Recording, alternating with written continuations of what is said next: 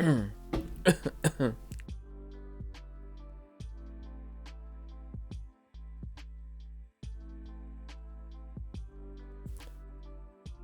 right. We have day 26. We're almost there. All right. So today's prompt is ego.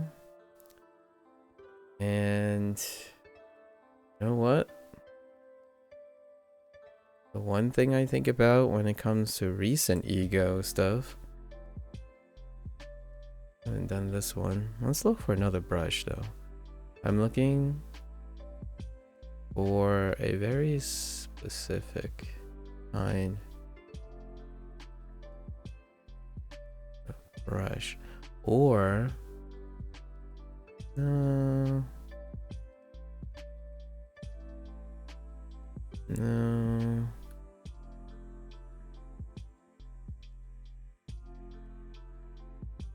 That's kind of okay.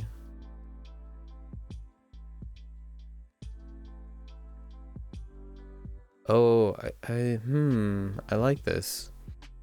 This can provide the texture I want. What does this do?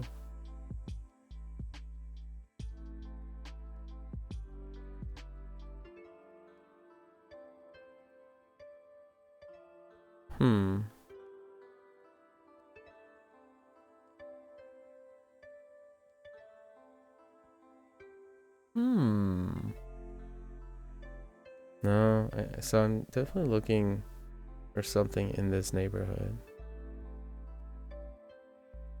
Okay, yeah. I do want something smooth as well. I need something smooth. Okay. So let's take a trip. A little too round. What about this? That's really hard. A little thin. Very smooth. What about you? Ooh, you look a little bit rough. Oh, I like you.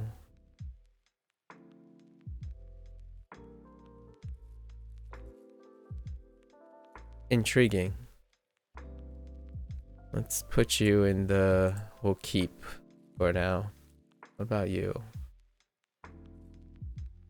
No. Fairly standard. Oh, so that's what that thing means. Okay. I'm looking something to use for occlusion. Or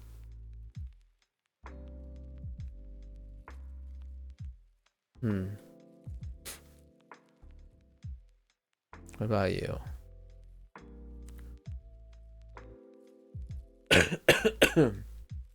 Pardon me? Oh, I might be looking for this one actually.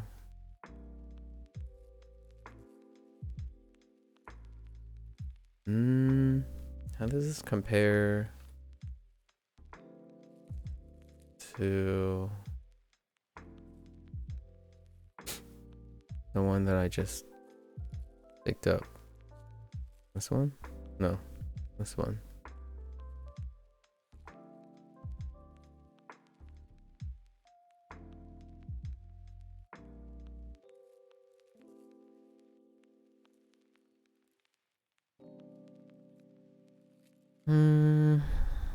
Or was it this? Was it this?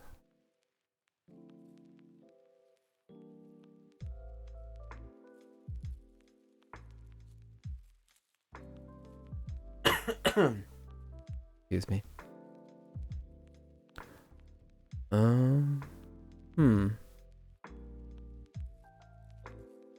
Ooh, this one has direction. That might be useful.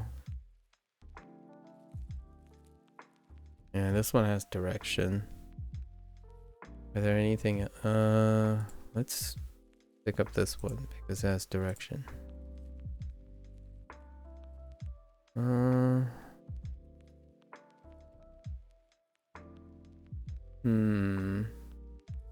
It's pretty versatile too. Oh, it's not focused enough. No. Too muddy.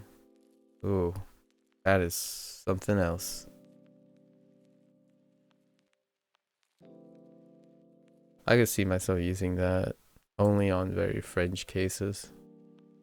That's not it. There's a lot of harsh textures. I have to remember those. Okay. So that was too fuzzy. Is this the one that I added? Yeah, so I think I added this one. This one for directionality. We can do something with that. And I think we're gonna add this one. One.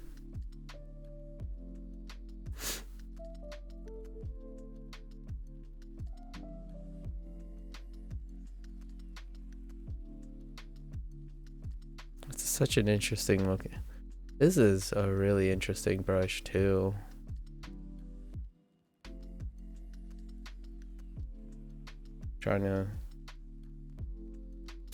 I'm trying to think of ways I could use this. Did I add both of them? I add both of them. It was this one or direction.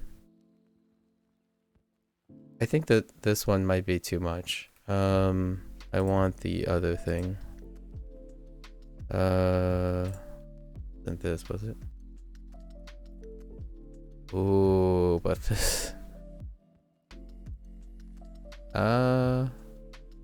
It's like there's trailing, but there's also you know what? Let's wait. How does this one work? This one has multiply, like opacity. That's gonna be hard to use. Let's add this one because I need something for lining, ish, with more of a fade, with more of a taper. I think it was this one. The detail. This one? Yes. Alright.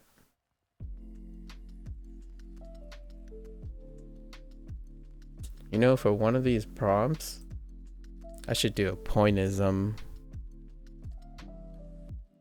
That would be kind of fun. It'll probably take like 7 hours though. Like this. Learn to do pointism. Oh my gosh. That would take... I'll do it at a later date. Maybe with a little bit more experience.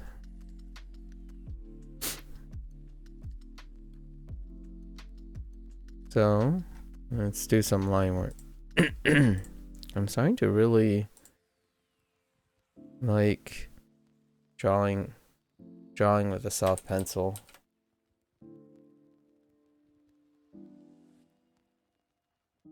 Here's the first sketch. Okay, ego.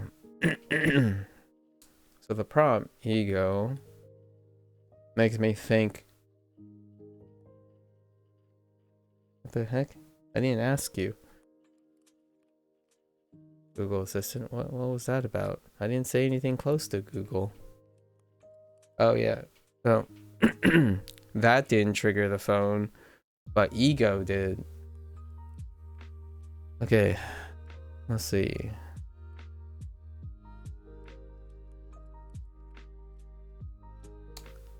So without a doubt, my first image that comes to mind, oh, this has direction. That's actually nice. Oh, that must be why I like this pencil. I could use this in the future to mimic the pencil. Okay. Anyways. The first thing I think about that came to mind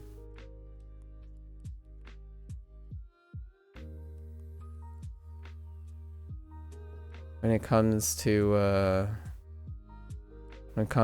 the idea of ego, it's this thing. I have a feeling this is gonna come out looking really weird because, I mean, the nice thing is it's kind of really stylized. We haven't like paid proper homage to another very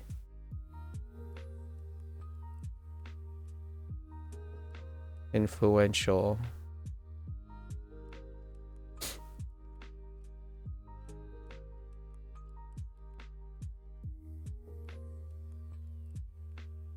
animation studio. Although I'm gonna have trouble with this too, because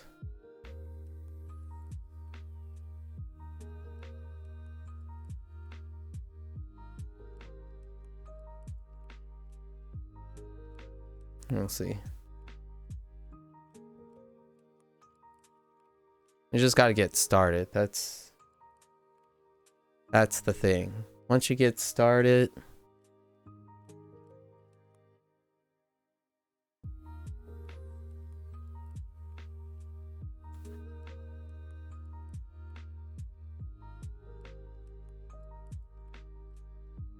things will go a-okay.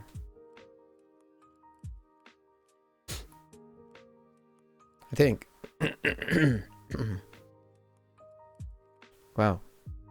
Our faces. Okay.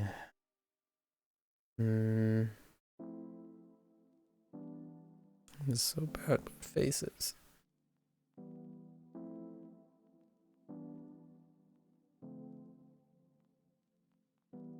Why is her face so big?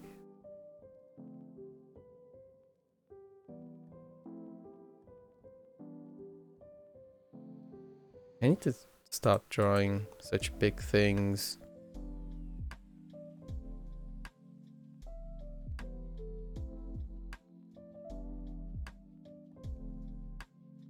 Yep.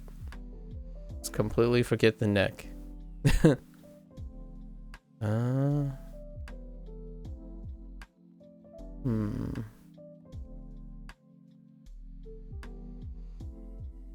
It's not the biggest of necks.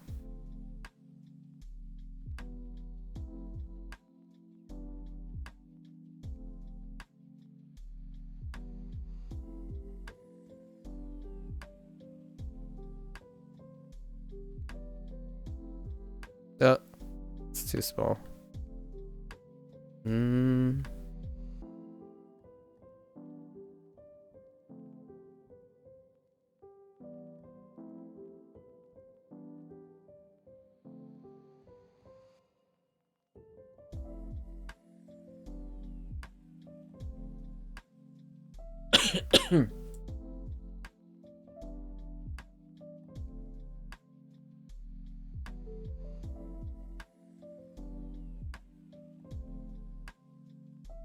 Oh boy, this is gonna be a bit of work. All right. All right.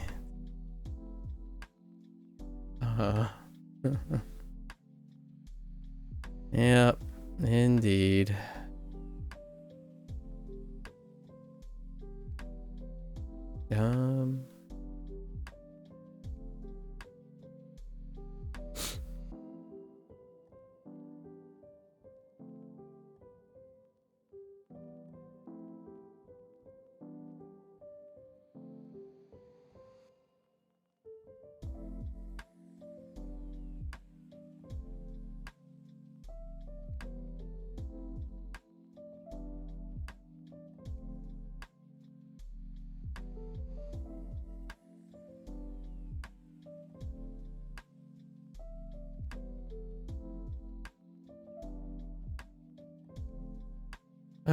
right.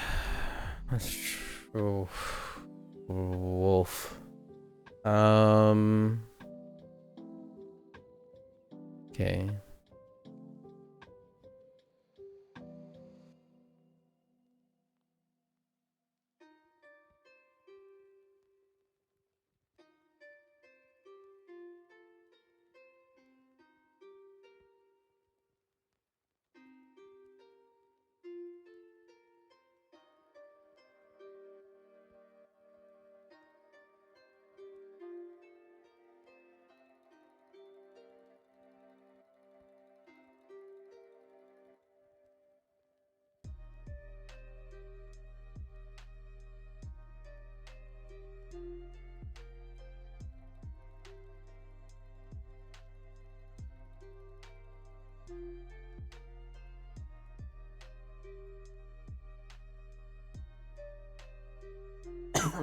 Excuse me.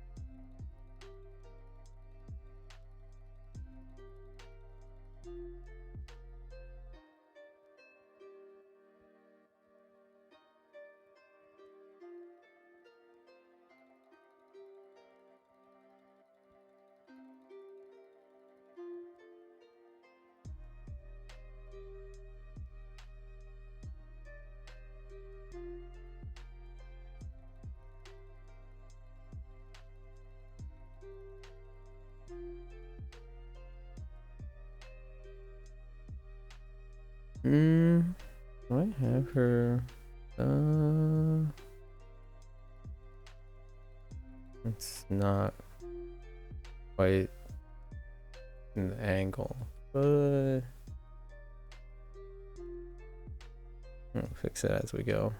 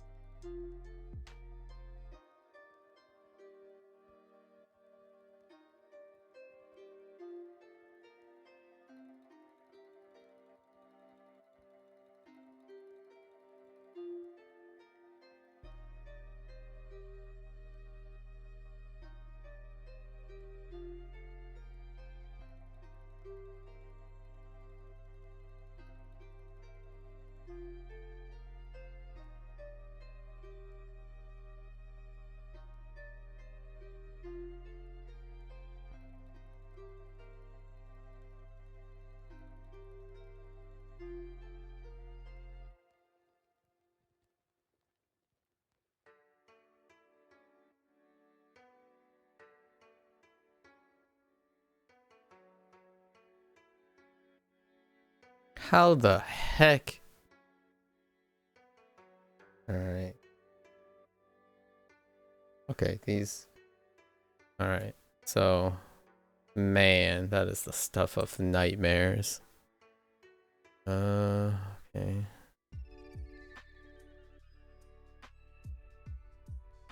I gotta love the beginning process. Okay. Her head is actually not that big. Surprisingly, lots of things are really in lots of things are actually really in proportion when it comes to this studio. I just don't think you think about these things.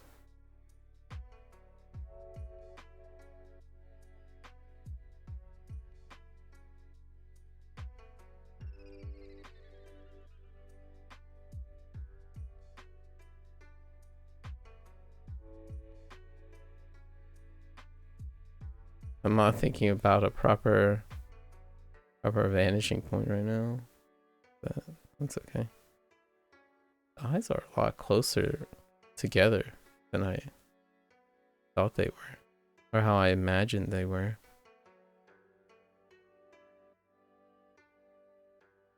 Oh yeah.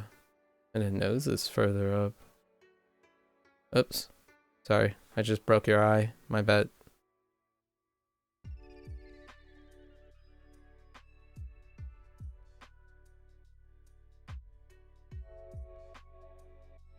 Uh...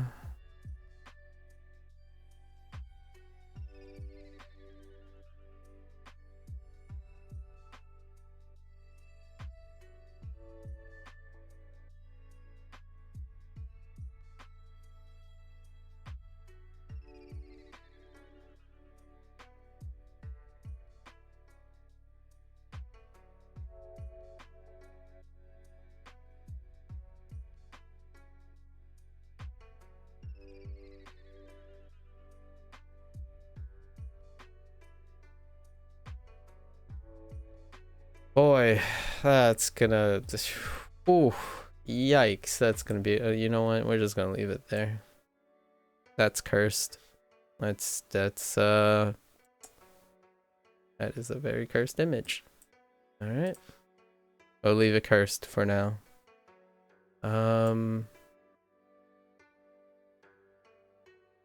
Okay.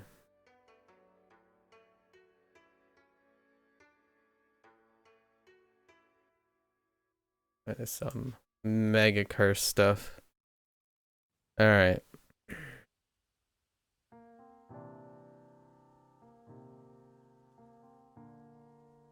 I see. I raised the lip too high. Alright. Side of the lips too high. Make it look more like a clown. Alright.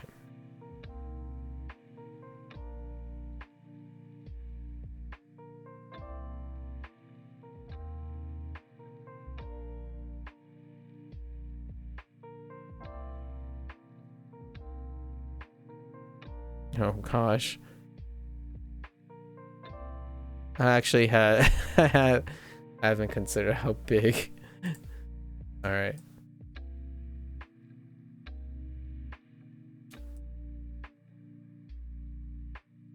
Oh, okay.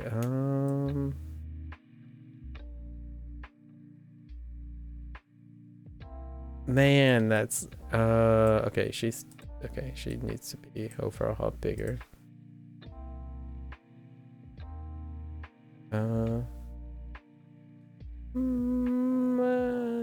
Okay.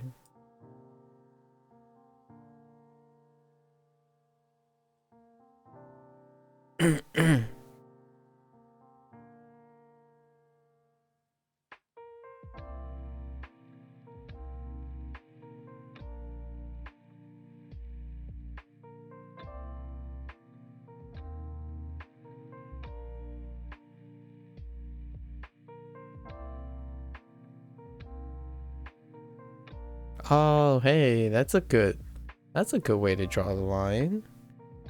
I'll have to use that in the future, like an OC or something. Get the roundness down.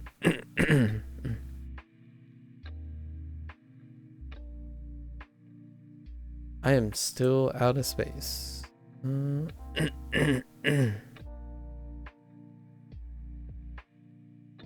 Excuse me. Alright.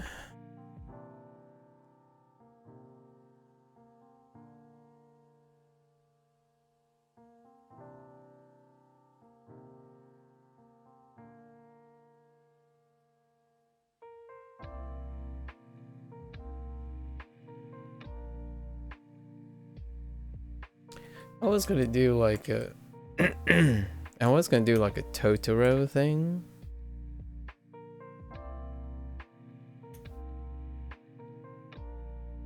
But this is good enough. She basically doesn't have any legs because I don't want to draw legs right now. Alright, now the stance is just on that face. Let's see.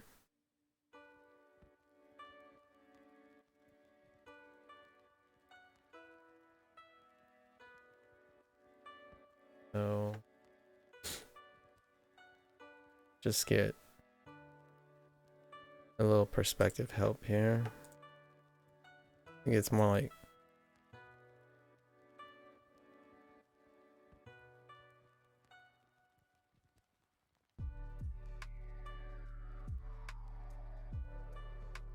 so I'm trying to imagine, okay.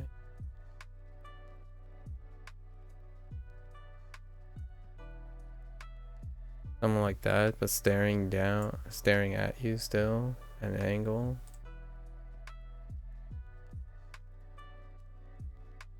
And then we'll just have to reline the thing. Okay.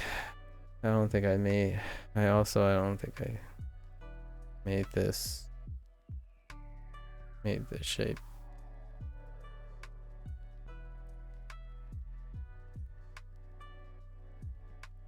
Head's too squished.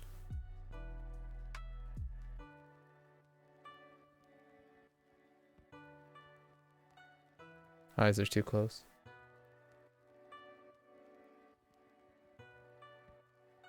Holy, okay, the mouth is gigantic.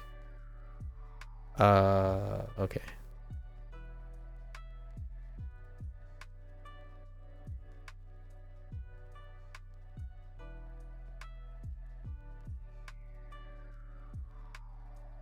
Maybe like the eyebrows are really high too. The head in general is just a lot bigger. Or maybe the other stuff is a lot smaller. What if I... Wait. I gotta compare it to... Oh yeah, that's... that's too small.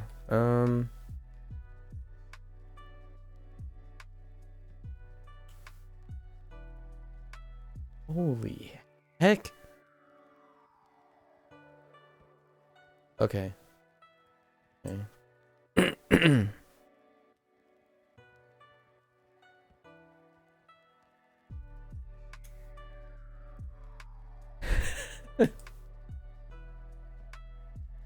Okay.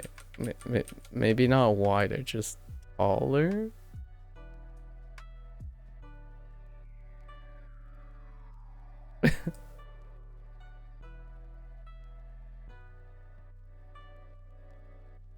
Oh.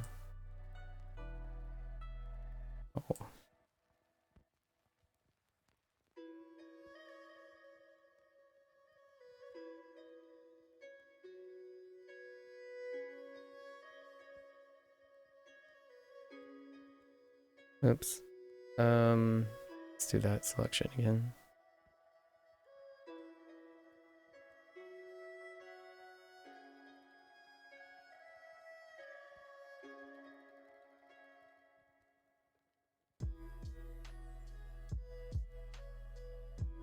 All right.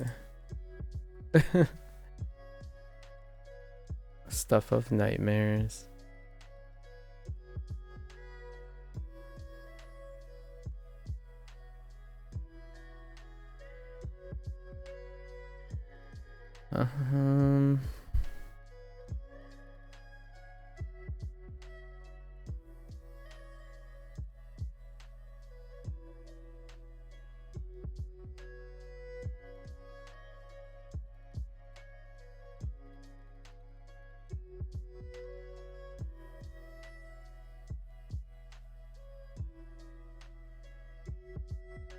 I'm having a perspective issue because it's also angled like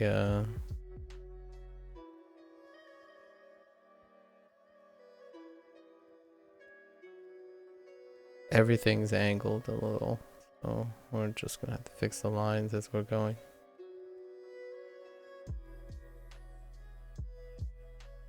That's why it appears closer. Yeah.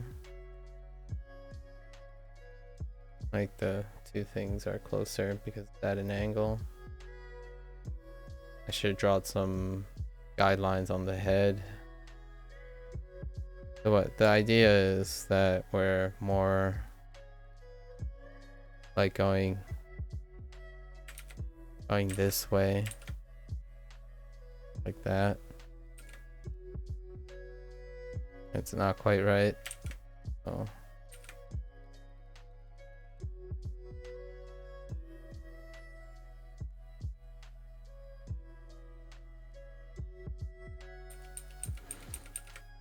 Yeah, slightly out of alignment.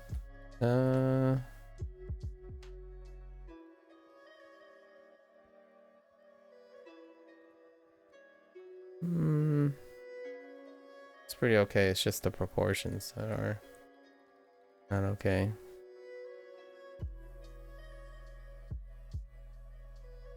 Yeah, we'll fix it on the other pass. And then the proportions are not here.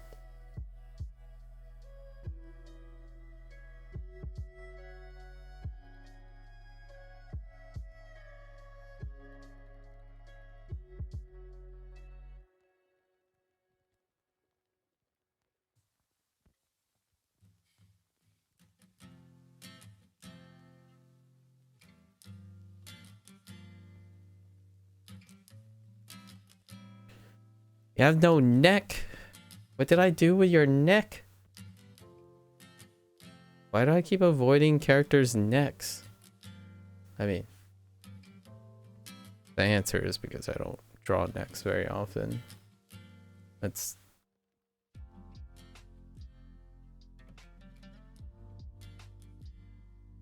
I mean, technically, it's not a neck. I'm just adding a little more volume to the to the head. The stuff of nightmares. Man, I'm so stuffy today.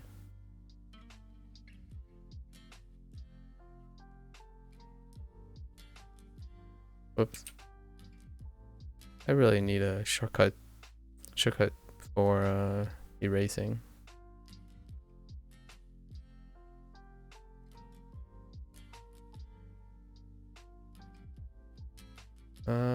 I think largely got the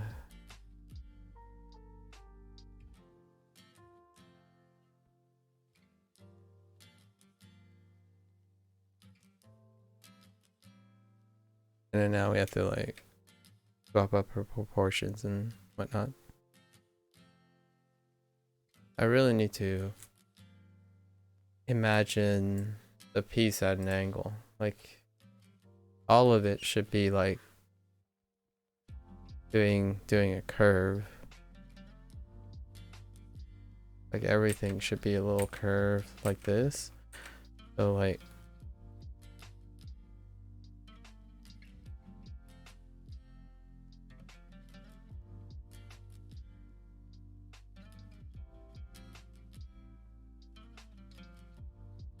why?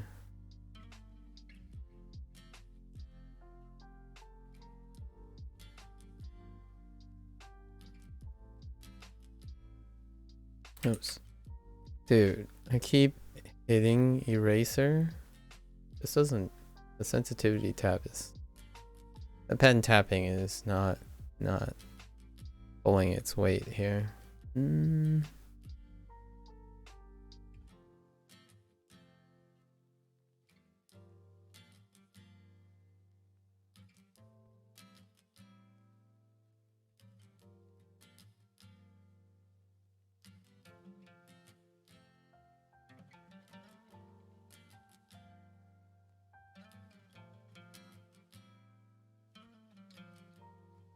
I don't want the arms to be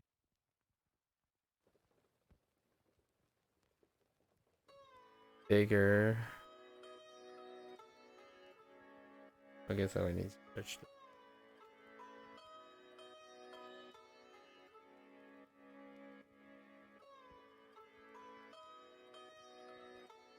Oh, not satisfied with the proportions, but let's go on to 2. All right. We need to uncurse this. All right.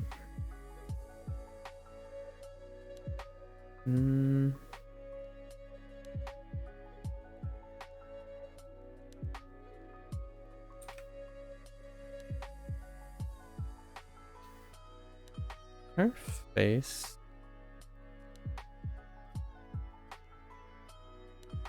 I don't have quite the.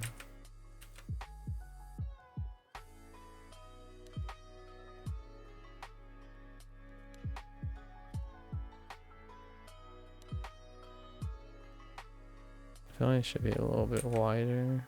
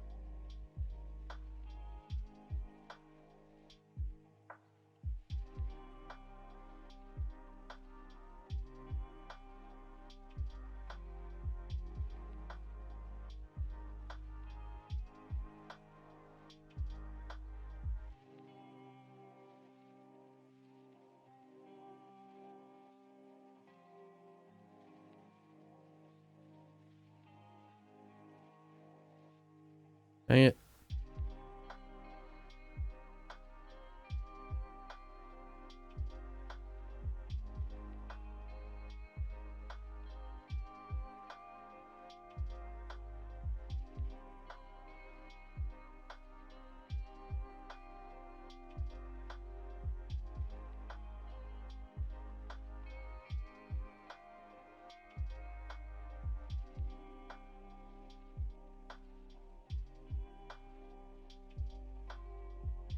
Oh, that's such nightmarish.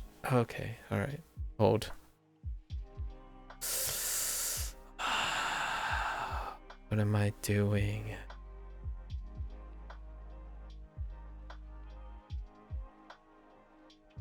Oh my gosh, she's like cross-eyed. Hold up. Oh.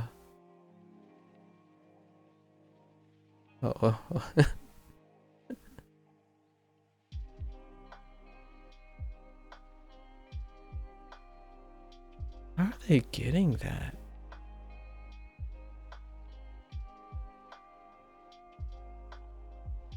It's so much like, oh my freak.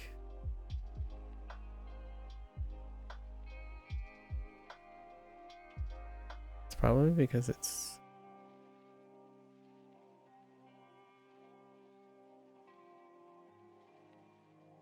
probably because I have the eye too centered.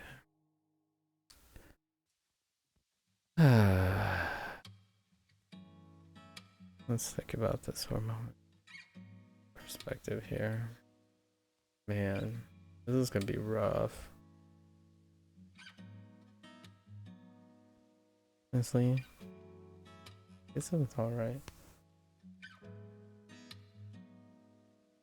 Okay, so alright, so let's,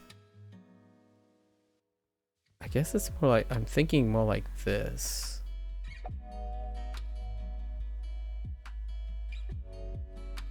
Right now.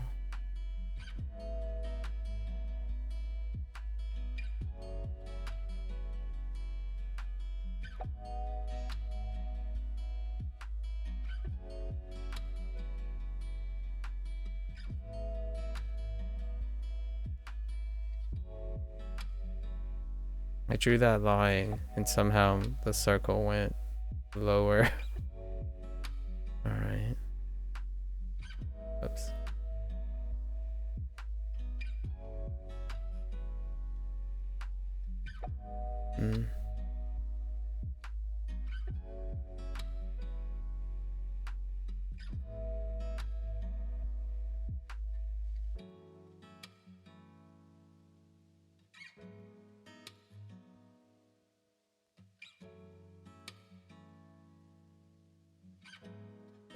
Smaller.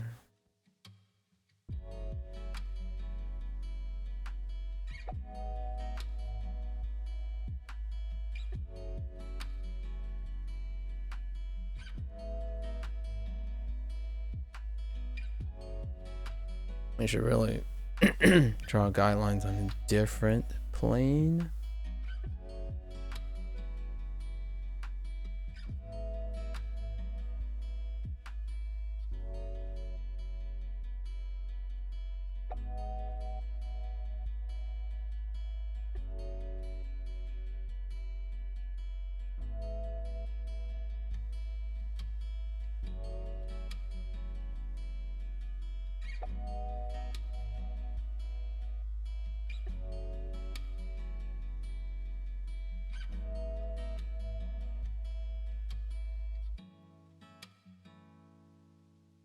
Not that much of an improvement, but we'll work on it.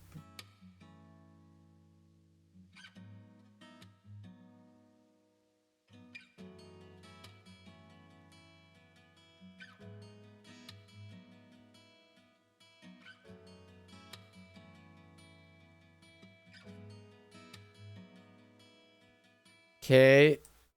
I guess maybe I had the... Oh, wait.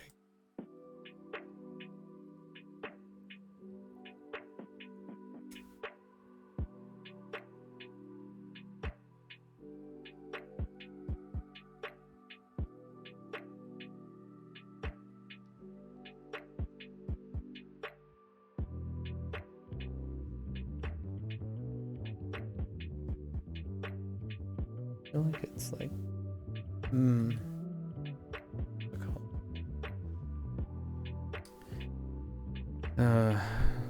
Just let's do the rest first and then we'll come back to it. What? Oh.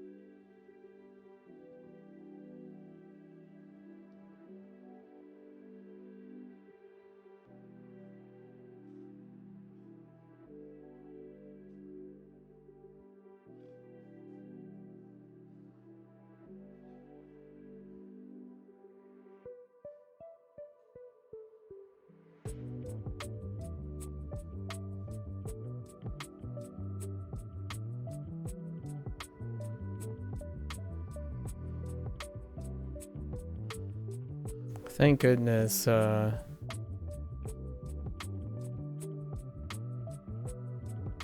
Thank goodness they use accessories, because holy moly, I'd be in trouble. Oh, now I see. Now I see what looks awkward. Okay. As long as we get more. Man, I'm so stuffy today. As long as we get like more objects in with straight lines, it'll help me position.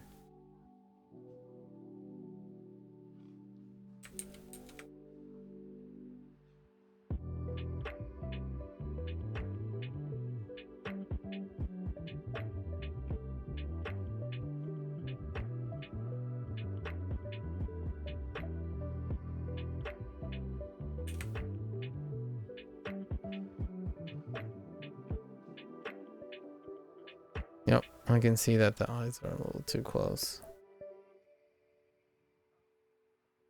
Yep, they need to be further apart because the lenses are...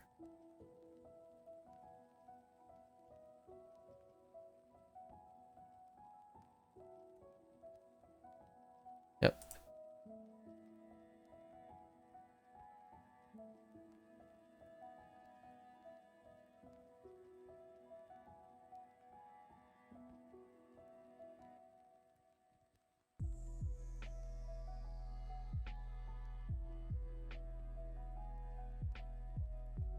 And then now I know what I'm looking at as guides.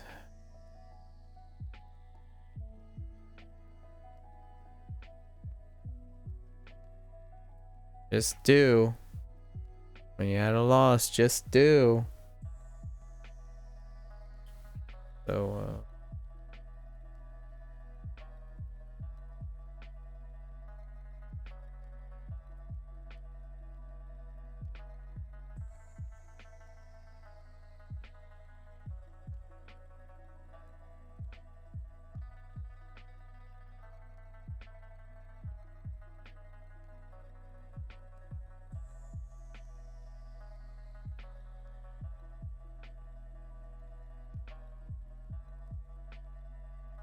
maybe a little too much of a dip.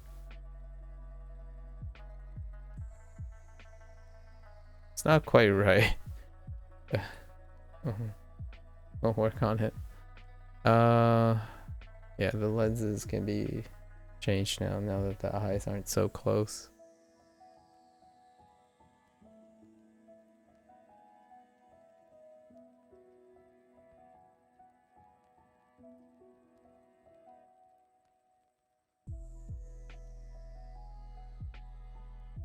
They kind of like this shape.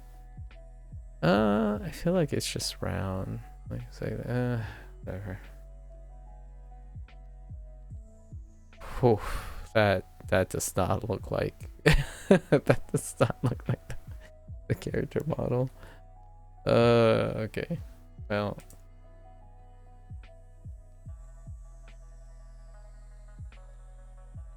it's fine. All right. So.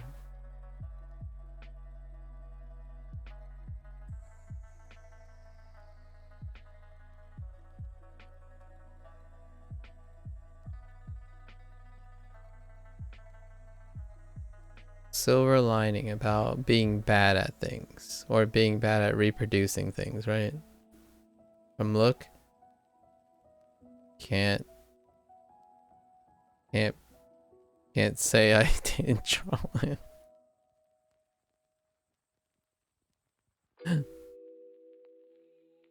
That neckline is too big. Stop it here.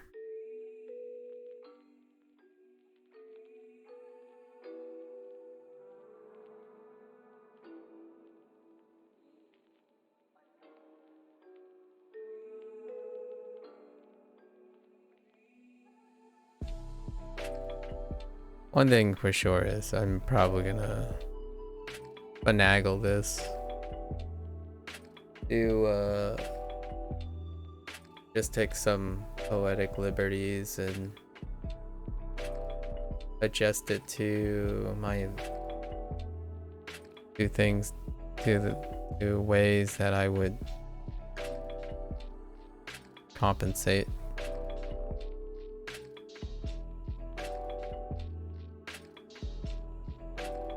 Okay.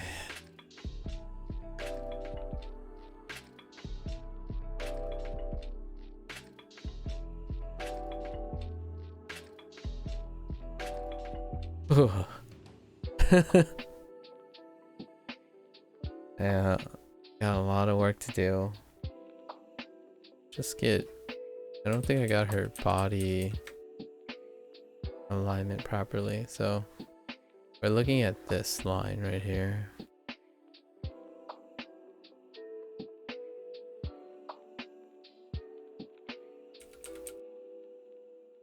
We want an arc, but we also want her thing to her sweater. Definitely agree with the attire though. If you draw like me, you can definitely make her look like a lot older than she actually is. Accidentally. Unintentionally.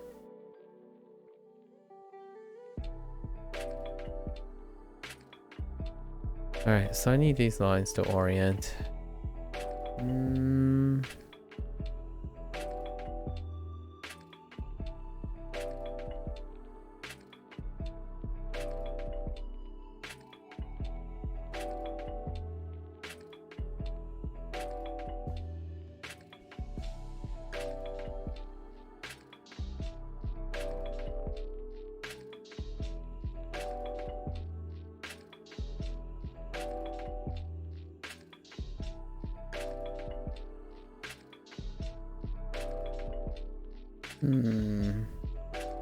Maybe a little closer.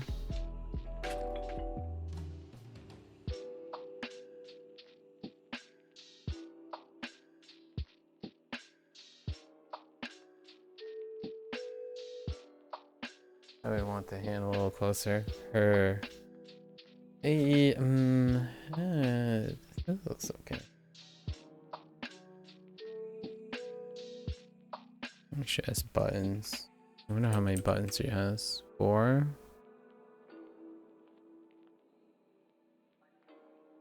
I look about spaced out, right?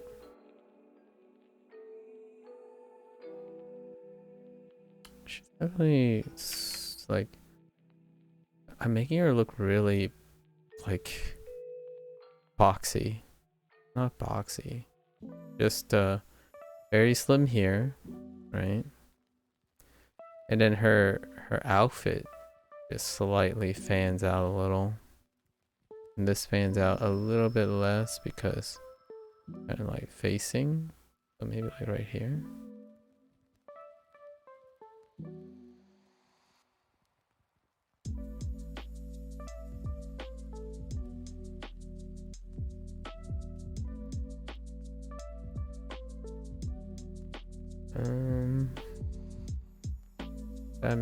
Did I make her arms about the same?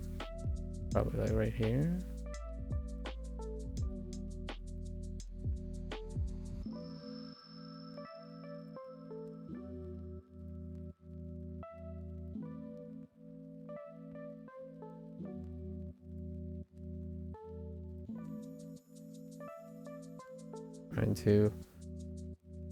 Trying to even it out and then just call it a day.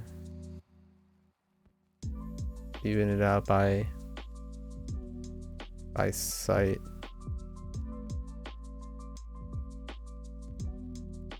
Doesn't have to be in the same proportions, just have to capture the same relative proportions.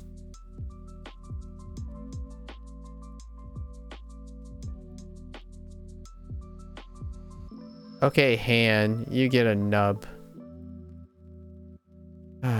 Let's resort to the hand nub right now.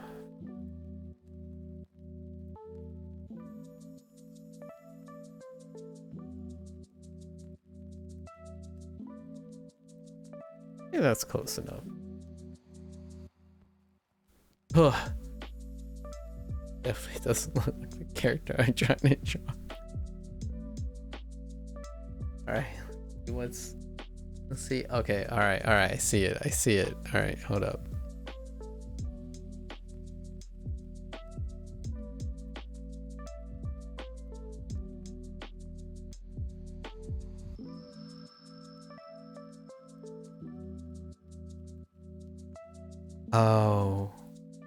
Oh no. Oh no. Alright. Oh no. We have a problem.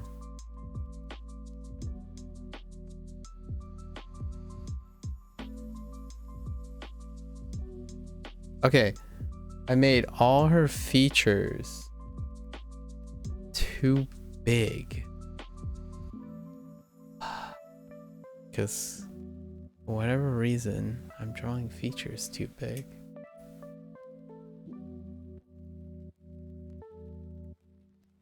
Okay.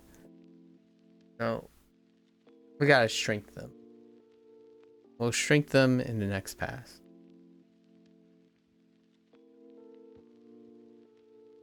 Alright, I got the head shape. Her forehead is not big enough either. Okay, well, let's see how I can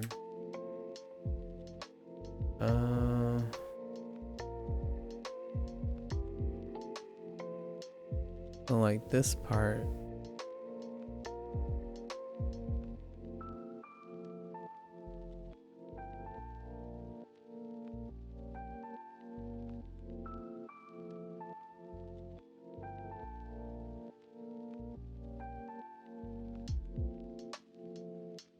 Okay, so everything on her head good, just all the proportions are too, dare I say, are too cartoony, or even more cartoony. And her like, her so broad actually. So like this part.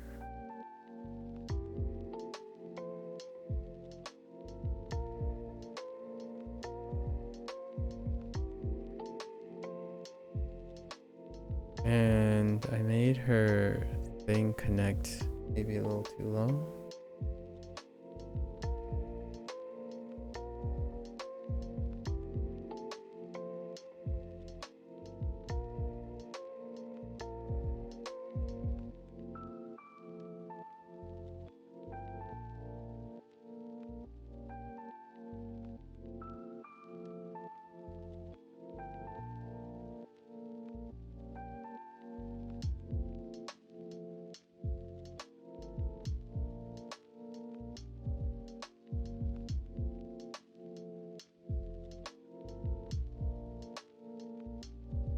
Just gotta picture it together. Now everything's off centered a little, but that's trying to picture how lined up. They need this line to line up with the neck. The shoulders have to come out a little to make her okay. The neck is too wide. Okay, so okay. Make it like this way.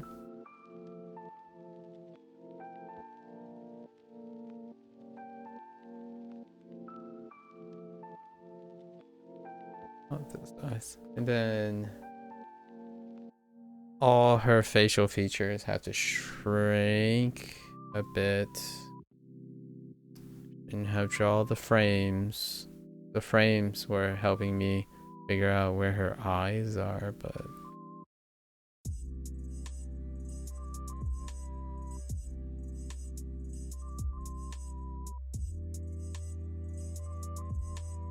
I don't quite have the smile either.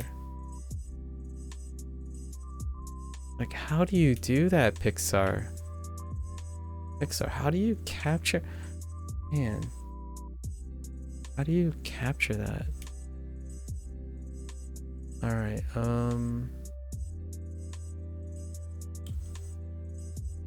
this might be an unpopular opinion, but in my opinion, it is so much harder to try to capture someone else's work than just make your own after a certain point.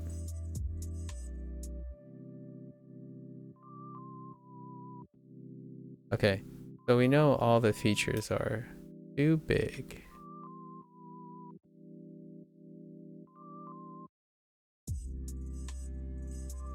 Do I like, wait.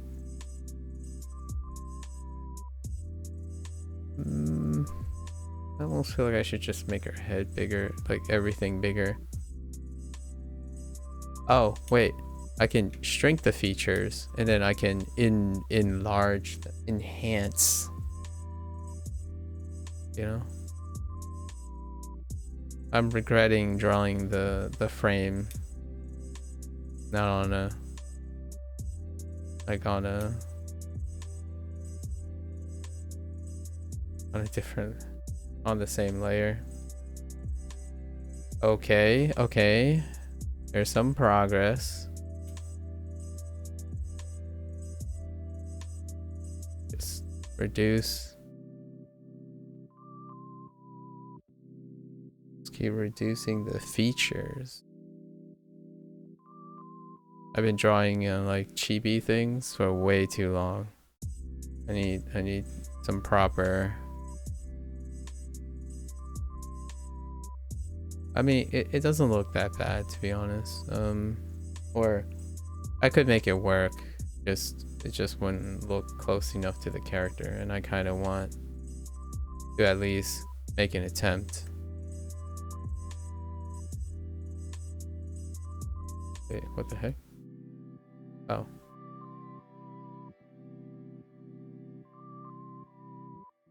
Oh.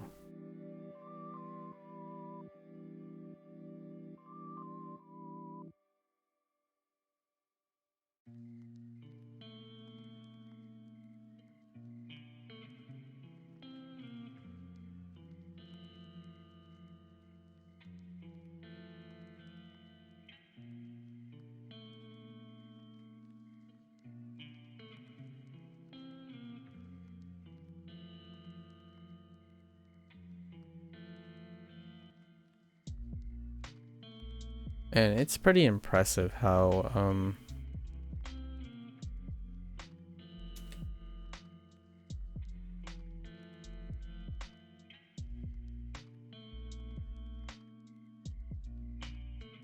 how large when you look at these when you look at the glasses, the frames of characters, like their eyeglass, they're gigantic. They're so big. Well, most of them are ginormous. Makes me kind of want to get a pair of ginormous glasses.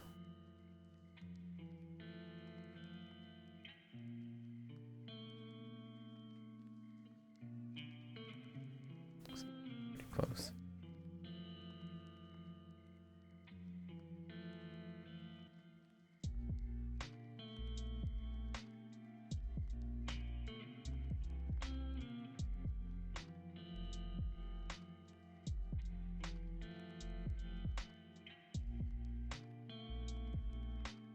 Okay, so now we can like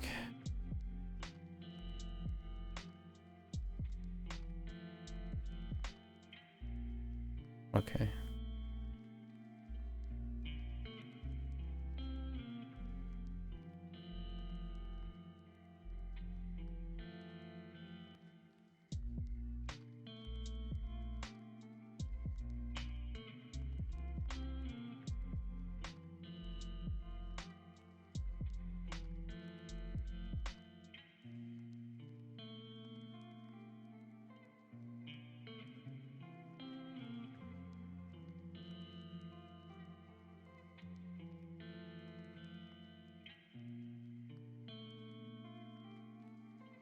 Eyes are... I just can't seem to land on the shape they have. So what? I see this curve, right? And then it like swoops up.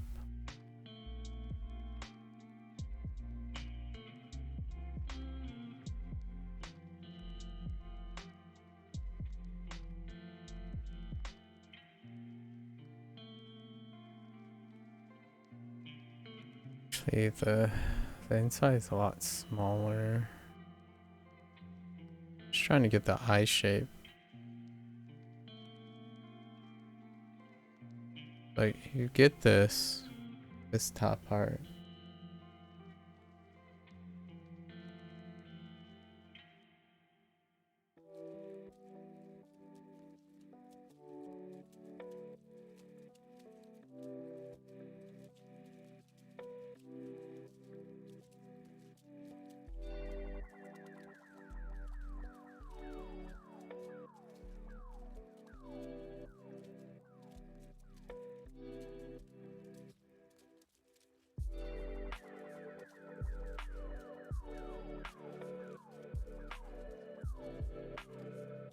It has to be rounder. That's what's making it look really weird. I don't really like that.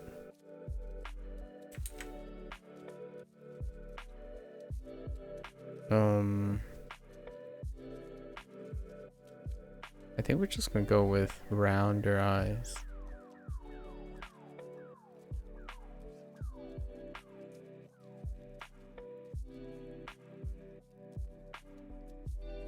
Before I make her look a little crazy. Okay. We're gonna work on that. Oh my gosh, I spent an hour trying to figure this out. It's fine. It's not the best, for sure. It doesn't... It isn't there, but...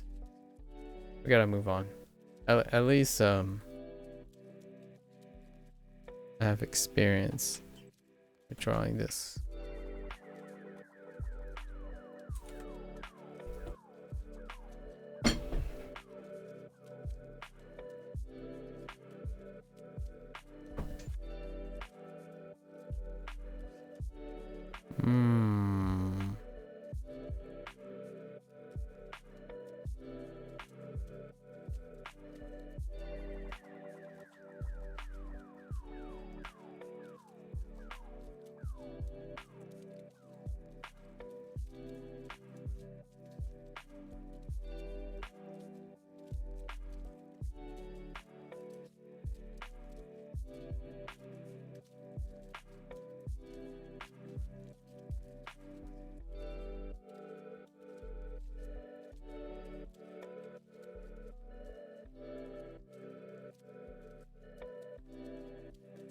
Imagine saying you're more used to making round characters. Something about roundness. Insert something about roundness.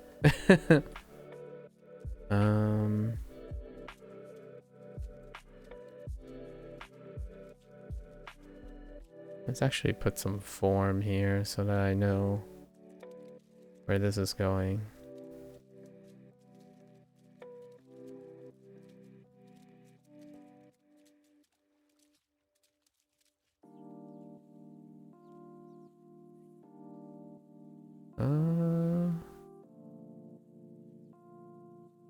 I like that they're drawing the features along the eye. That's why I like drawing animal features. They're like pattern. I get it. It's also kind of true for humans, but there's something about animals with specific fur pattern color that makes it a lot easier to see the lines, like see the shapes. But that said, definitely start with human anatomy. Don't be like me.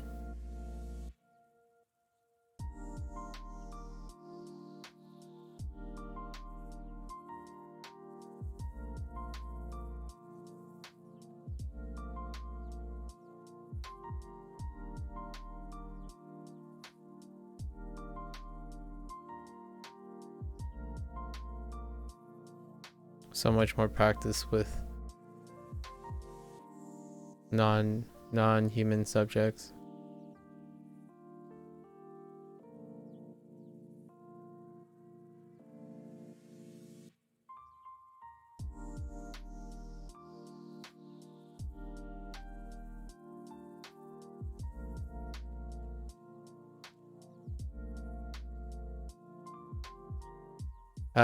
I just had this funny thought, like, if I had to storyboard something. If I had to storyboard something, I would start drawing, like, just animals instead. It's like, oh yeah, don't worry. Just change it all to humans in post. Just picture them. Just picture them as humans, and then, same difference.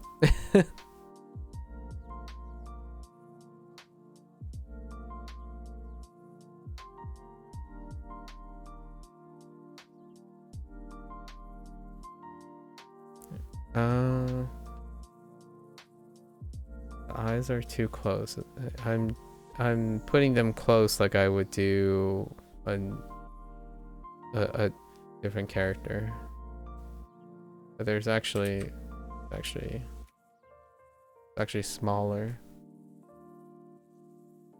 And there's a gap.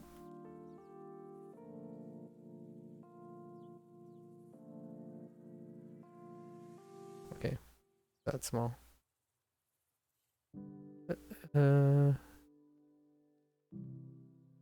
The snout, the muzzle is much more accented.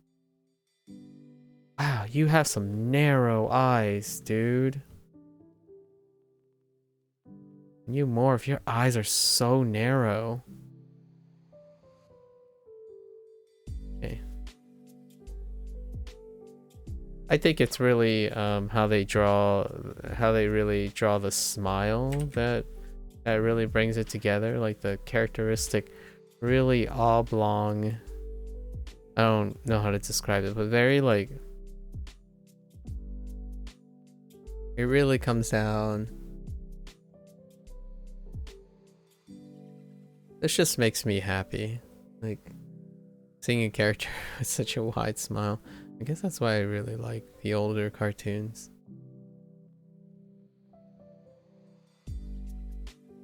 I mean, you know, anime has its share of ways of making the characters brimming with life, like chibi and whatnot, but man, do I like overly animated things.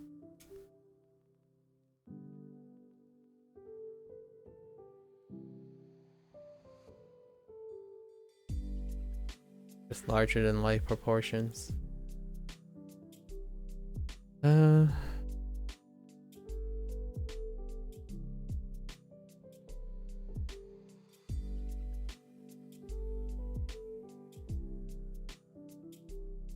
have to be clever about this teeth. Don't draw in all the teeth, or else you're gonna have some really scary uncanny valley stuff.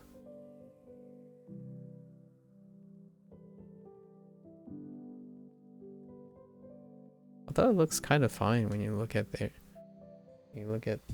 rendering.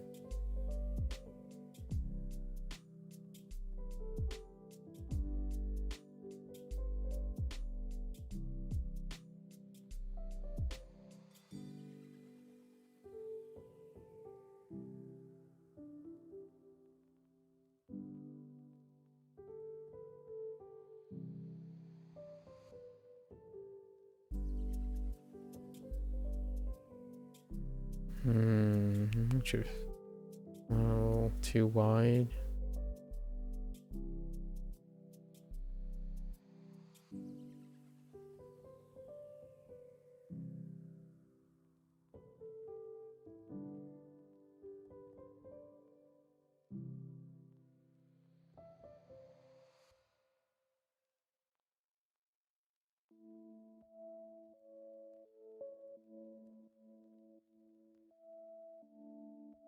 that later.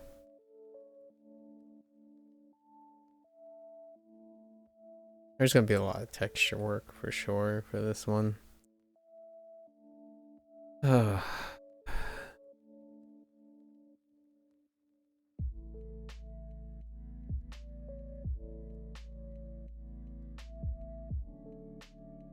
it comes to 3D animation though, it's that texture.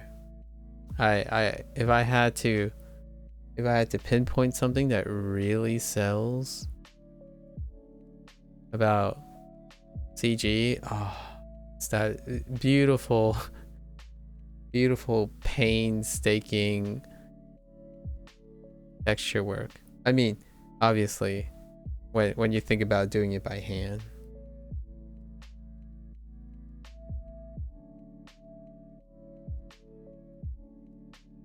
The texture though. It's safe to say I'm going to cheat. Am I gonna draw all that texture? No. We're going to cheat. Gotta cut corners. That's why I did the... I looked at brushes first.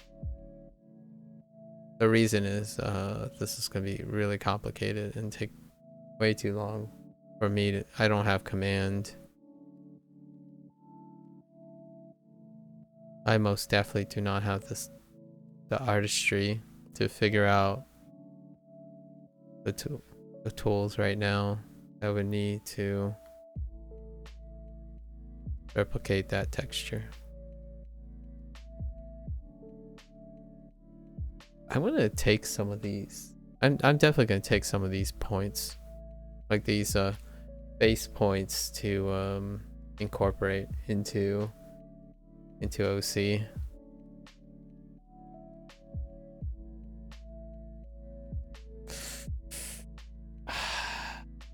Just not quite right, but we're just gonna have to do. All right, it's almost transformation time. That moment we wait for.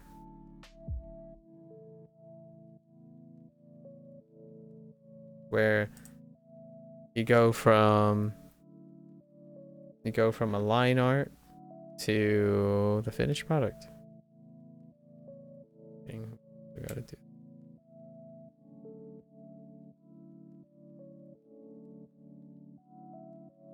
I don't think. Wait. Maybe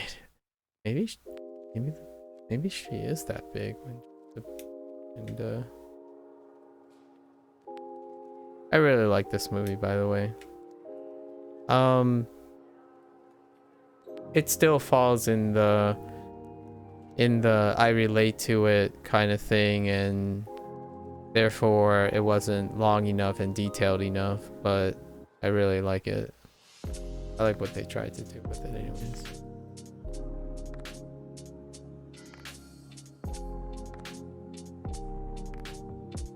Holy canvas. Sorry, I said campus. My canvas size, not big enough to accommodate. I don't want to make anything bigger than this, so let's... Alright, fine. We'll add a little bit more. I guess I want to make like... just width?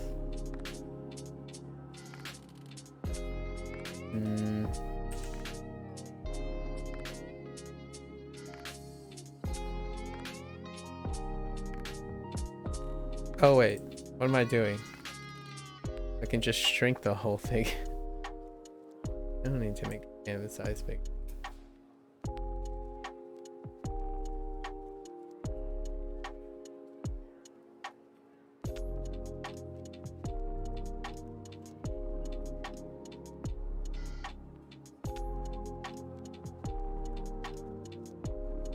Ah.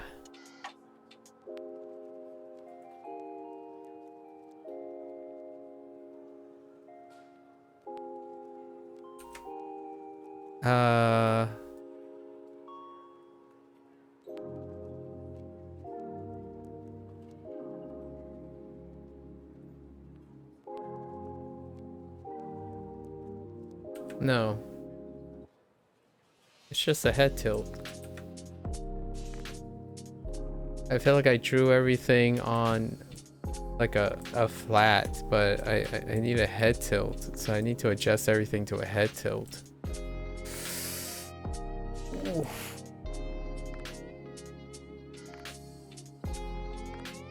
Because they're kind of like looking like this way. Ah, no. Okay. Okay. Perspective. Perspective.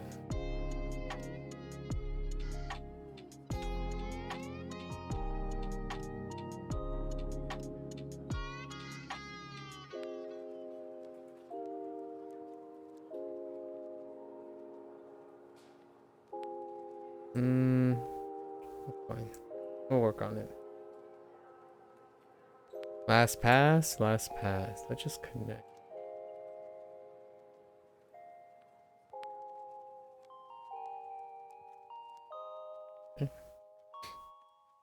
All right.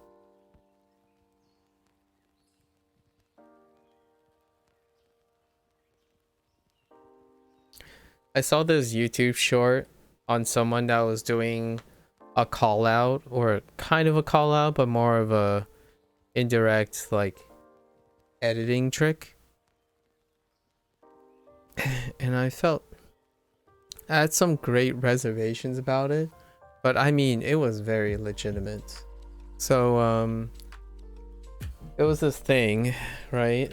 Let's go on a little digression to start back up. It's gonna take a while.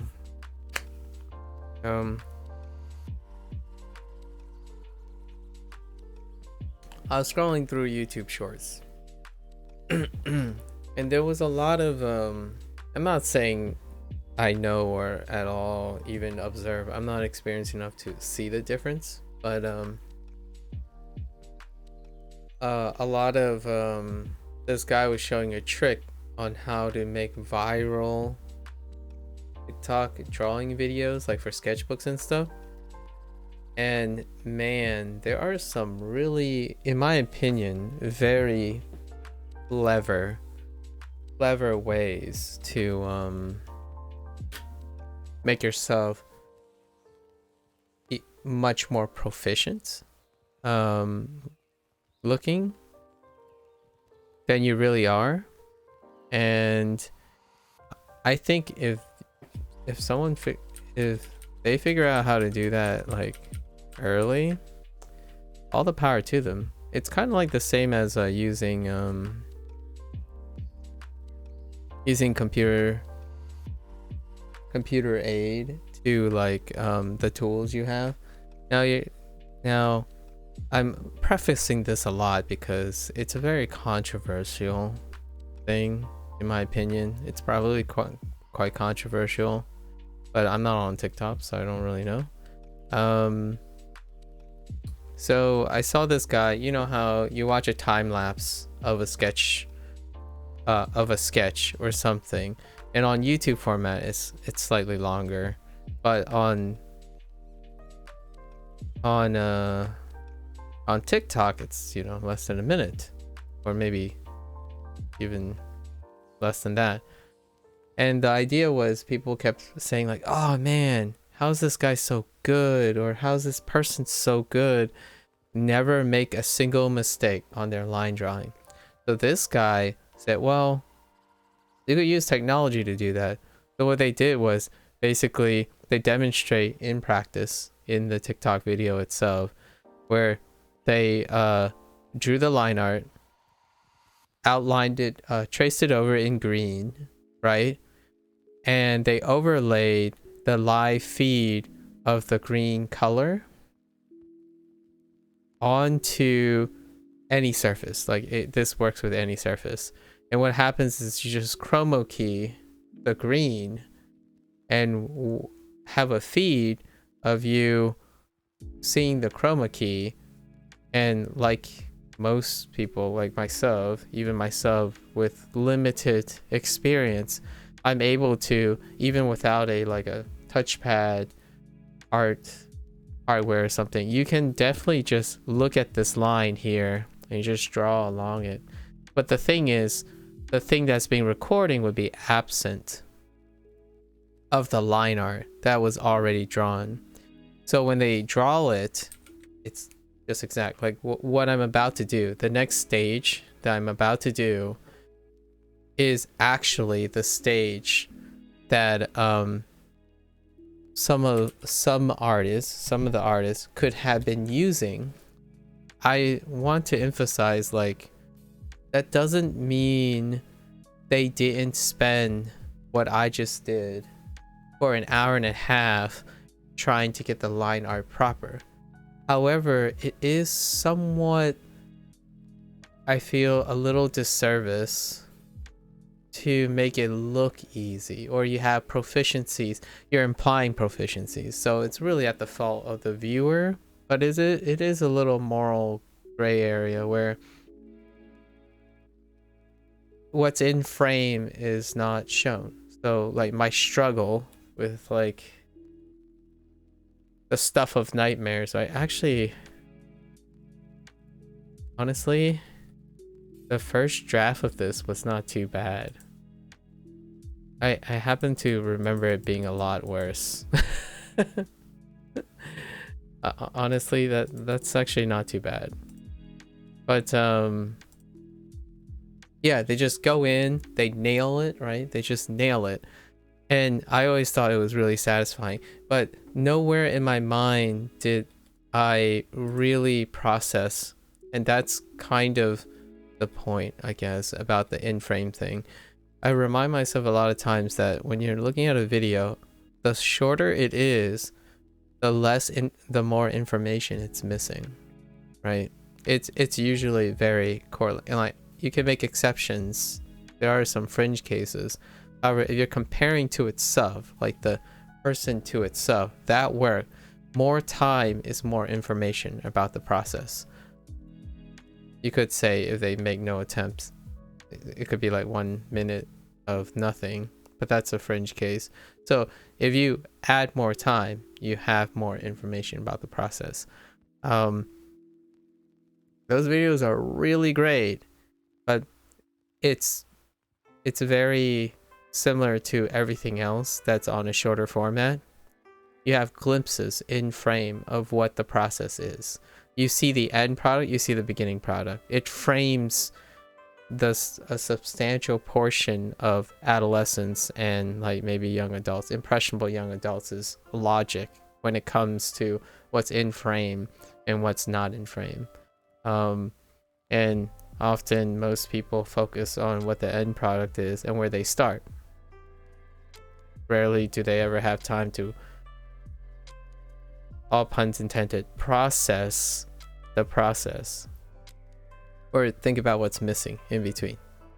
Like animations are great. You have your keyframes, right? And even keyframes have frames in between the last frame and the first frame. But generally speaking, I think most people, or most young adults these days and younger kids, view life through keyframes. They don't view through in-between frames.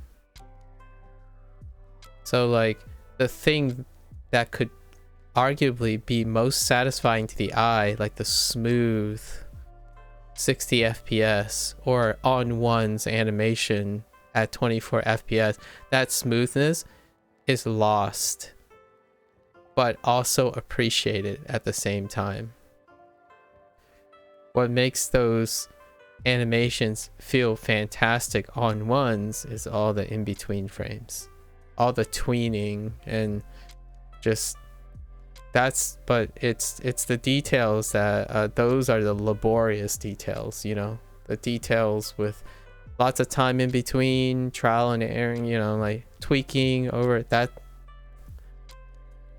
I haven't ever asked a professional animator. I don't know a professional animator. I never got the opportunity to ask if they had to break down animating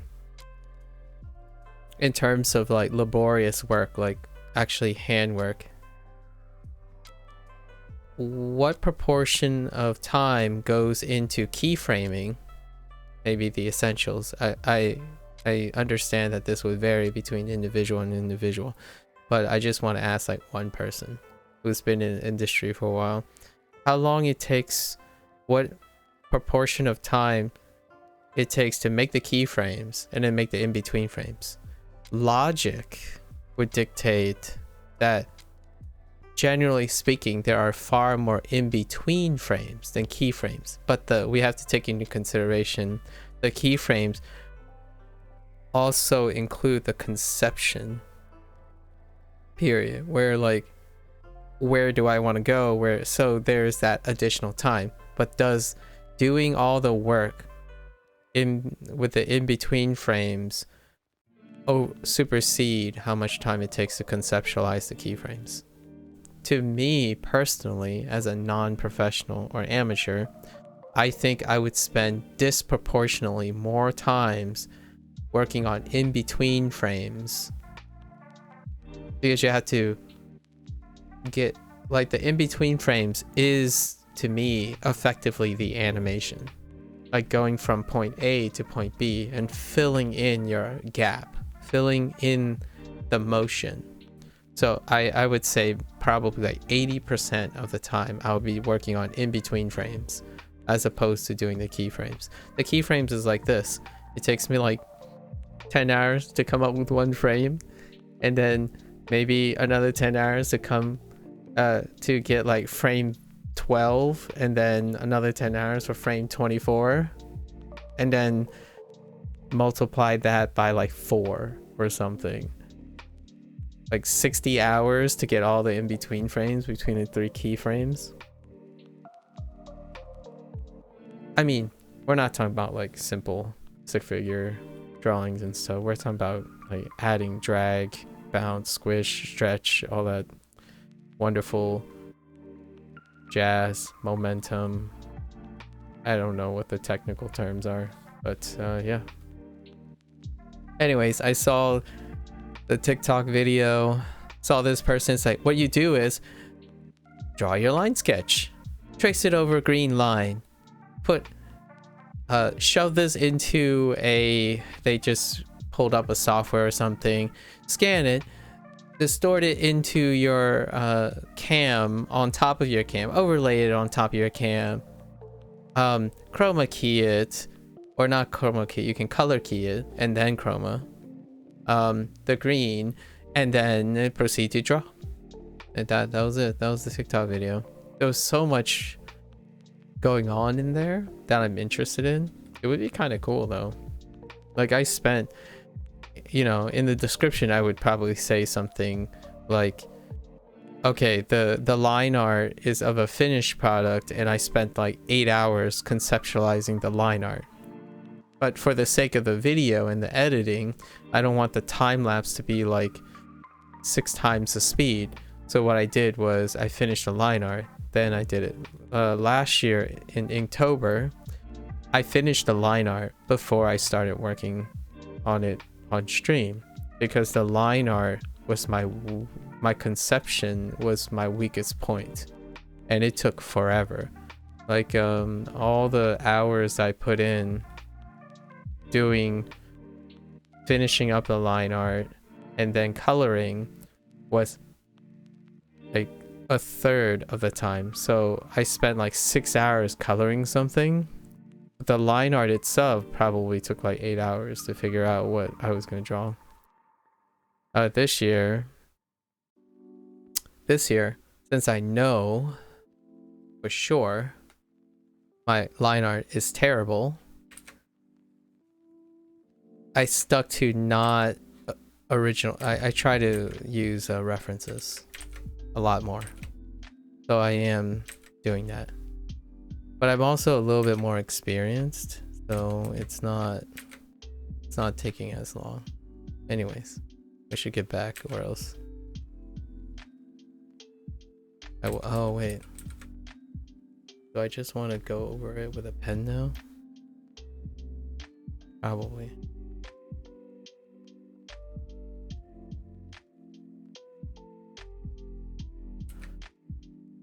So I have an opportunity here.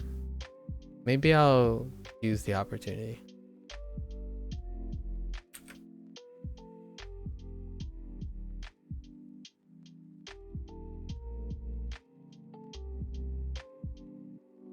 We'll do like the We'll do like the outline. Oh my gosh. I just realized how not on point this is. It's so fun. I just gotta do this.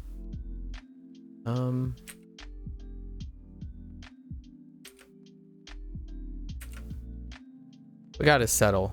This is settling. We have to settle on this. No more like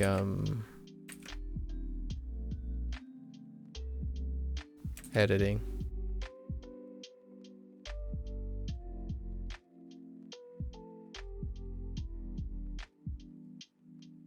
We just have to be satisfied with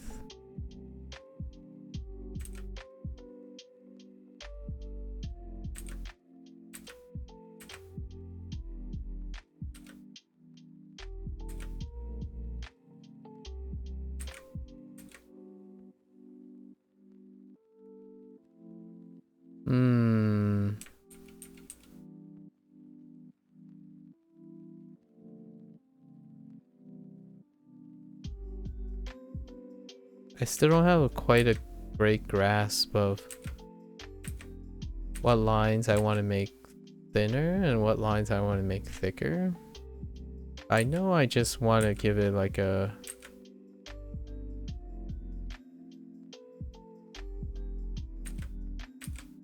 more of a digital look. I want to like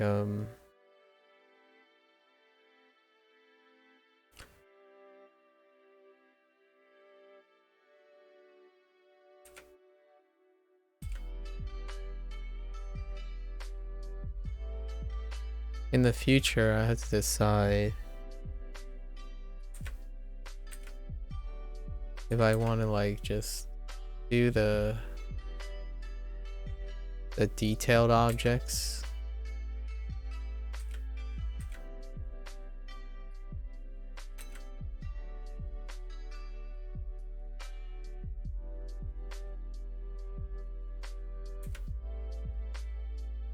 The detail objects with flat lines and then just stick with the outline, or maybe do all the major outline features in,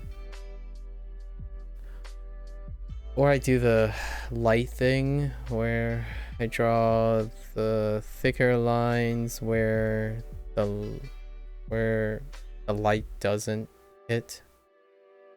I think this looks kind of awkward just outlining the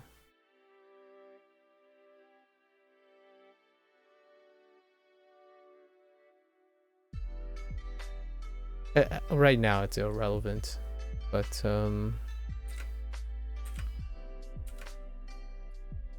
I do want to consider those things. It will save me like a refinement step if I can just figure out what I want to do with that.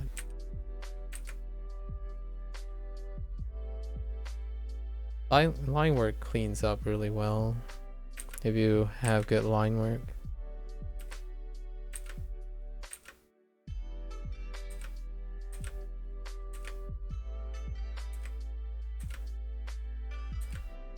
Do I want to put in the dots? Heck no.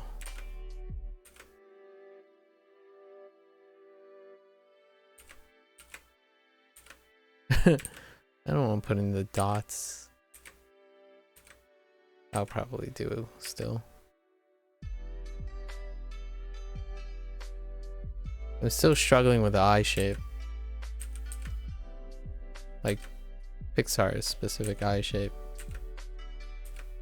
for this one.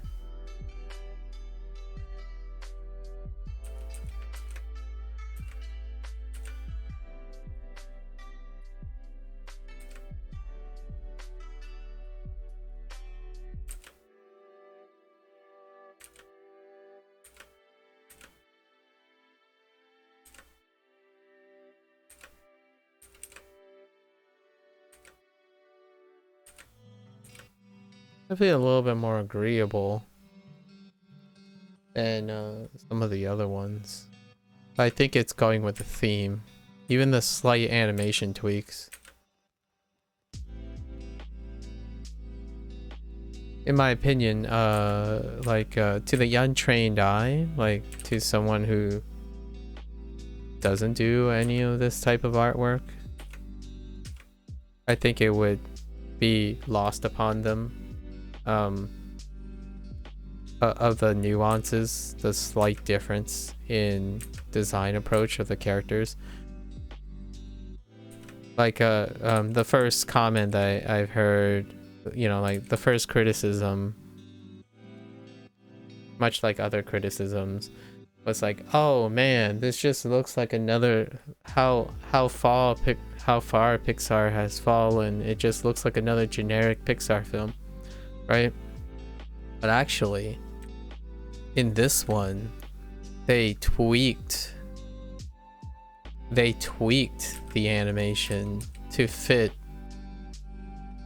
Like the character models are actually not, it's subtle difference, but it's actually subtle difference in a very meaningful way, in my opinion, which is they use like lines and curves that were very, for anime goers, they would notice this quite a bit. I made her right eye very big, and then I made her left eyeball very small. Okay. If you go and look and compare the nuances of the angles and lines of the animation, you can tell like it's very Eastern. I think it goes back to what I was saying about how color and palette and whatnot, like the lighting and stuff, makes it uniformed. Like it makes it very like, hey, this is Pixar, like this is a Pixar pick, it looks like a Pixar pick, but actually it's very different. Like they decided to really go with what I thought people would pick up on. Like I mean, not people, I guess the audience for Pixar. I guess the audience for Pixar is not really the same crowd. I actually think well, I do have I imagined a whole like 3D rendered models would kind of turn anime fans off because it's not it doesn't give you that hand-drawn feeling.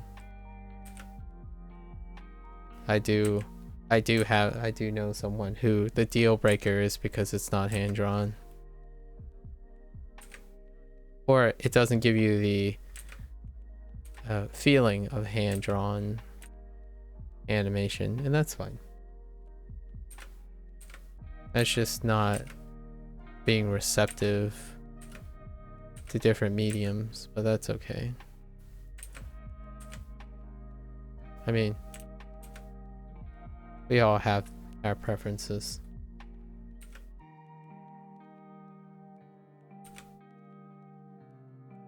I have so many thoughts going on in my head right now, so I'm trying to like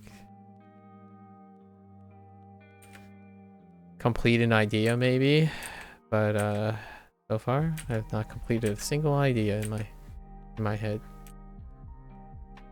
But this is nice. Refining line art is relaxing.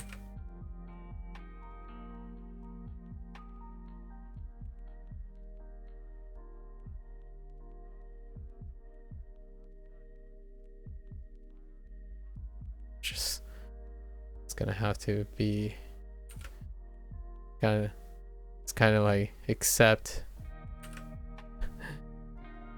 this line art, because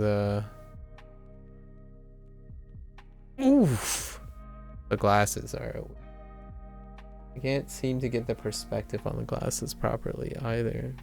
Like, it's coming to a point on the right. I think the left side. Needs to come up more. See? So like, this needs to come up more.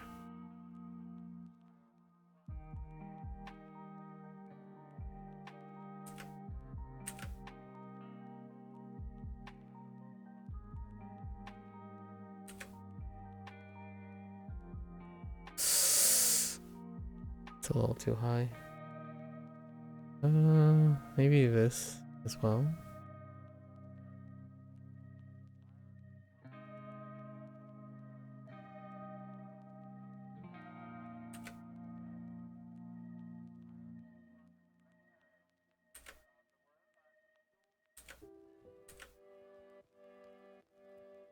We're doing some finagling now, that's for sure.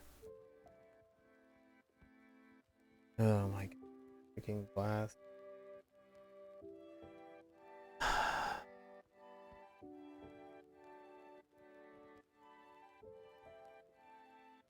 Alright, let's try this again.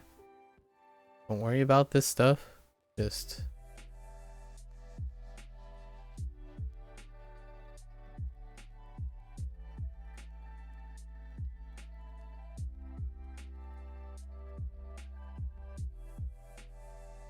try this again. The eyes are weird, I know, but... Okay, I can see two, like, shapes. Maybe... Just go with this, right? I draw two.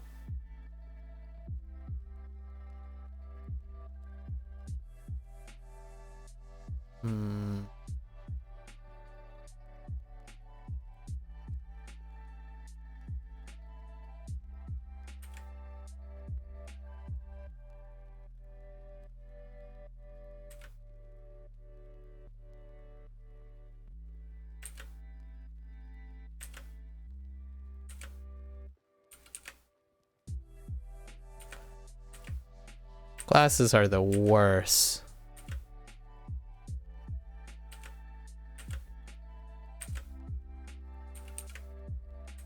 Speaking of frames, and me now.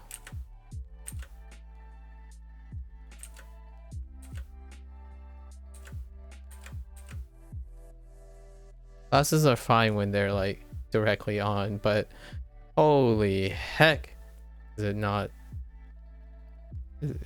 It's a little difficult when it's at an angle.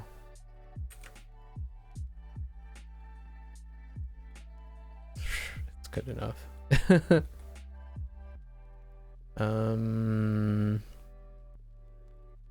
Heck.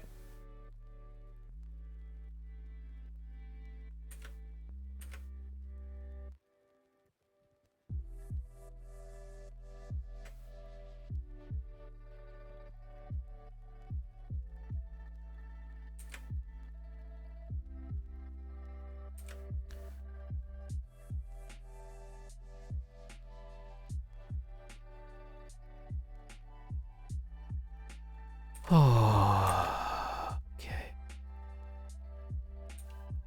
Stay loose. Stay loose. This has probably taken me the longest to date.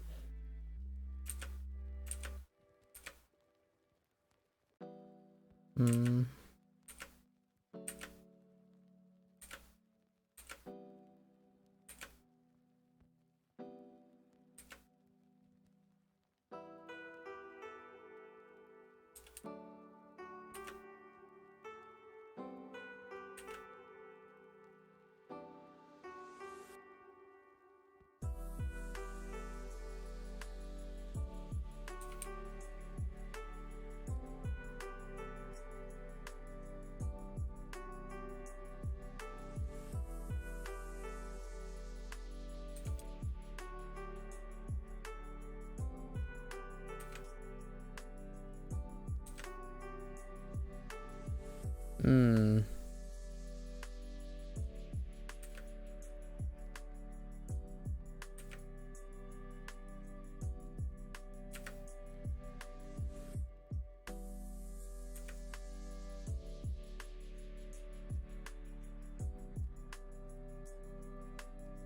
Monka?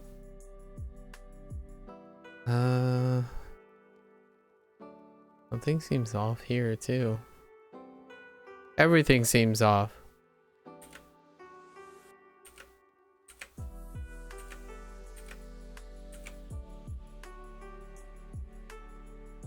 Oh. Okay, okay. Yeah, I see it. All right. Perhaps, perhaps we just finagle and just bring it in a little.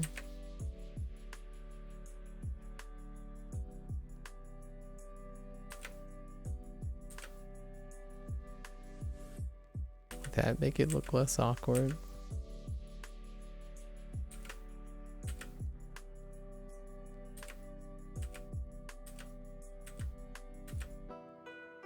The collar is not like, the collar isn't matching like the curve of her, we just make the necklace more prominent, right?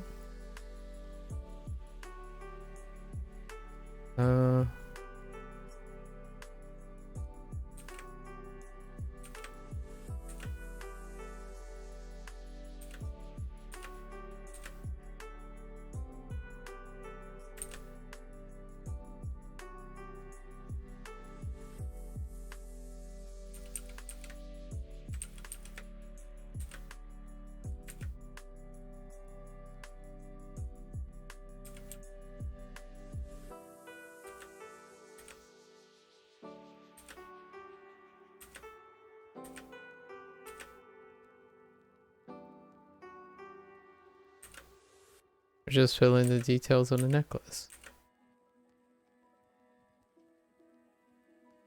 Oof.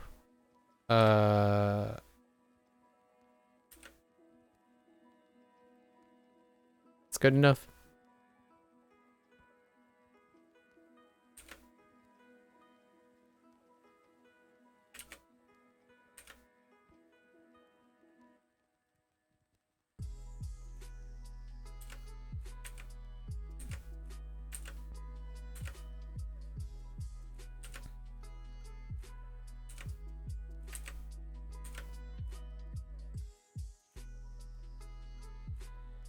Okay.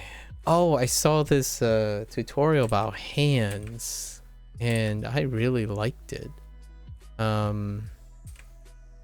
It's not applicable here. Well, actually, it kind of is. Wait. Wait, do Pixar characters have only 4 fingers?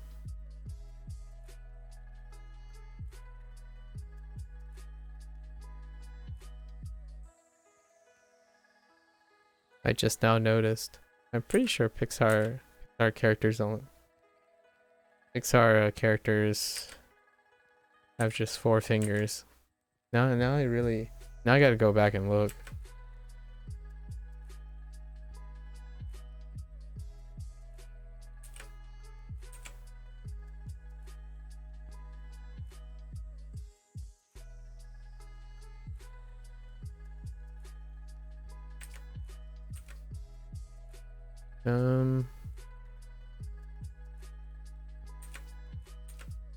Guess we can add like folds.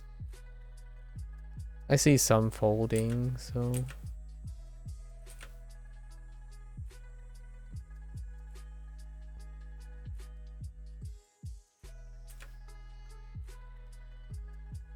oof, and another weakness. A loth folds.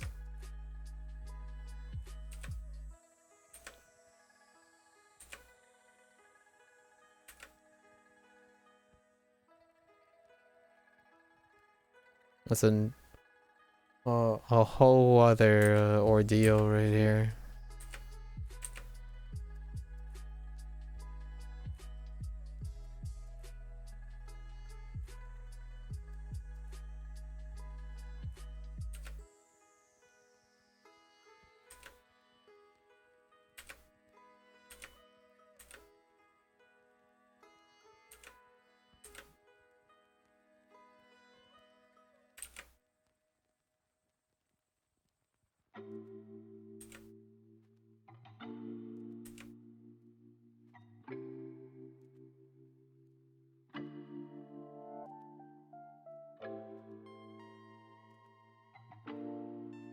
Yeah, I think from now on I might have to draw the form ones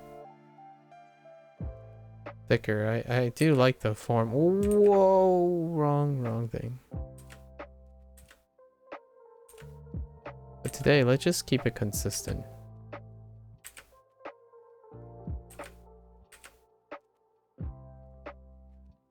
I'm basically just doing the outline.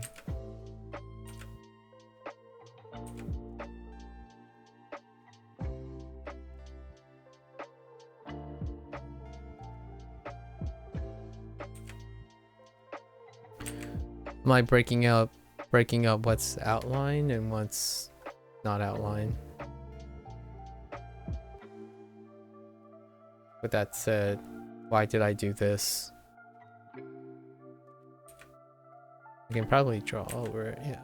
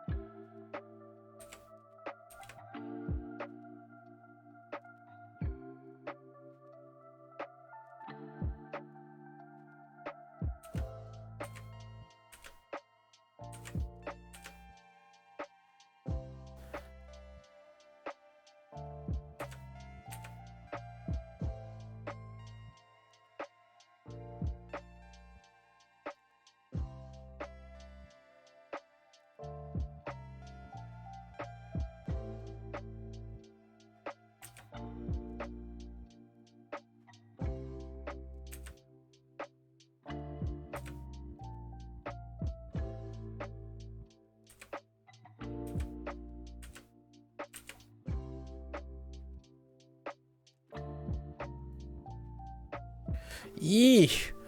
What did I do? Oh man. Oof. I slimmed that up way too much. Holy heck. Just kidding. Holy moly.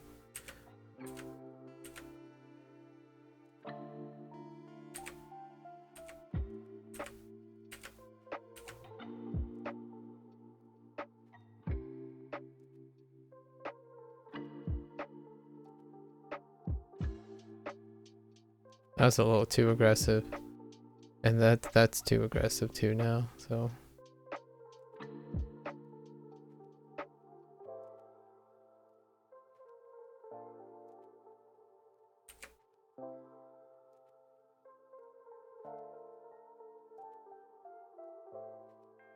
Fine. Fine, we need to book it. How am I gonna do, oh my gosh, how am I gonna do this pattern? That's on her sweater. Hmm.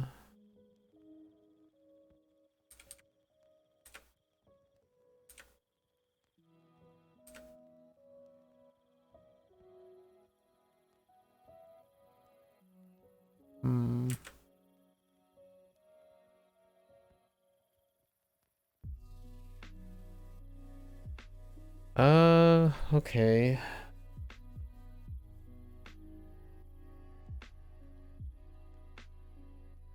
Hmm.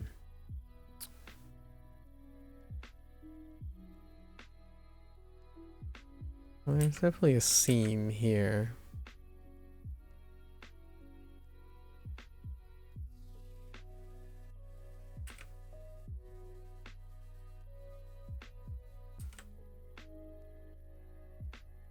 It's this direction. We have this seam here. I think we're just gonna finagle. Yeah, we're totally finagling. So there's kind of like a pattern that goes across here.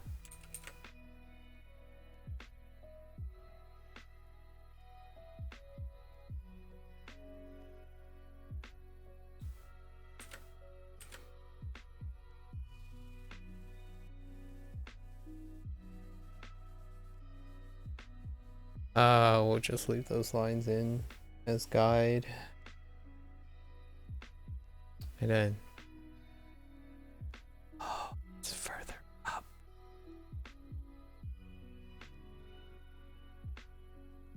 All right, all right. Progress.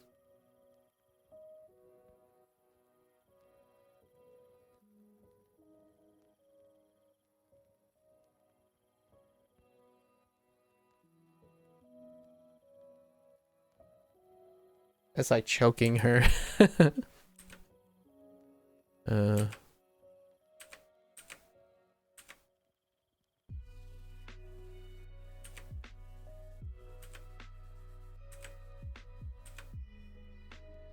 Okay. You know what? Does she have freaking earrings? She does have earrings. Wait. Are those earrings? Man, she does have earrings. But it's just like a spot. So,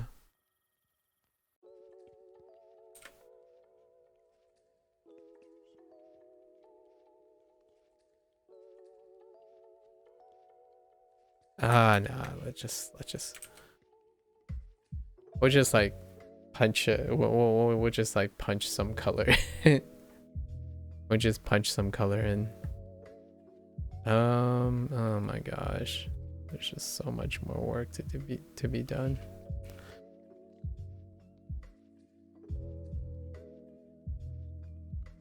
Okay.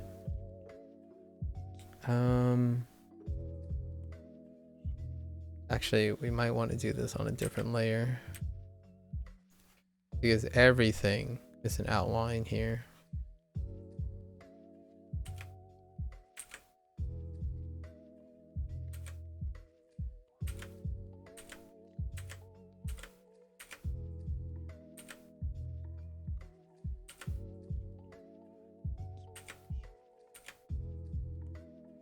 Yeah, this part is what that TikToker was talking about, where imagine like not seeing anything, like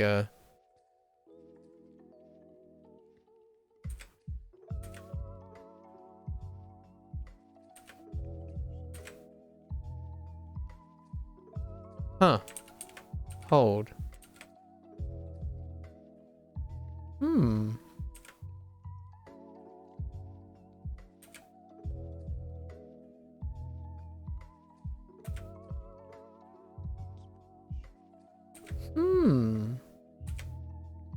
it looks kind of weird right now, but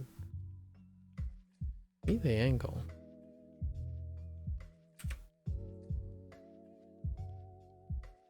Okay, we'll just use that as the general outline.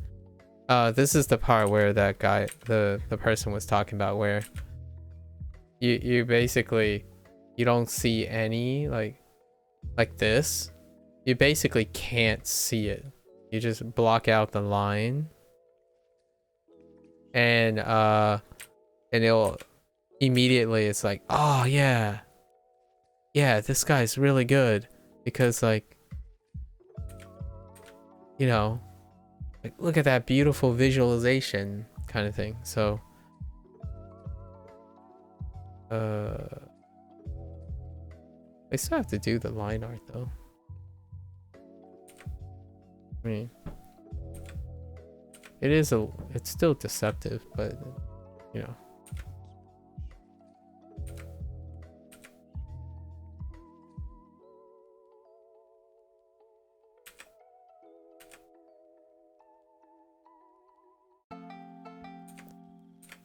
Banna, banna. Banna, banna.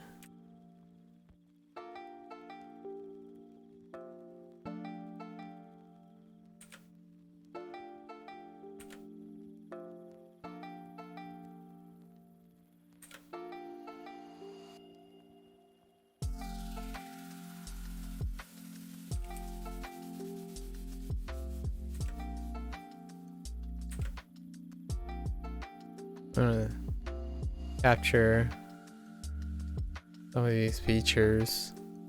These are just guidelines. They're gonna end up going away. Oh wow, that's way sharper. Oh, I see. I'm combining two of the lines.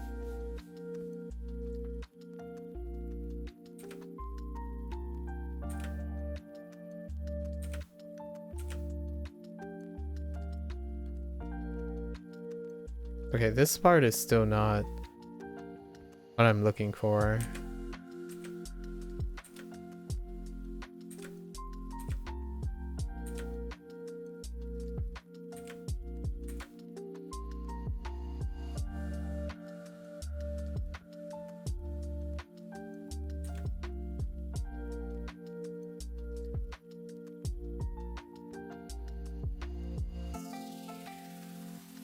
No. Kind of like wider on one end. But slightly It's so subtle, but it kind of just really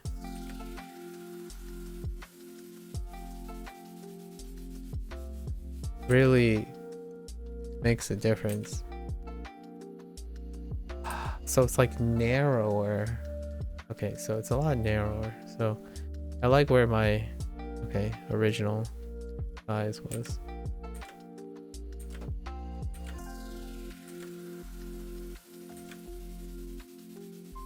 Something like this.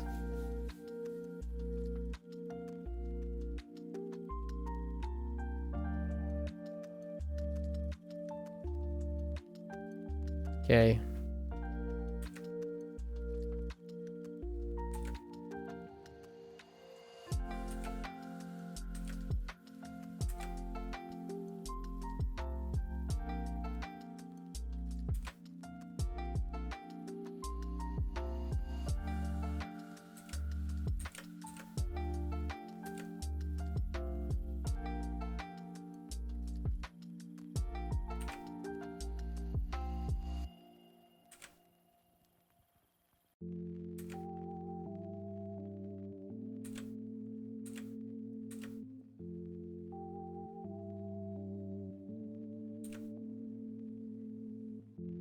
And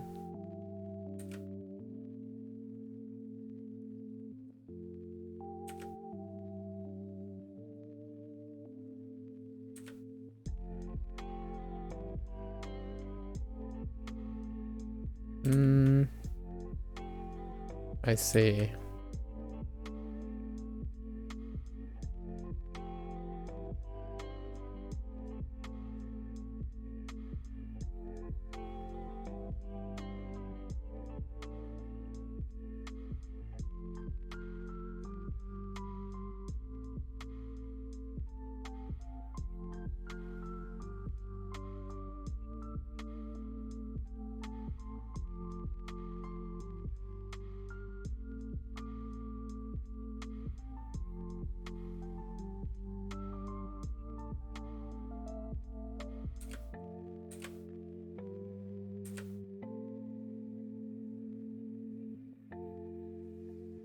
Why? Why is this so hard?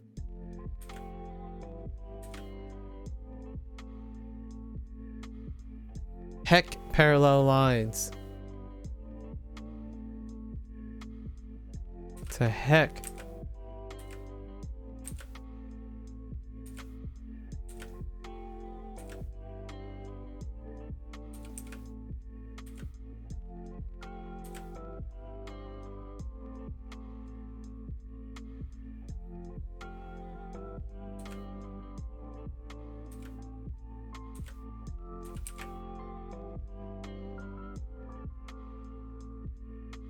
Okay. This is not quite right either. It's so much more accented.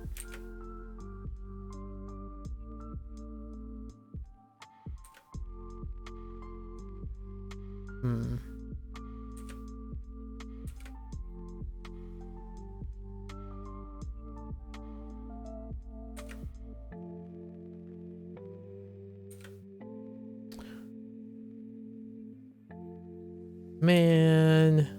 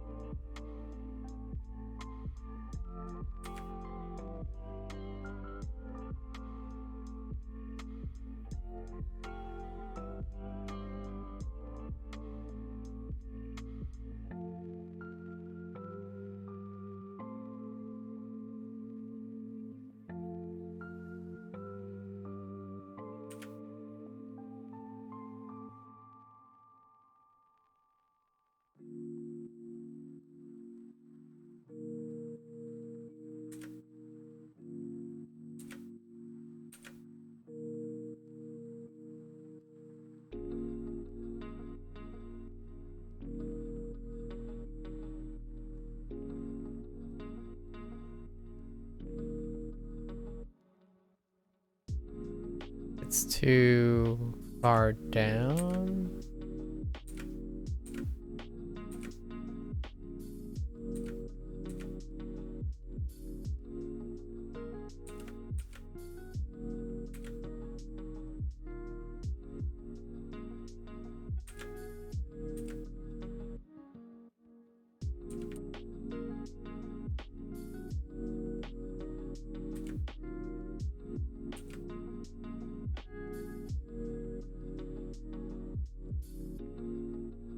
Close enough.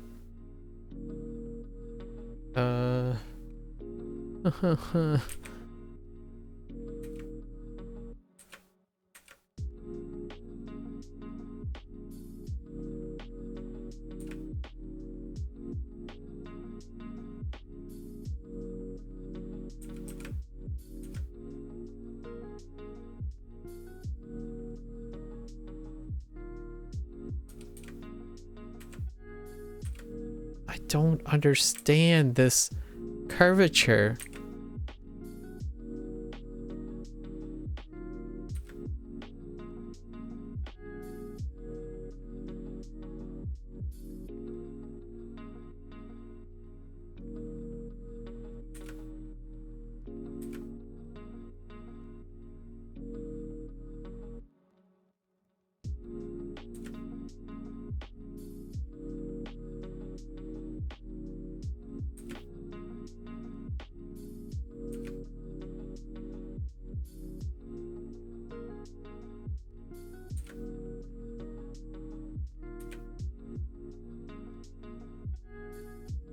Why?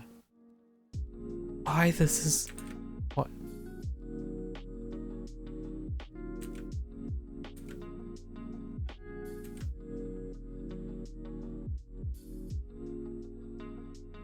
Oh my gosh. Why is that way flat? And it's probably because of perspective. If I'm struggling, it's probably because of perspective.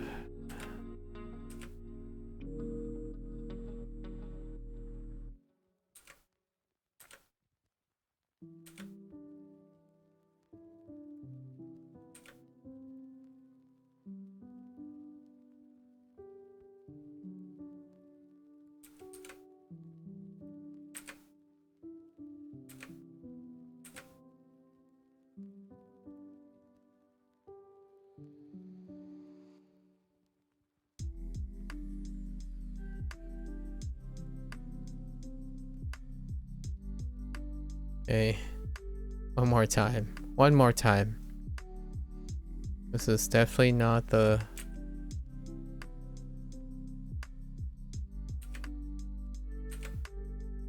I'm totally not struggling right now.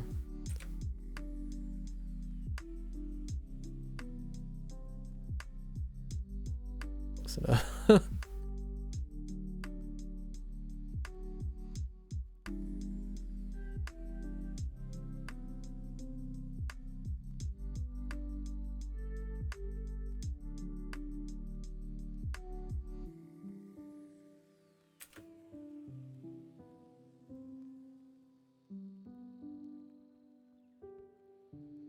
Oh. Save me.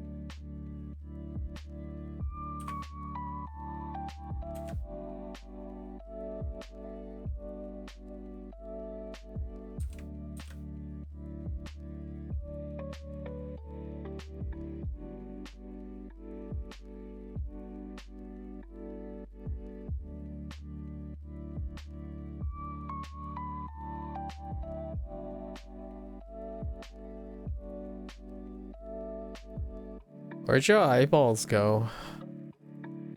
How did I lose your eyeballs? What the freak? Did I just erase your eyeballs and just pretend that they didn't exist?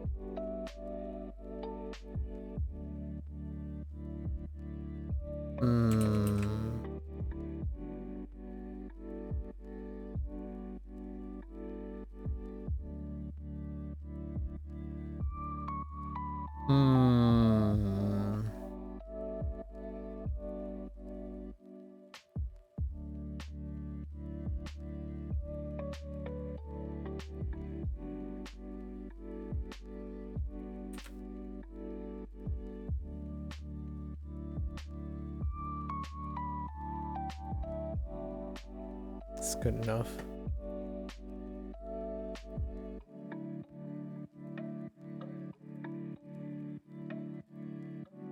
I want to add some guidelines here for shading.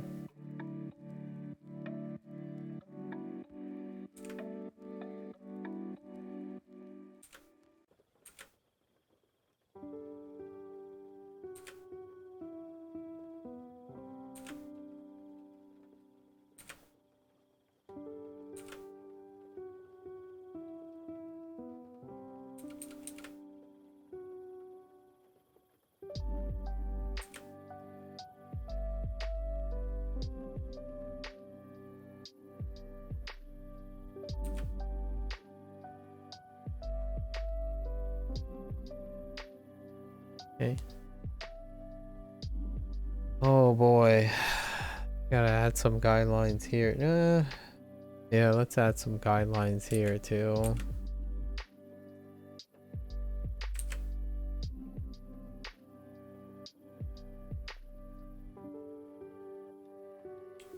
Oh my gosh.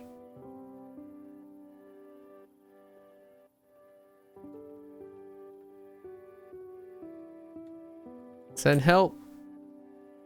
I think we're just gonna have to finagle. There's gonna be some serious finagling. Yep. All right. Yep, time.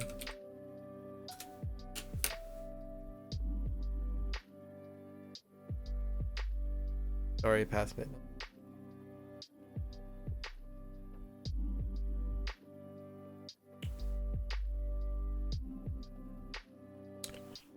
Freaking chin is not attached to your shoulder.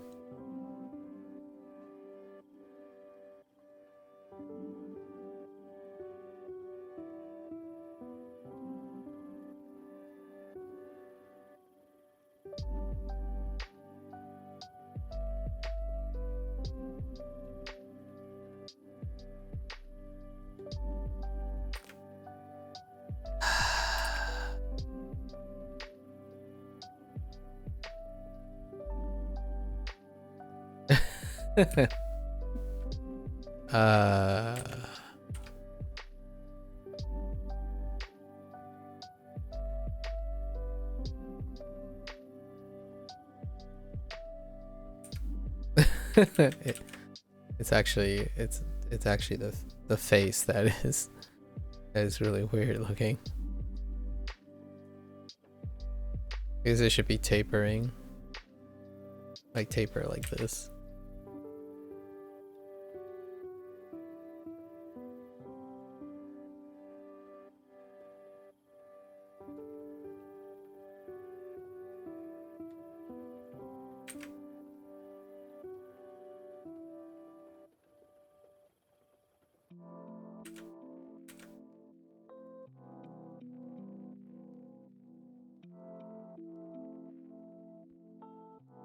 Okay. Alright, breathe. We got this. She doesn't have legs. It's fine. You know how we fix that? You know how we fix this?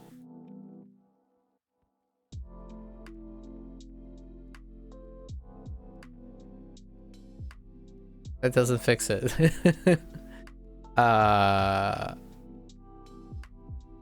There.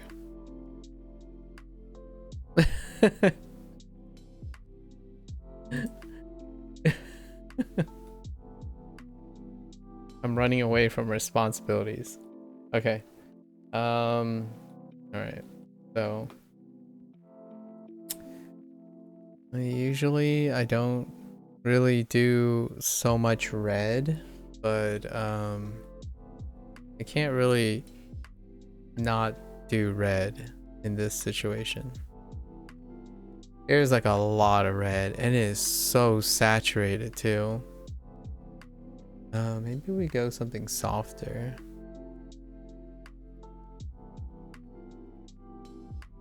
There's so much red. Holy, what we're going to do? Well, first we color block. Let's just color block.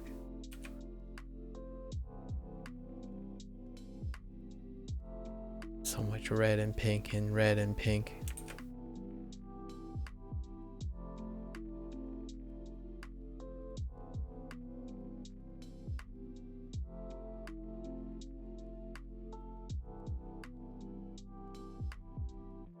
We'll clean up later.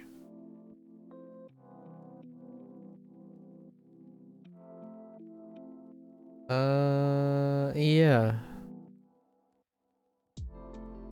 This color seems alright.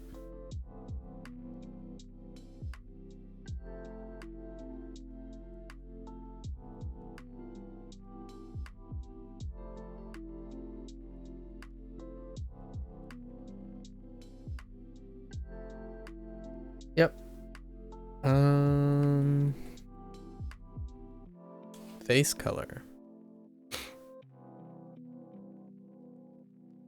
I get the face color most of the time. It just comes out not quite right.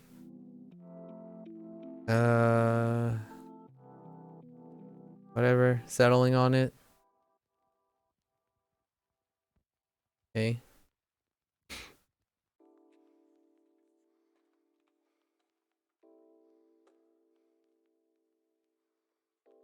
All right, so now we color match.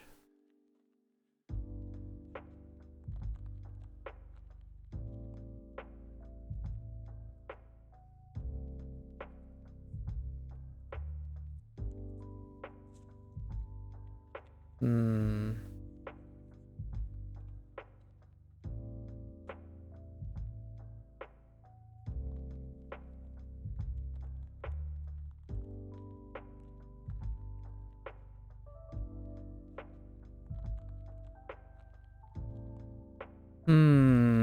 It's okay.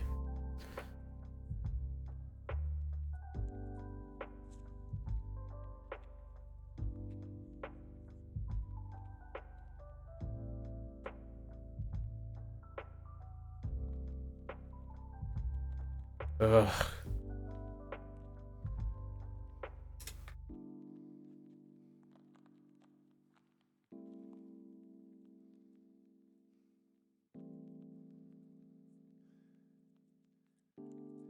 This is gonna be some sloppy,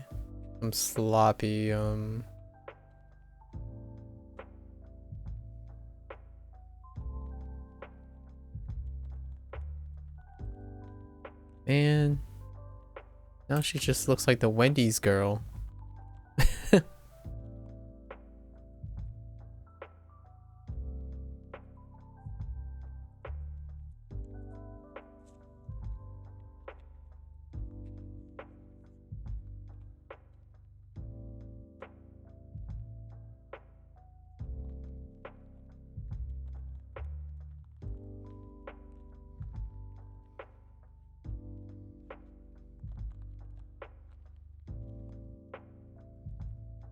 All right, so I'm just gonna go on a limb.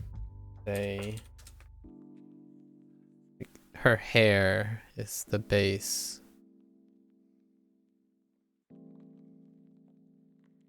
Or the fur color too.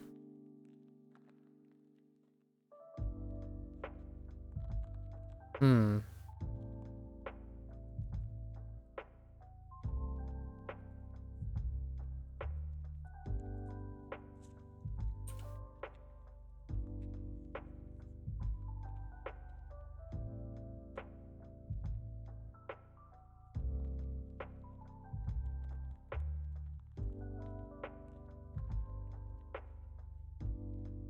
Okay, so I basically draw a Garfield.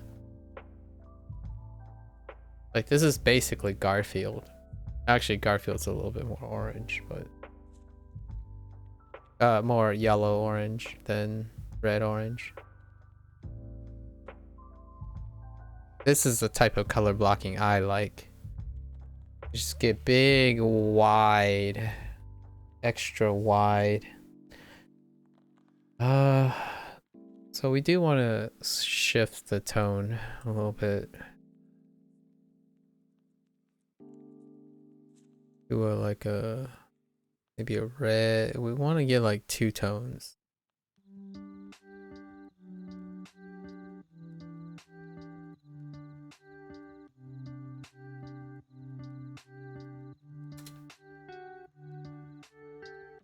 Because the paw is generally like there's a lot of black in the paw, but instead what they went with is they put a little bit red and a little black into those areas and created like a more of a 2-tone look where it's still red.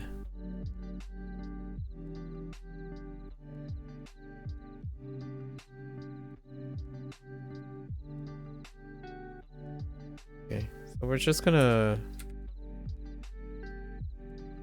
try to merge these 2 colors together. It's gonna be a little difficult. I don't really know how I'm gonna approach this. And then the rest is like it gets blown out Like it gets fully saturated. And then the devastating white. So it can only get whiter. Alright, well, let's start with this.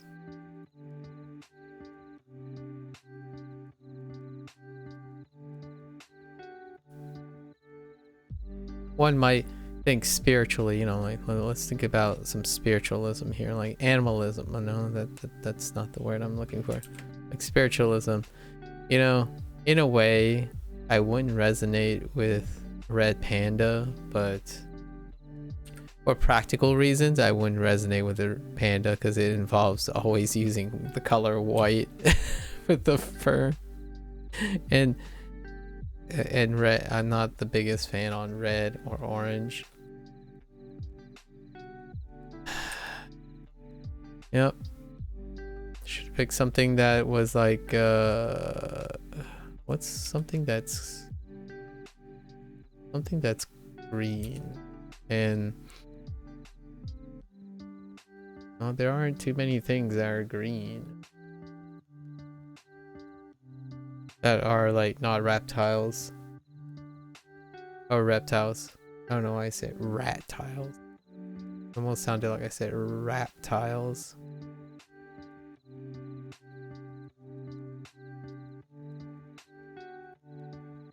Yeah, I'm not the biggest fan on red, but that's what they are.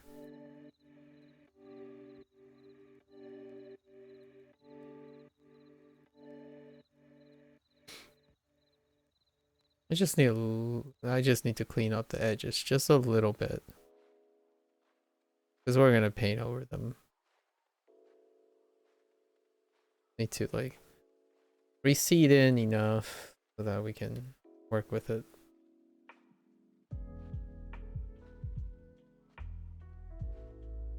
Okay. This is where the magic happens, folks. It only took 2 hours to get here. I'm definitely taking a little bit of a break from artwork, but you know, I just thought of something. I went down this rabbit hole of watching YouTubers, like rich people just giving away money and making people cry. It makes me really cry inside too for them, you know, like cry in a happy sense. So what can I possibly do that's relevant to most people I interact with on this medium? I think what I'm gonna do is I'm just gonna observe people and I'm just gonna draw emotes for them. Or like, it doesn't matter if they want it or not, basically. It's just what I'm saying is it'll be just fun. Like that's something I can give away, right? I can give away my time. That's how I see it. I can't give away money, which I can't because I don't know how to make money. I'm terrible at making money, but at least I can give away my time. So we might like go around and just do a study on someone, right?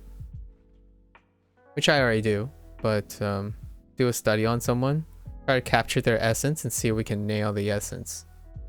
And then just give them like, hey, can you give me like a honest out of 10 hot take, like what do you rate this? And I hope they, you know, tell me stuff that I didn't capture about their personality properly. That would be kind of fun, right? Oh no, what color is that? There's so much occlusion there. Oh, we're just gonna make it just like a band. We're not drawing in the beats for this one. It's a good accent piece though. Wasn't there a significance to this necklace? I feel like there was a significance in the movie. They're actually pearls, but we're not gonna draw on the pearls. And she has like a turquoise. I don't even know if that's the word. Teal? Is this teal? This might be teal, actually.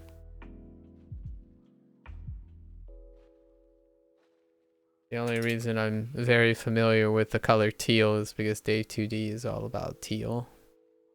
Teal everything. Just teal it all up.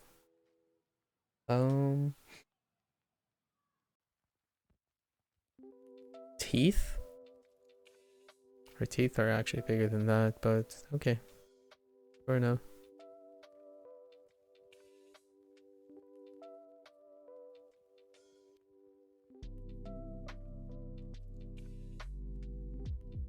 Wait.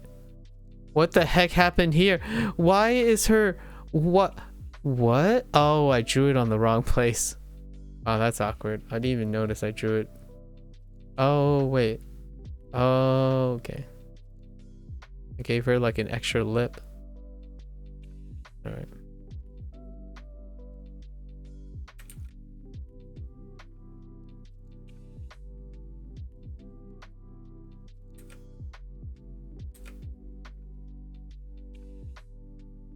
Oh, boy. Alright.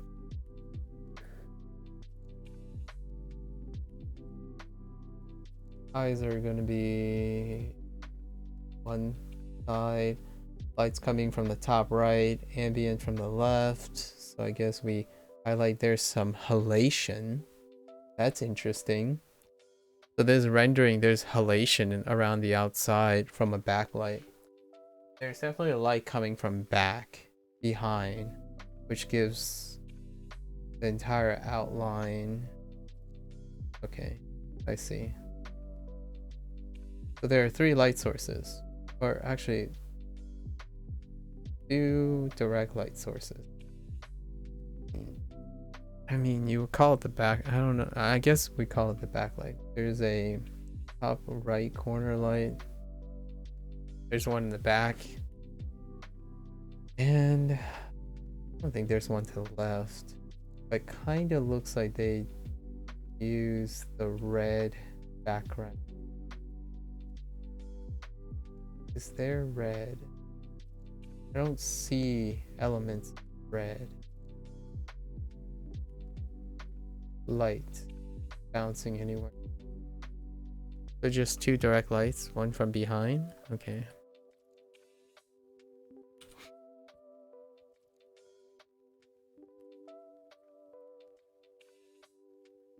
Oops. I don't know if anyone knows what I mean by halation, but I'm using that word to describe you know, when a camera, when you when a subject stands in front of a bright light, the outer edges get fuzzy. There's like this white fuzzy halo around it, or a fuzzy light silhouette that goes around the outside. That's the halation that I'm talking about, the light that's bleeding around the edges. So we're gonna cheat with that one. Actually, we're gonna do a cheat for that one. Usually I do an occlusion and a shadow cast, but we're doing reverse now. We're imagining a light behind the big goober.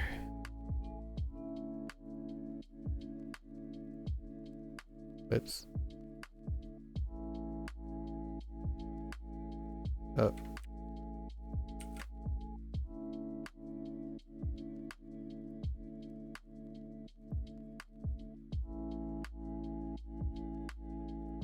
We're gonna go a little bit like really loose today with color. I spent too much time on this line drawing. I had some really big prominent problems with the proportions.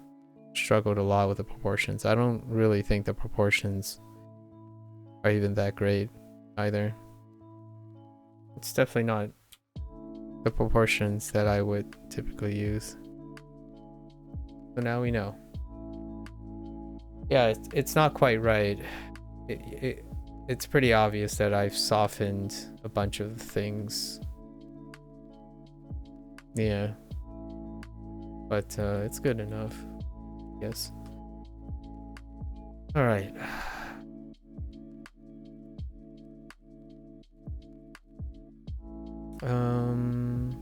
Tongues. I mean, they're kind of the same shade as this. We'll just use this.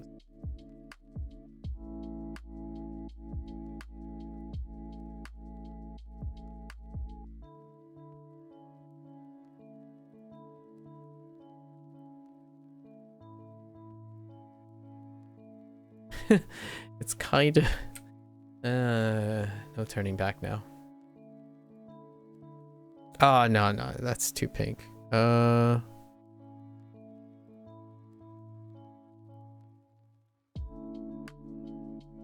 Something dollar. We need something oh, yikes. No, let's go back to this. It's fine. It just looks weird when it's surrounded by orange.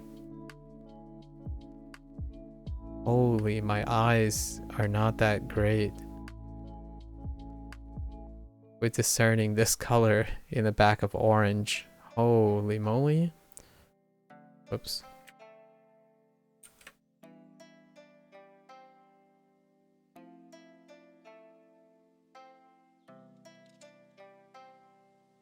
It'll change. Don't worry. No worries. And my right shoulder has been bothering me for quite some time now.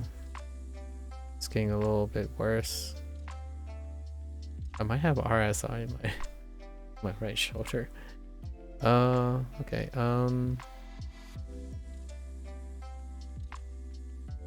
We don't usually go pure black. I don't go pure black, even if the reference suggests going pure black. We always go gray. Never go full black.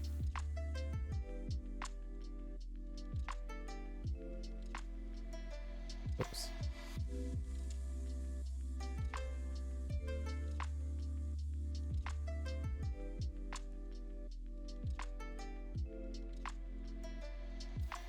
It's something I keep consistent at least. I tried a few times. I'll try again when I'm doing like something that's black and white.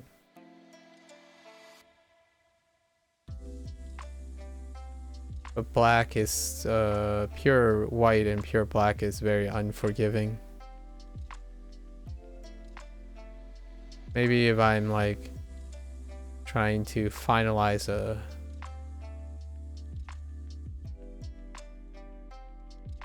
like really pull all the stops on a piece of an art piece or something, I would pull out the full black and white, but generally speaking, no full saturation here.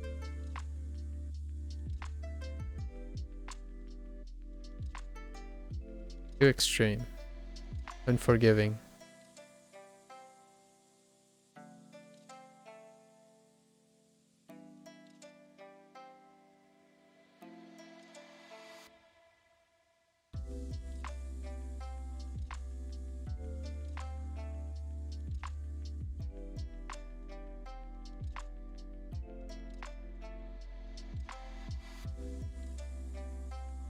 So much smaller here. It's difficult. Keep switching back and forth.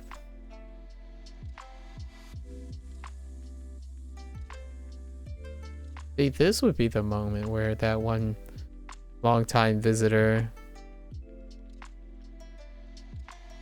would be ideally popping in, because like now I'm quite literally drawing a red panda. Okay, all right. Guess the teeth could be whiter. Going back and forth like this is not efficient. Should really be completing one character at a time.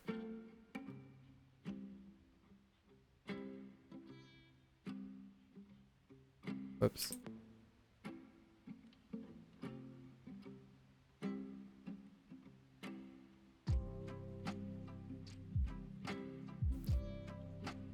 I was as usual, just chilling, right? Chilling in someone else's chat that I know. And this person, you know, this friend of mine, he is at the precipice, like at the top 99th percentile of this thing that he does, right? He plays video games, right? We're talking about Nosu here again. And I just colored in the wrong block.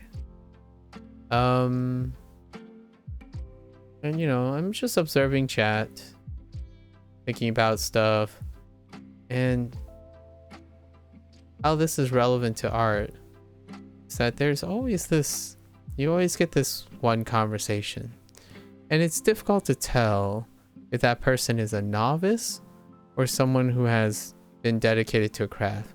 But the question about covering foundations generally comes up. They didn't use those words specifically, but the idea is like, what's the point of doing something you already know you can do?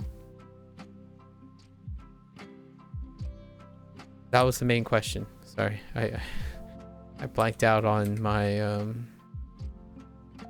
completing the sentence, right? So the idea is like, okay, so what's the point of doing something you can already do? Well, have you tried asking your heart that? Have you tried asking your kidney that? Have you tried asking any athlete that? Have you tried working out in your life? Why is this lighter than this one? Is it... Wait, are these two the same color? They're not. It'll all work out in the end. So I'm just sitting here and I'm thinking, maybe the person's a novice, or maybe the person's young. But what I can really say about these things is that you can't help but think, what kind of life or what kind of life experience an individual have to determine that it's a waste of time to confirm and to practice what you know so far. It sounds, imagine if the human mind was able to not become rusty, like a computer, for example. Imagine if you acquired a skill and the fidelity of that skill doesn't ever degrade over time. Just like it, you know, it's always just spot on from the first time you do it. And I understand this sentiment is very controversial. That's why a lot of young people and even older people, depending on your like perspective, I suppose, but largely I would say more younger people, it's actually pretty interesting that that whole idea of wasting time, the urgency of wasting time, seems to dawn on young people nowadays far more than they used to, because generally speaking, when you get older, that's when you start time crunching. You start concerning yourself with time because it becomes a literal biological urgency. But anyways, about this mastery, the perception of mastery. Are you truly a master of something when you succeeded once? That's what I wanted to know. Like,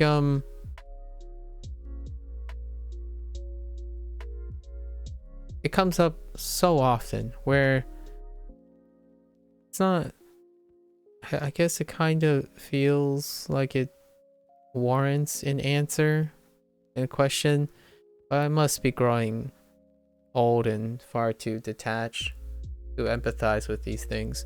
But what the whole concept of mastering a skill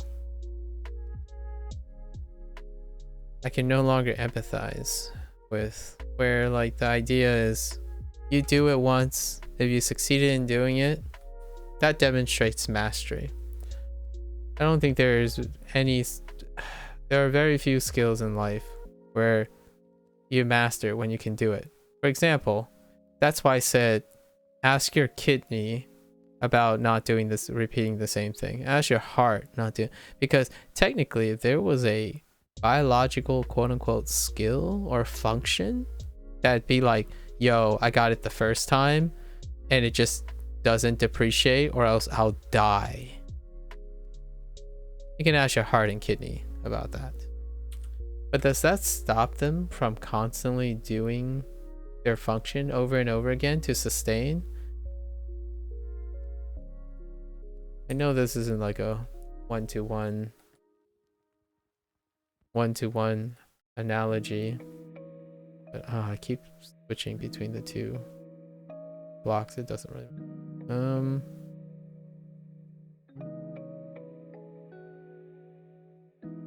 it's shocking how often that conversation comes up. Like, I understand you beat something, that's great, but I mean we're talking about a skill here. And when I mean a skill, I mean something that has rarely has a skill cap. Like we're not talking about beating the stage, the objective of beating a stage. That has a cap. You beat the stage, right? But here we're talking about the practice of a skill. So you start thinking about what kind of personality and what kind of person and events and life that this person has, being able to come to this point in their life with that perspective. And then how would you respond to that person? Honestly, whenever I see that type of comment, I just imagine a person who has skill capped their entire life until they change perspectives. A mastery of a craft is demonstrated by repeated foundations, like successful foundations. You're not a robot. At least the last time I checked, I wasn't a robot, and that person is likely not to be a robot. Skills depreciate over time, and they require reinforcement. But if your approach is to be sufficient and proficient at a skill, which I am, so that does not require any sympathy. That does not require any stretch of empathy. I empathize with the idea of diminished return on repeating something over and over again if you're proficient at it already. But this person is one that struck me as someone who is their self-esteem, which is related to this prompt, ego is an extension of their self-esteem, generally speaking. Like I looked up it yesterday, like what would the contemporary Googler find in terms of the definition of ego? Was an extension of one's self-esteem and confidence and things related to that, right? So this person is banking on their worth, their self-esteem, their confidence of themselves, on the idea that a skill is repeatable once completed, just once. And that's pretty naive in my opinion, and that would really set this person up for failure. And what this makes me concerned about this person's health is it sounds like their self-esteem is very dependent on their success of this particular activity, but that perspective that they have will most definitely lead to inconsistencies. So hopefully that person, I guess later down the road, will experience the usual enlightenment that another person gets when pursuing a skill and an attempt to strive for mastery of a skill. That foundational work is absolutely, it's statistically and time tested to be something that's necessary to maintain the mastery of a skill. When you quote unquote manage to pull something off the first time, that's just the beginning of the journey. It starts a whole new chapter. You gotta work on foundation. And meanwhile, while I'm thinking all these thoughts, obviously I was just observing. I'm an outside observer, just looking in. You have other overconfident people chime in using their experience as a way to inform. And you have very classical archetypes. You have the "it depends" guy who pushes off something. In my opinion, I'm going to be a little bit really blunt about this. The "it depends" response is one that is non-constructive but also considerate.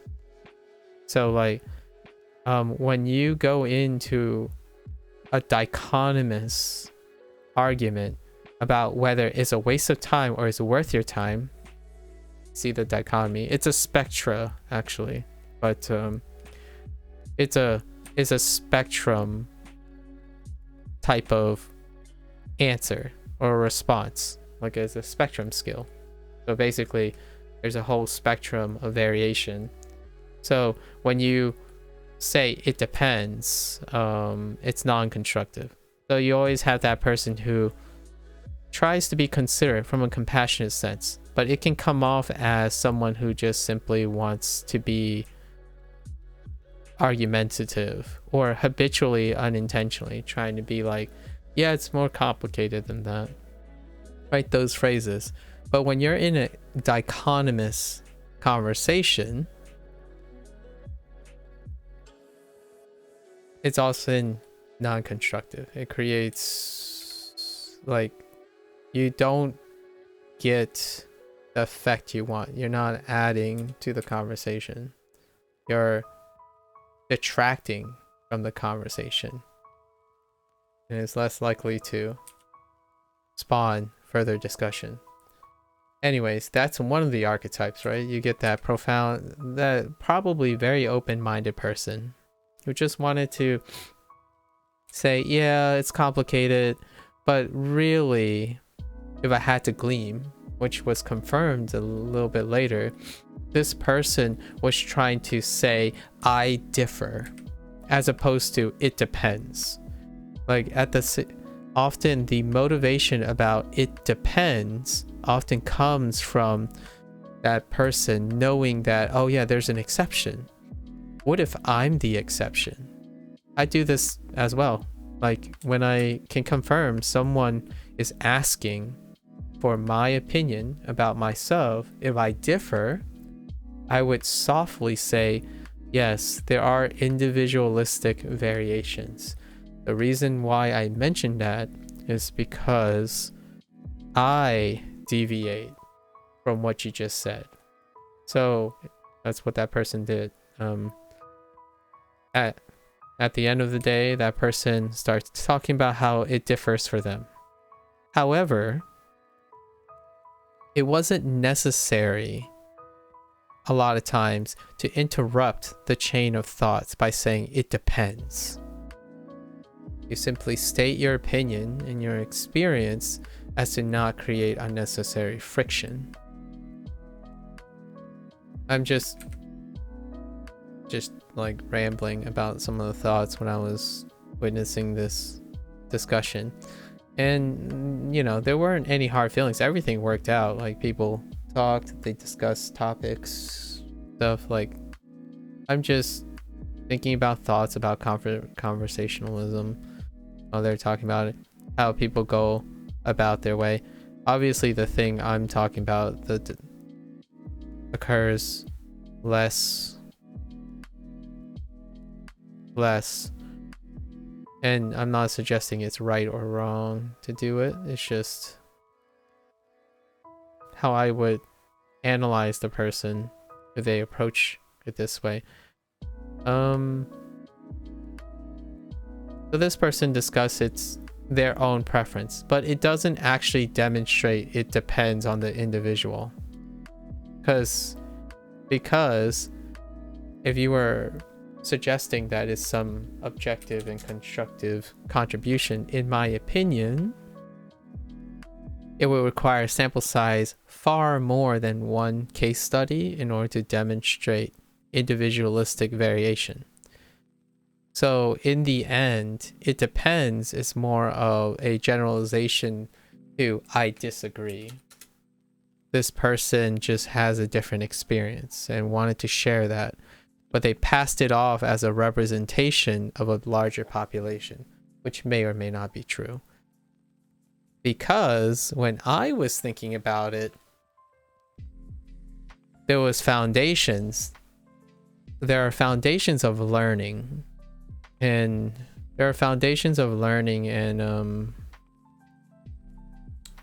wait, why is this nose kind of...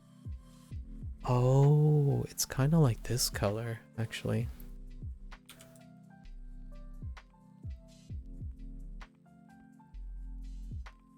Yeah. All right.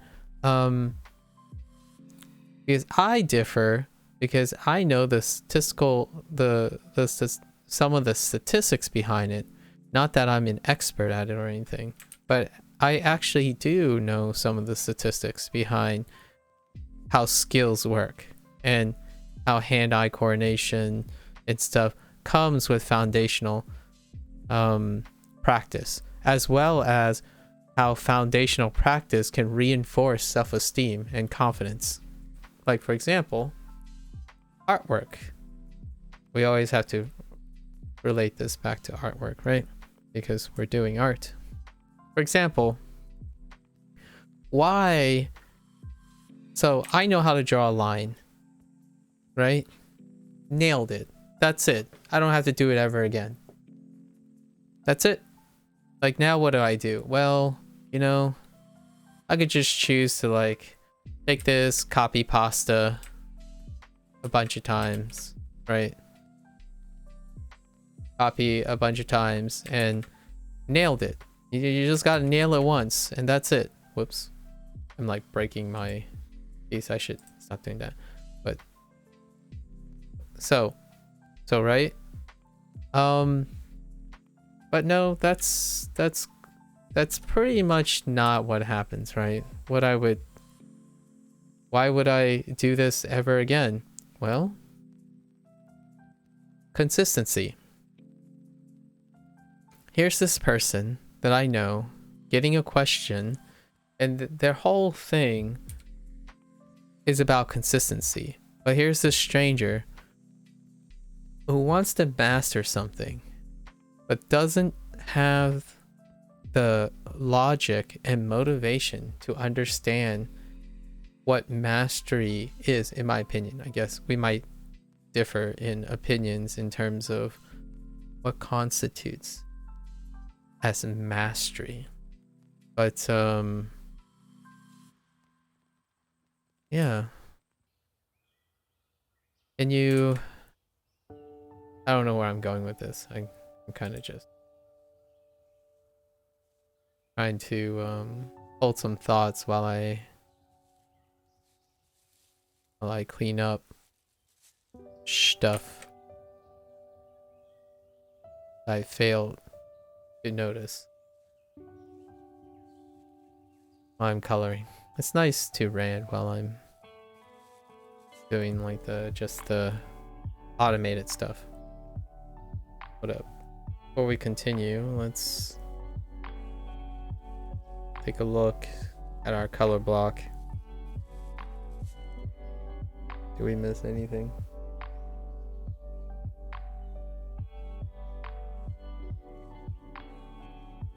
Oh, I do see some ambient lighting actually. It's like a red light. Okay, so we'll do that.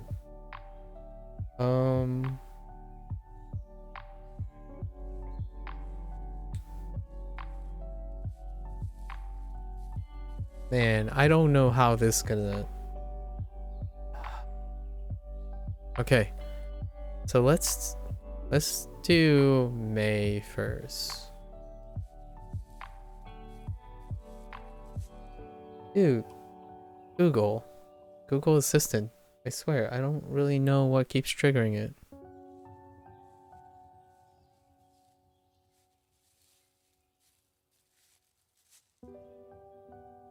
So she's completely blocked from the backlight. So we'll just...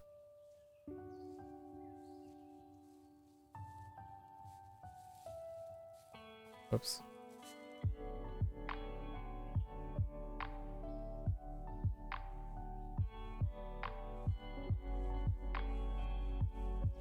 Okay, we'll use this today.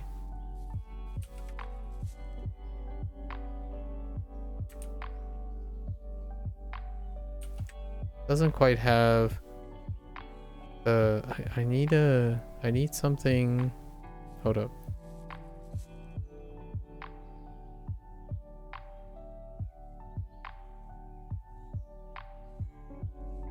My last rant was probably all over the place and not connected. It's really difficult for me to recall things while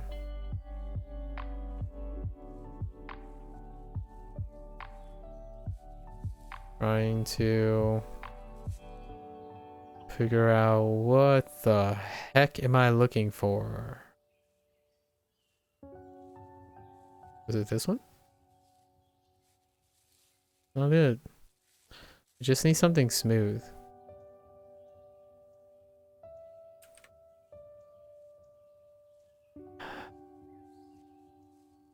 Maybe I am looking. Well, we'll just use this. Fine.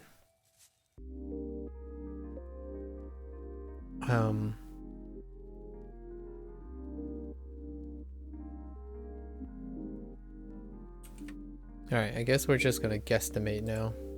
We're gonna just eyeball this stuff.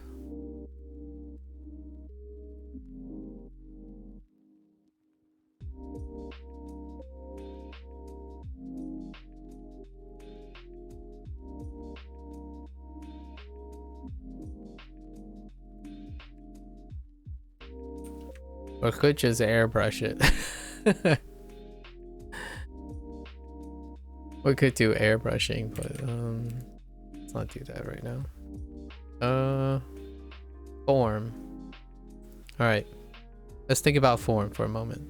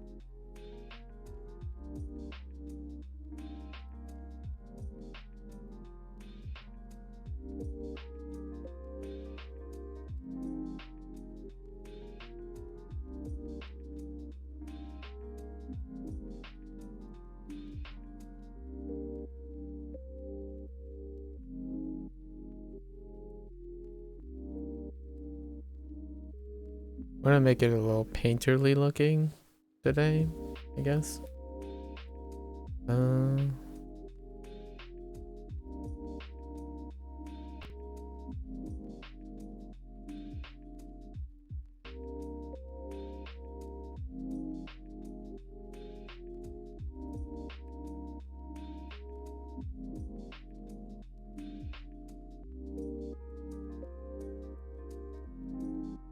Right now we're just thinking of form shadows.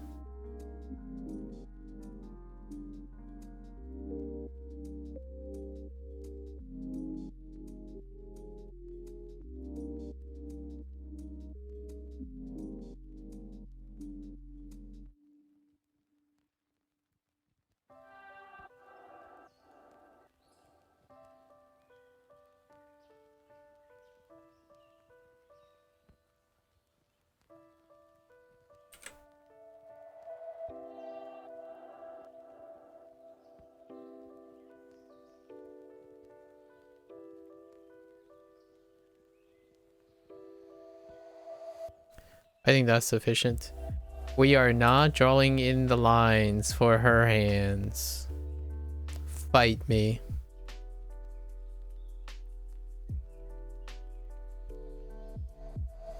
But we can kind of sort of color in the form though. Oh, does that look weird though? Yes, that does look weird. We're not doing that. Nubs, you will be.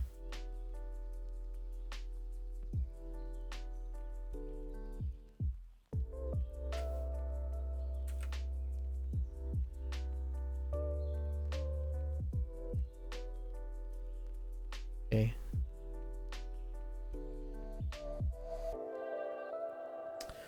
Oh man, but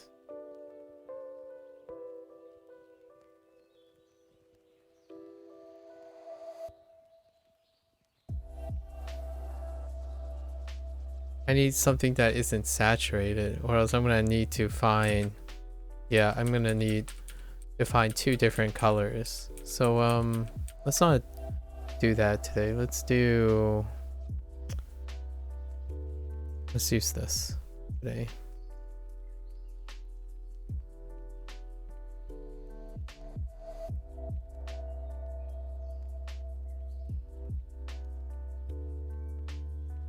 Oh, that's the wrong one. It's this one.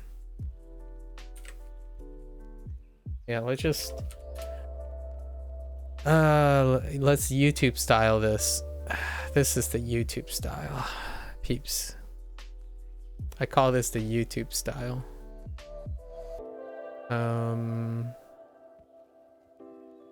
It's not called the YouTube style.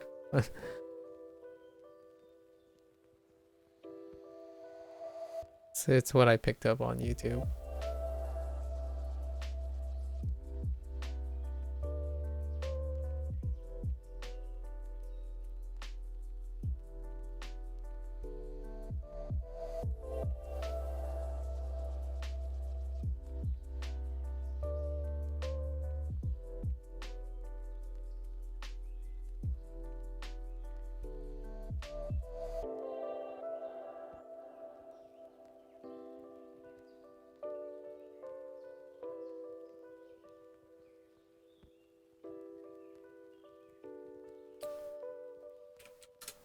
Okay, let's just try to do this as...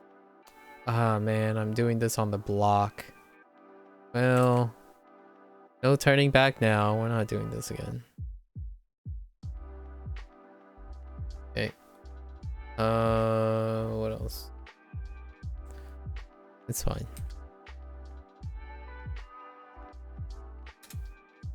We'll just color back.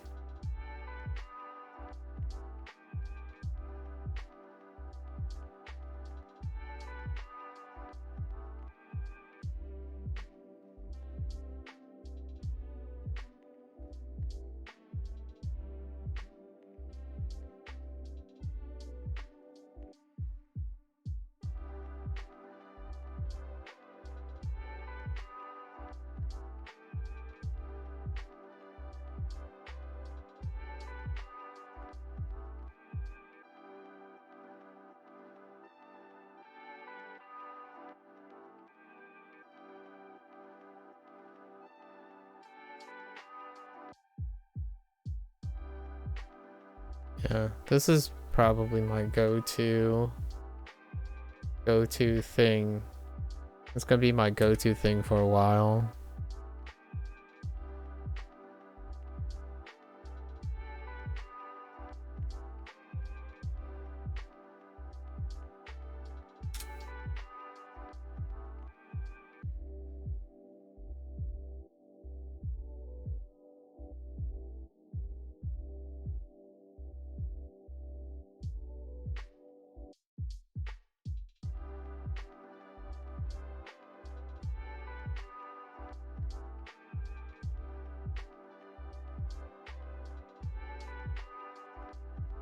No, I lift it.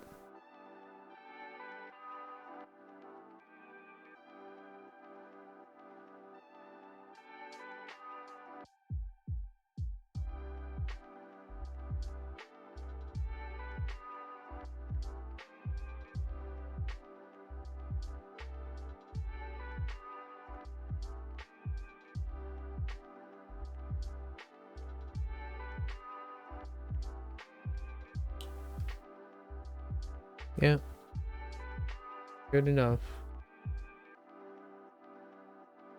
We're going like pretty lazy mode today. Pretty lazy mode.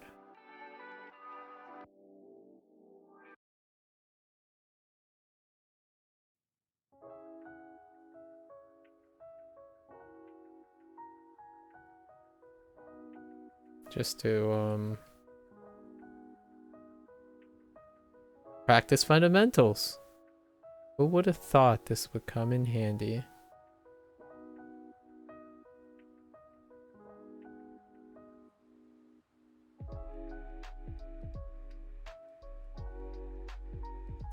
I was gonna go into like a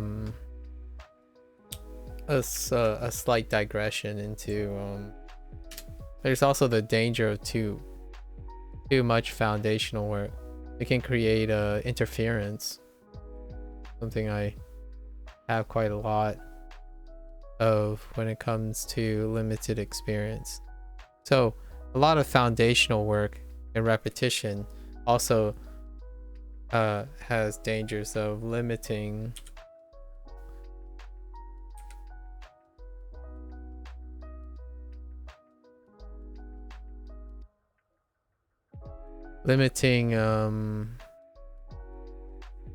experience and then creating interference. I should really color block in the other color first though. It's probably like some sort of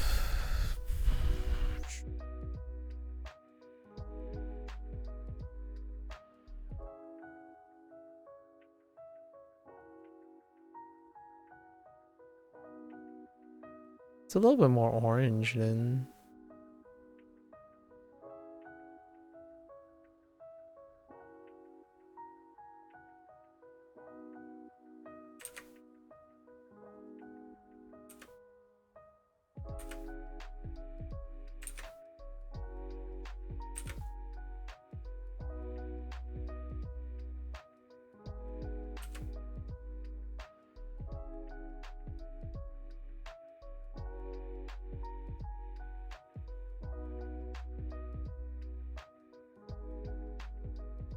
all of this will make sense in a bit, I guess.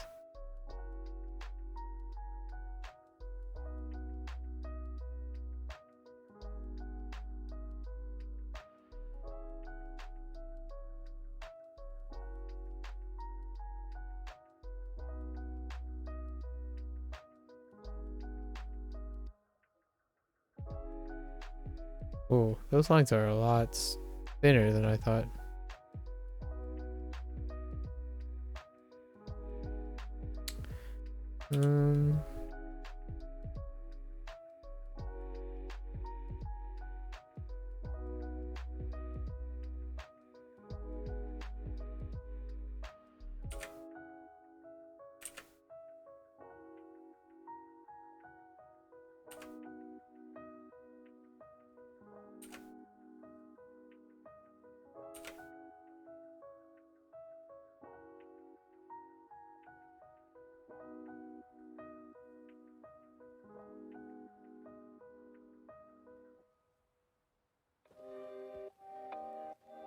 I should do the eyes last, to be honest. Let's just do the eyes last. And I'm doing that skipping thing again where I would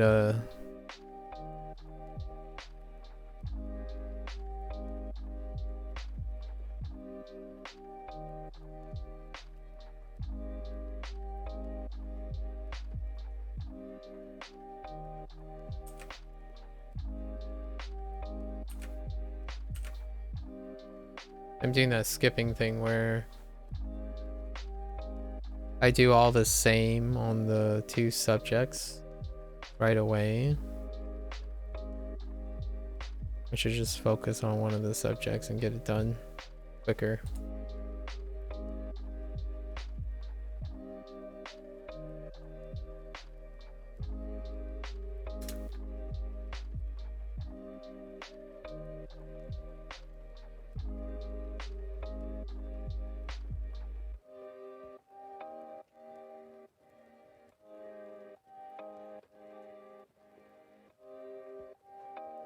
What the?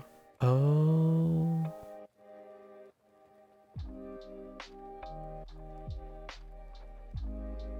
Right.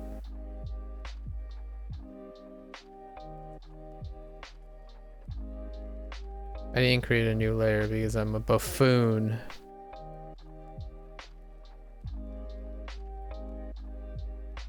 I wanted to make it hard on myself, so here I am.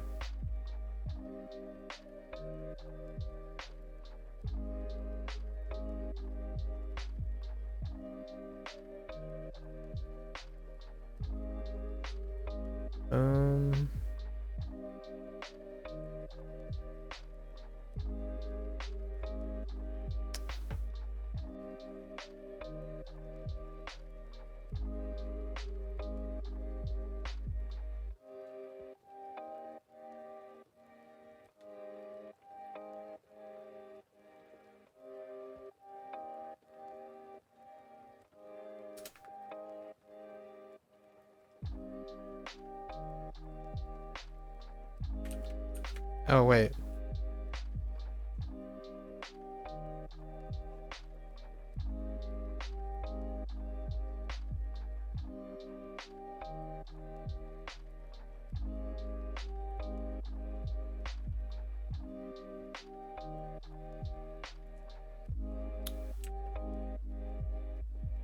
Honestly, we should really be doing that at the same time. Kind of defeats the purpose of having this pen, using this pen.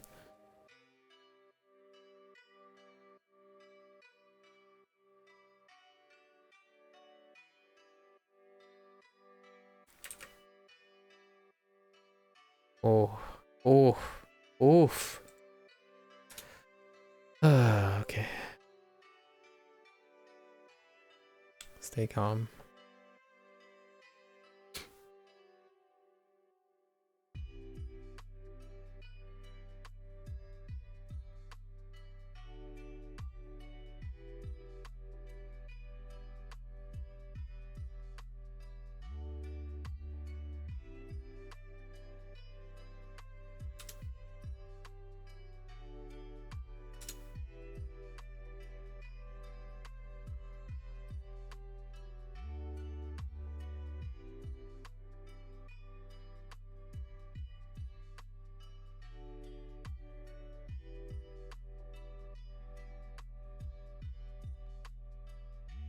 No, let's just do 2 stages and then 2 stages, then do like keep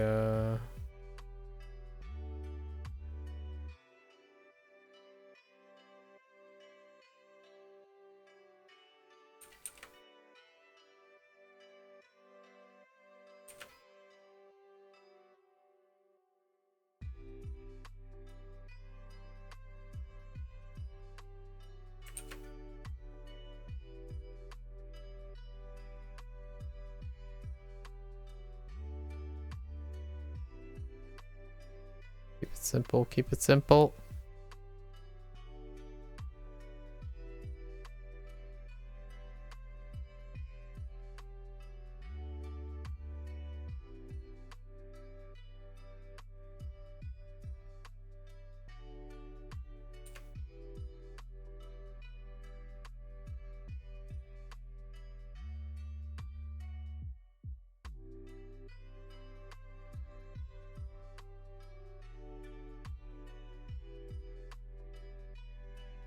Actually,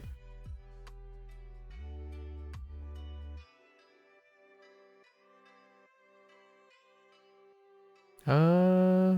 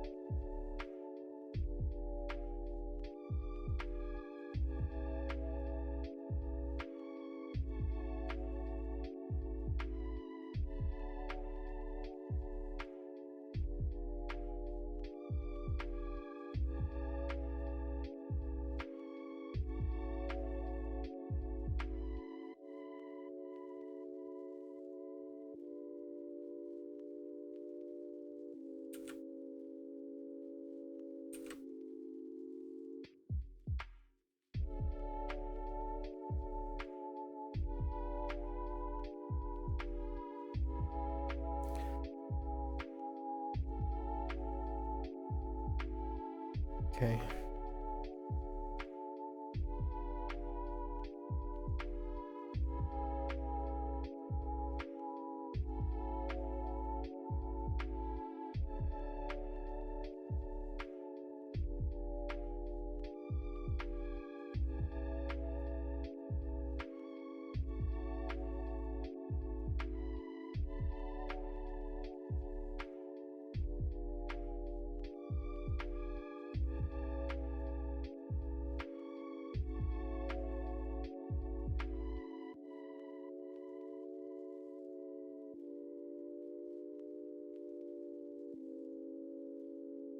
Hmm.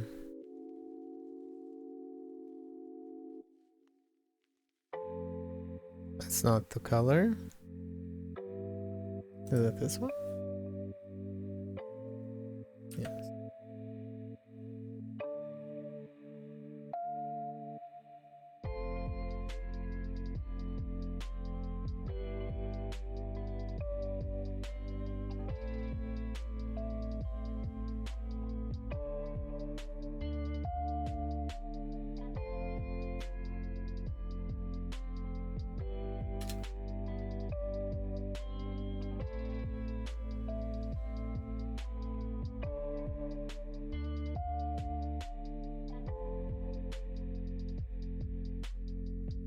Yeah. That definitely does not connect there. uh,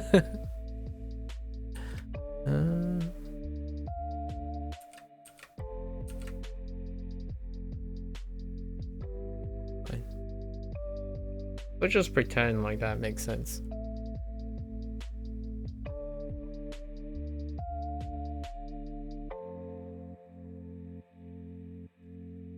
We're just gonna pretend like that makes sense.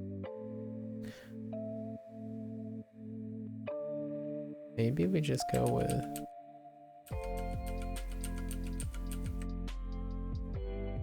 the color up it.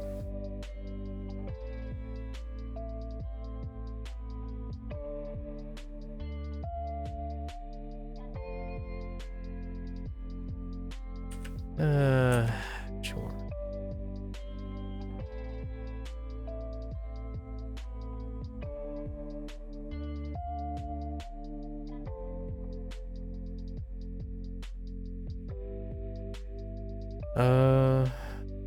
No one will ever know.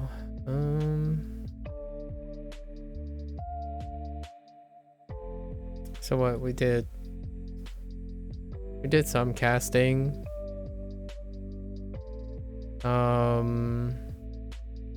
Okay, we did the forms, we did the casting. Did some occlusion here and there just to give it a little bit. Okay, still this.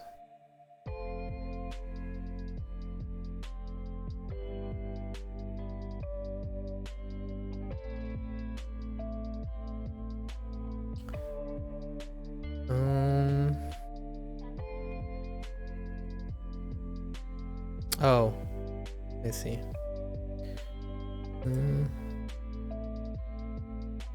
Was it this color? Yeah.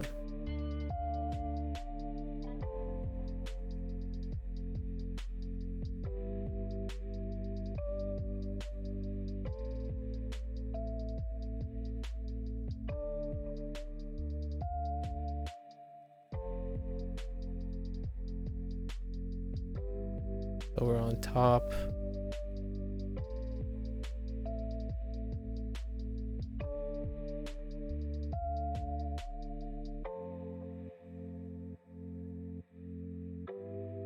Okay, and then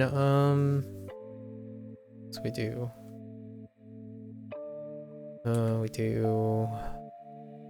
some brightening as well. This would just be, I guess this would just be edge stuff.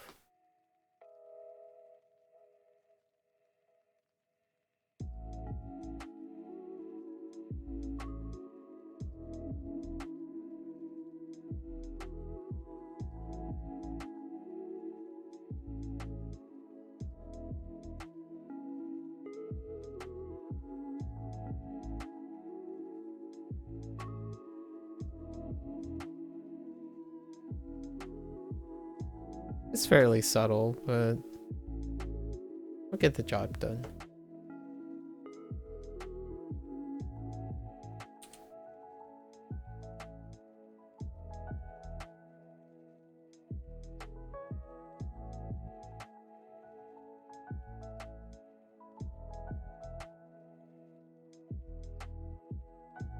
That doesn't work.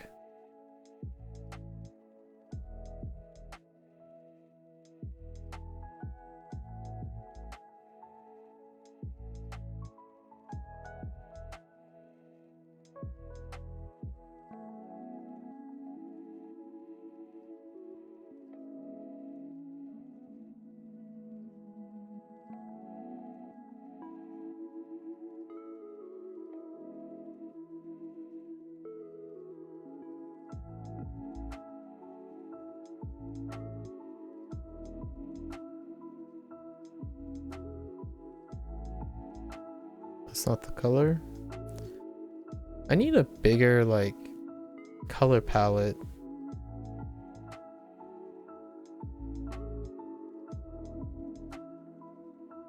For sure, like the color selector, I want it to be bigger. To really finish it. I think that's okay.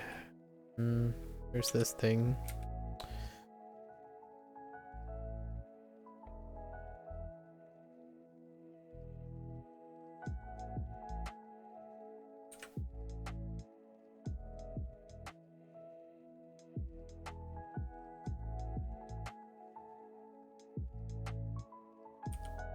Wait, what happened here? Son of a...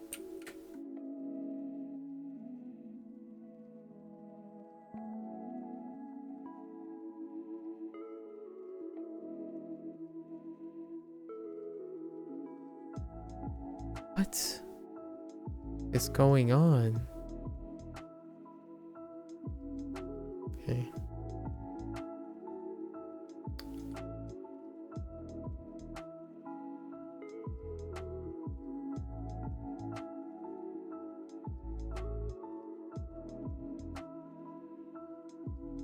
We'll do the ambient.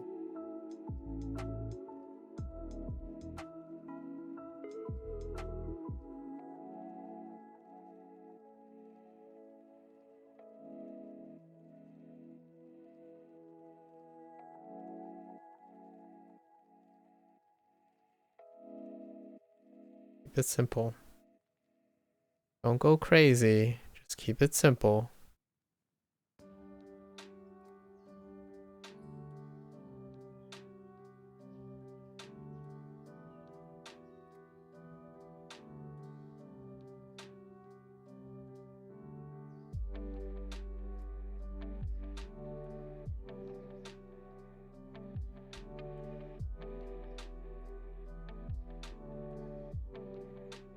Okay, let's just do our eyes because kind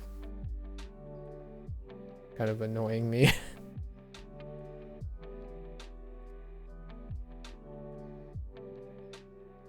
I'm pretty sure she has gold frames, but fine.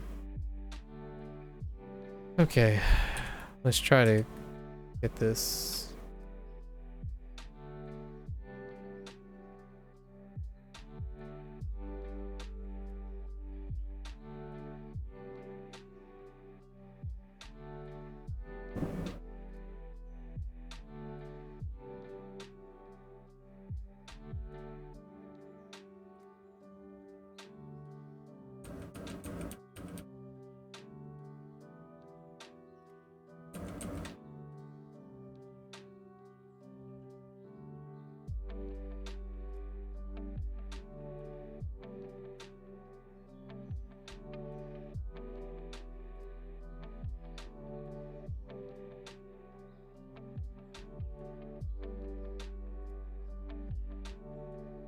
That doesn't look sharp.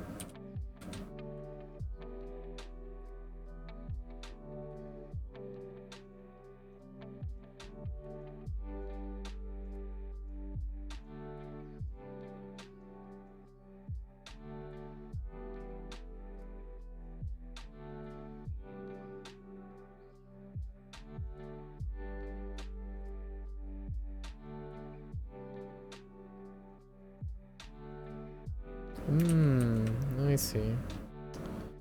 Okay.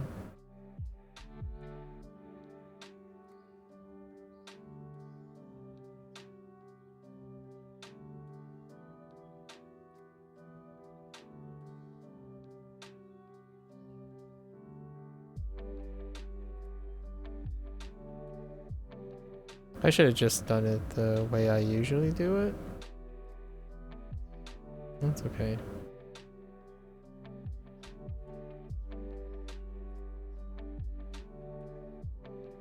They're using the brown.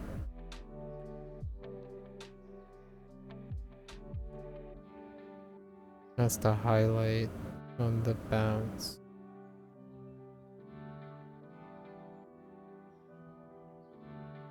That's fair.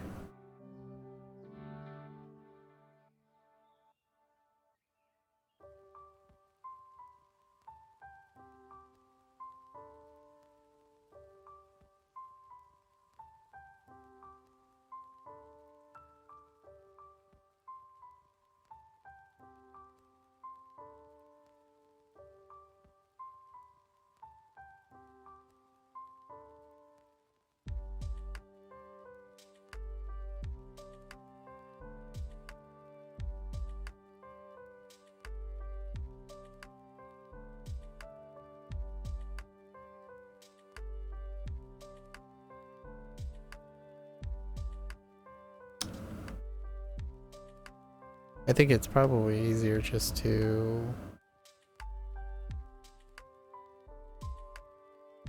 do it this way.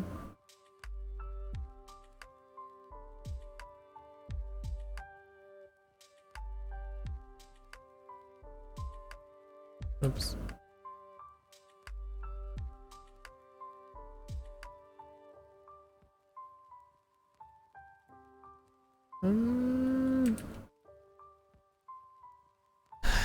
All right, let's try this again.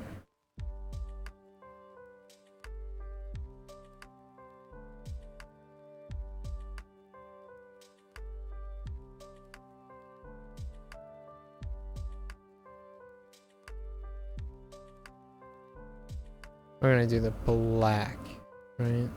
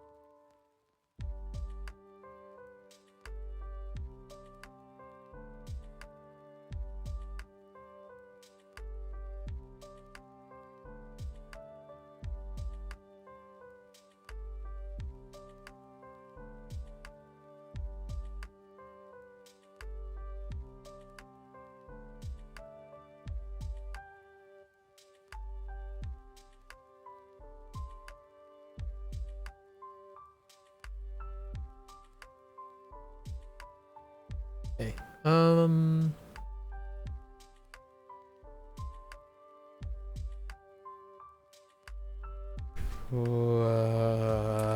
Dang it.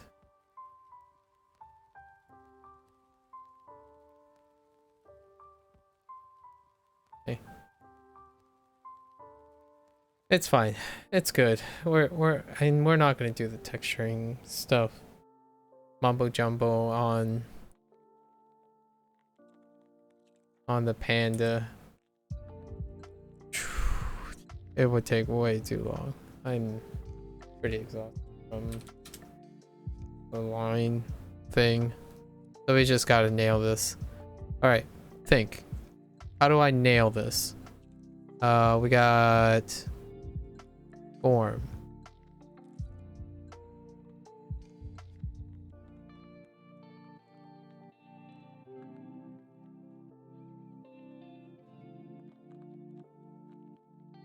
Occlusion. Okay.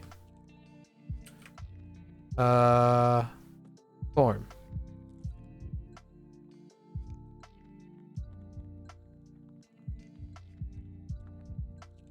Occlusion.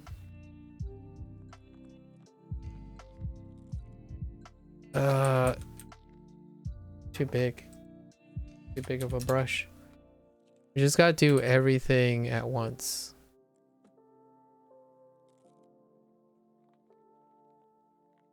Actually, you know, this is form.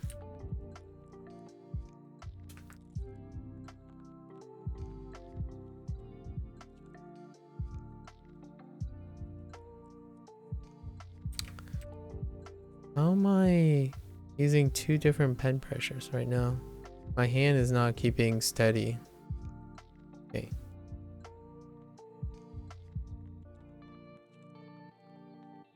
Still didn't keep steady. Okay.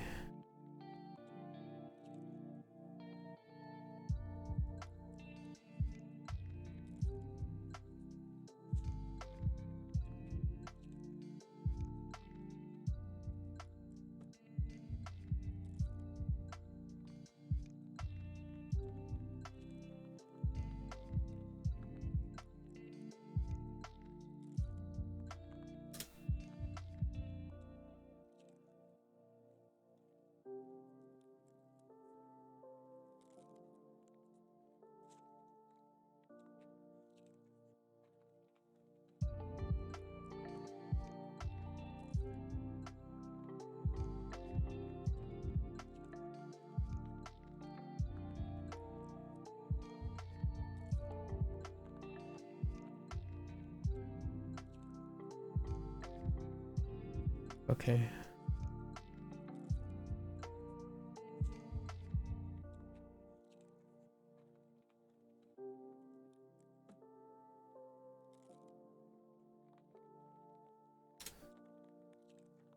Gotta move, gotta move. What? What? What? Wait. What? Oh. Okay.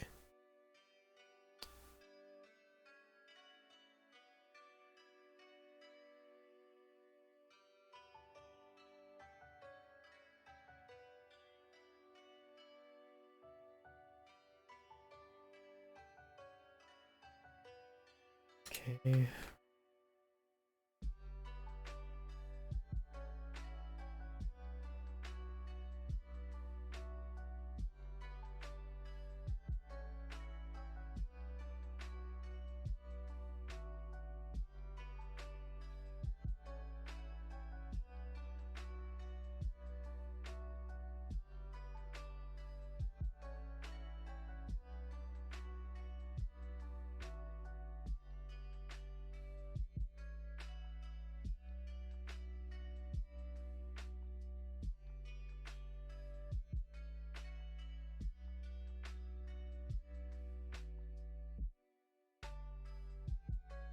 Struggles are real.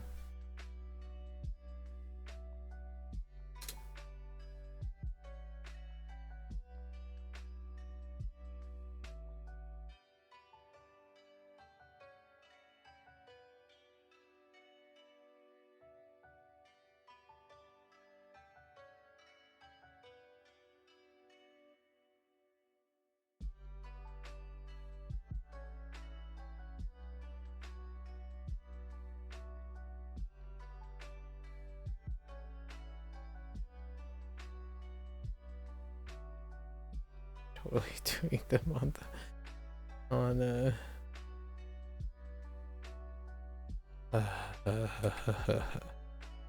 okay. Let's just keep going.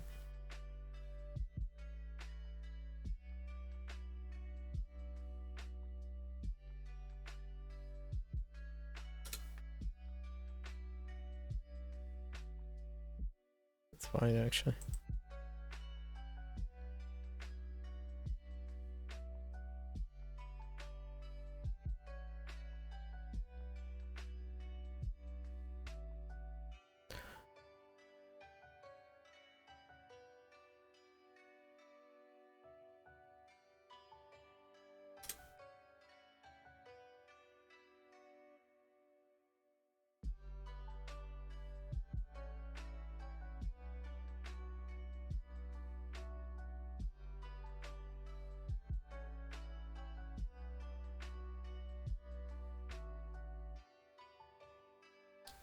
How did I lift there? What the? Dude.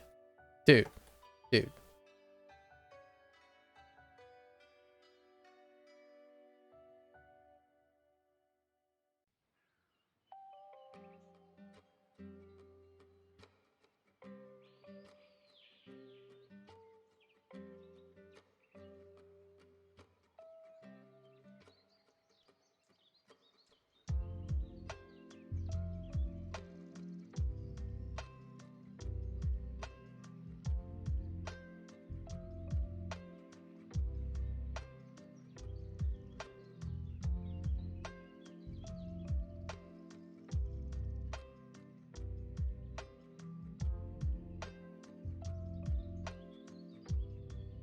Okay.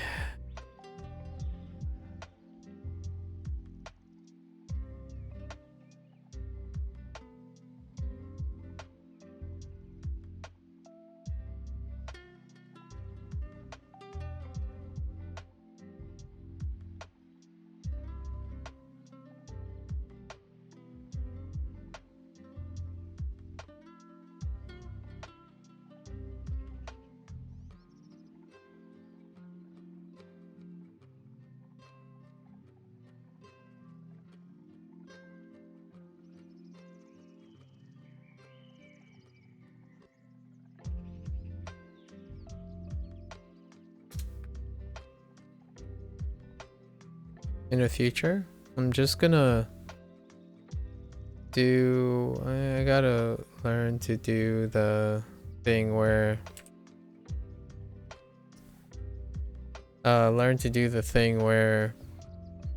I'm doing the big stuff first and then just finish cleaning up the little stuff later, because it's really cutting into my time.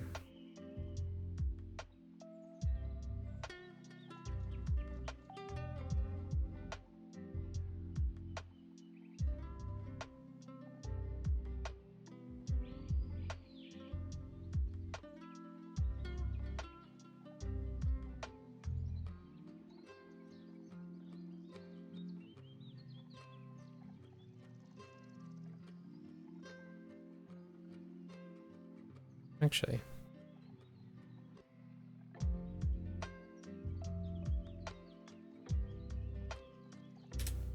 oh boy.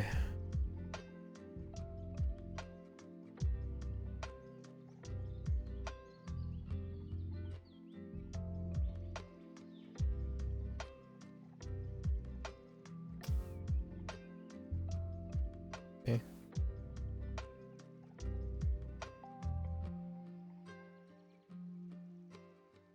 I'll start to make sense in a bit.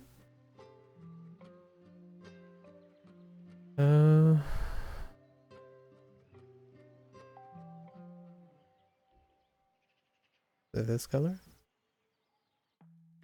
No?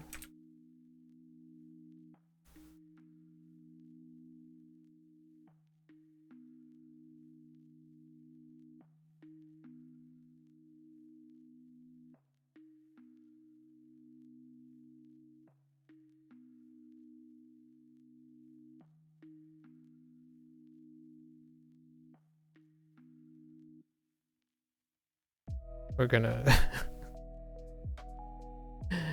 we're gonna have to pull out some we're gonna have to pull out some tricks.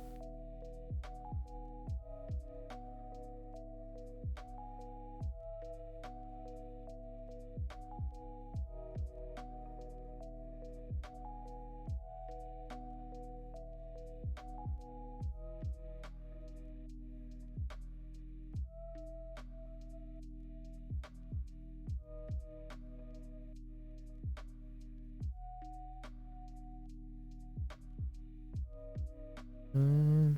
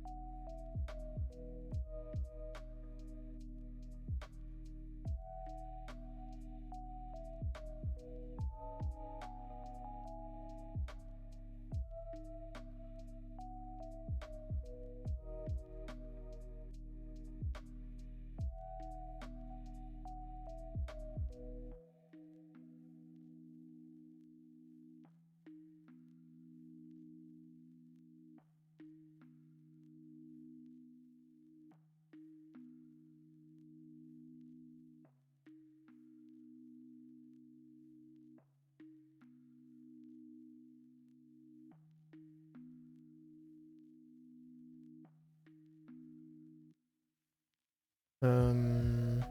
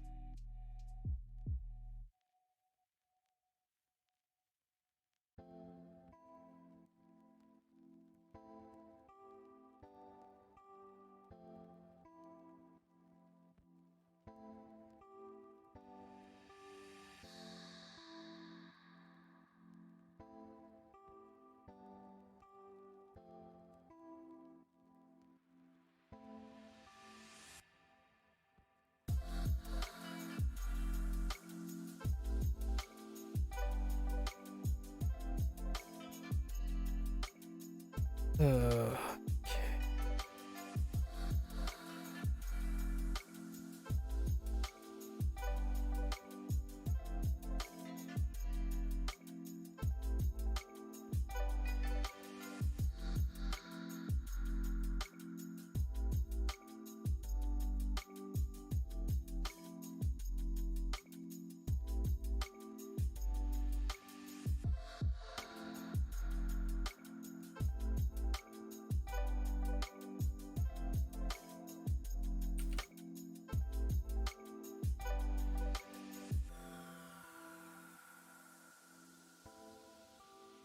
Forgot about this part.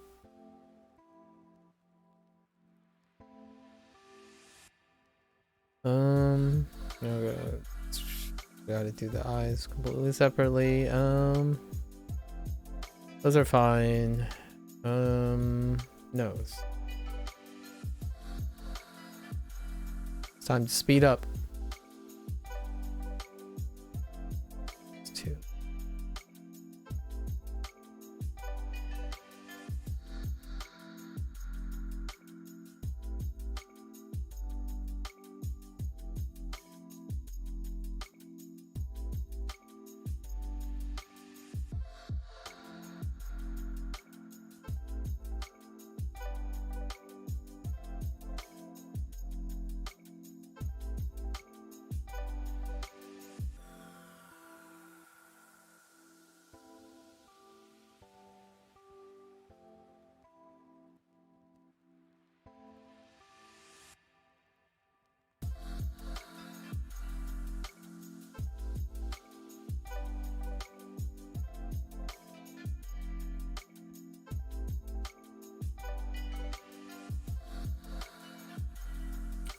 Kind of fine.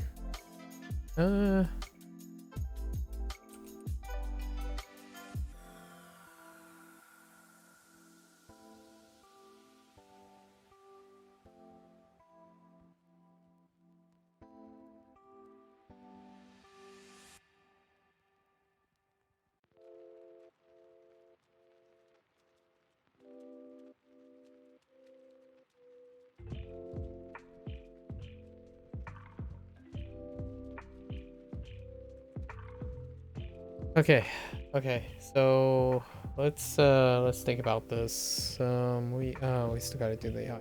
Okay. Hold. Okay.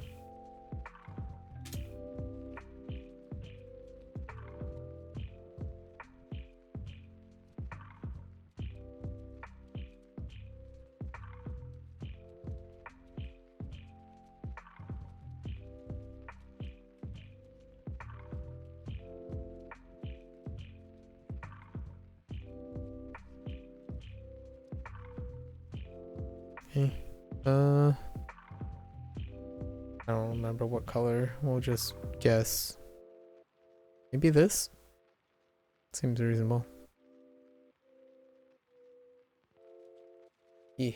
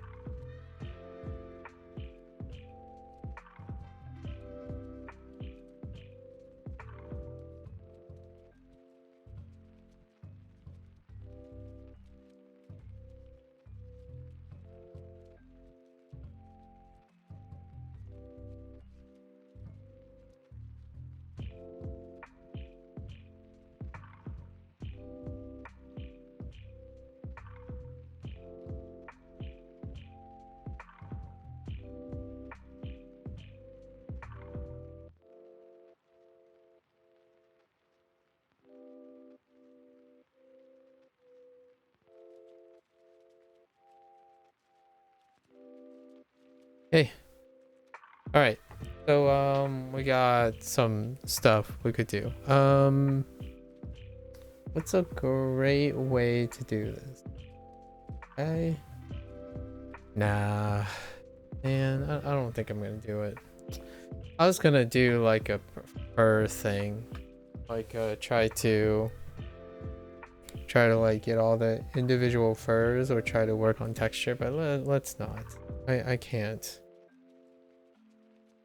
Didn't get to it. It took so long. All right, well, let's do our touch-ups, like just finagling touch-ups. That will make it look kind of okay. So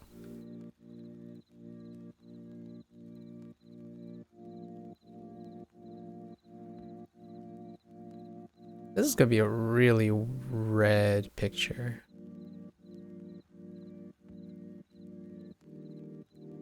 Okay.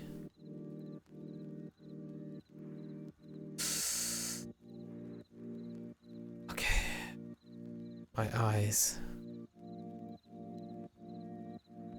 My eyes.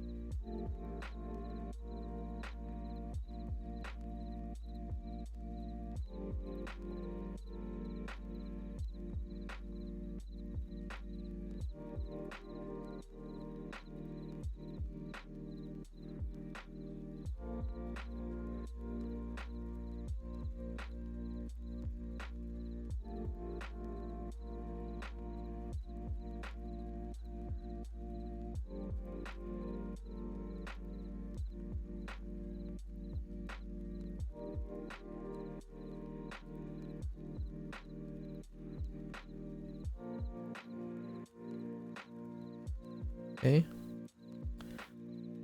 And then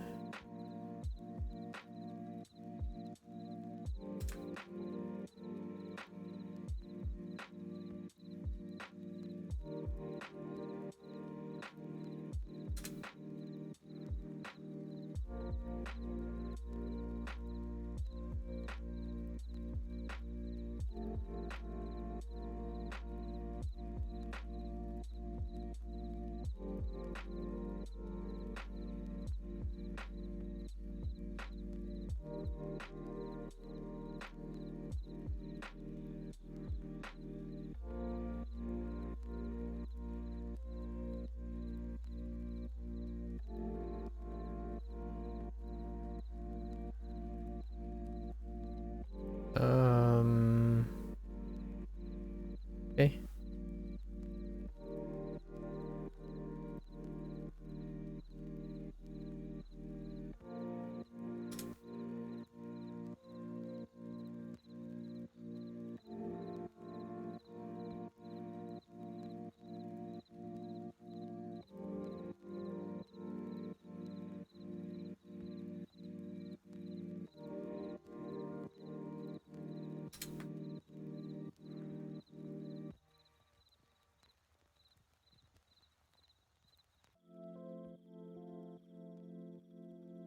Oh.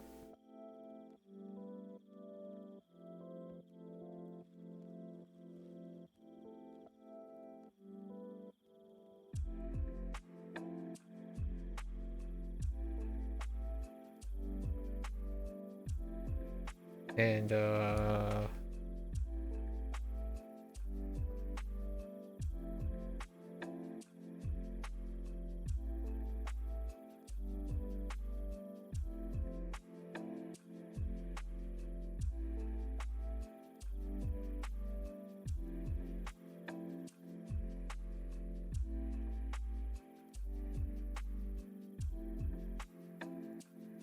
I wish I didn't screw that up, but I did. That's okay. On me. Um.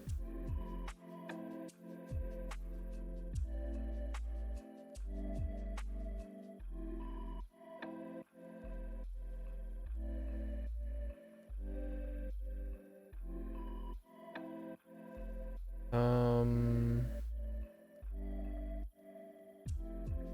of the way. Oh, right. So we do need oops.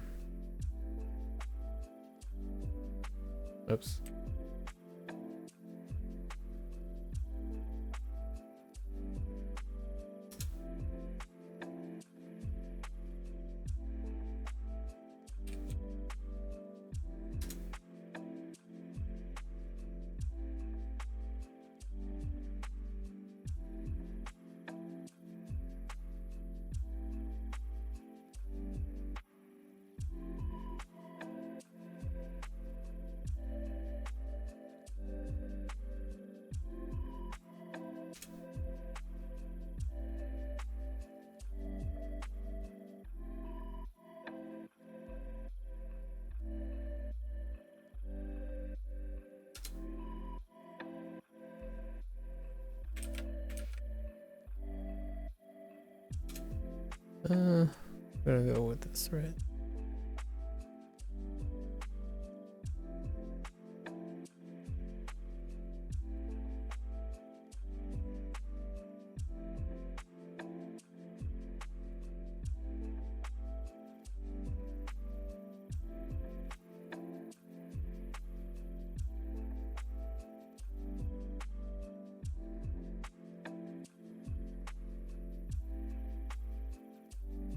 There's so much red. Man.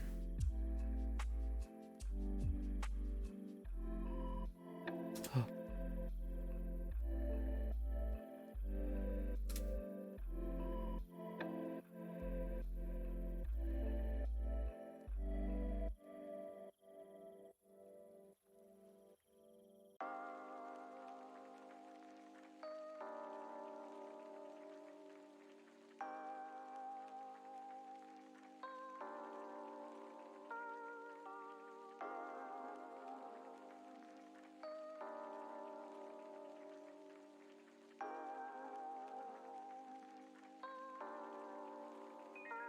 Um,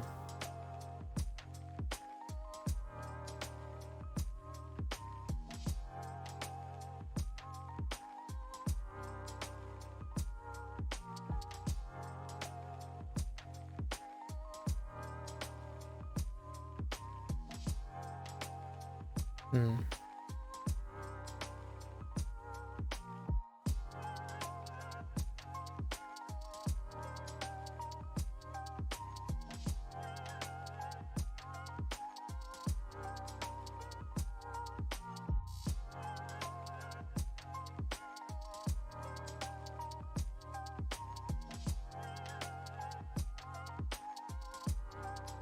Honestly, I think it's fine. Unfortunately, I really ran out of time on this one. Uh,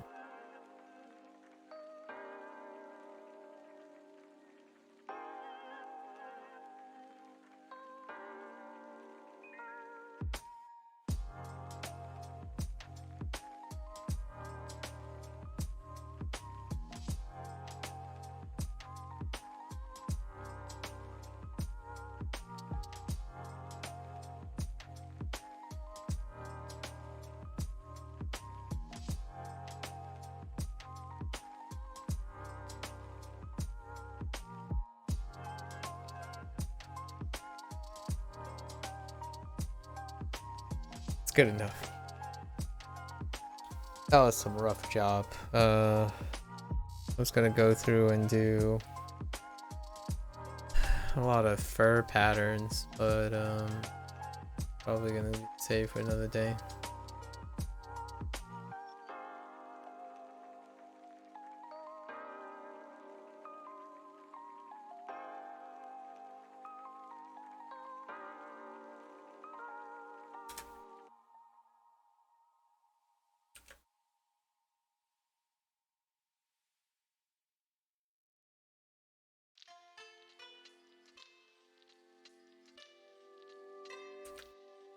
Oh, that is white. Alright, it's fine. Like, I could go back and do things like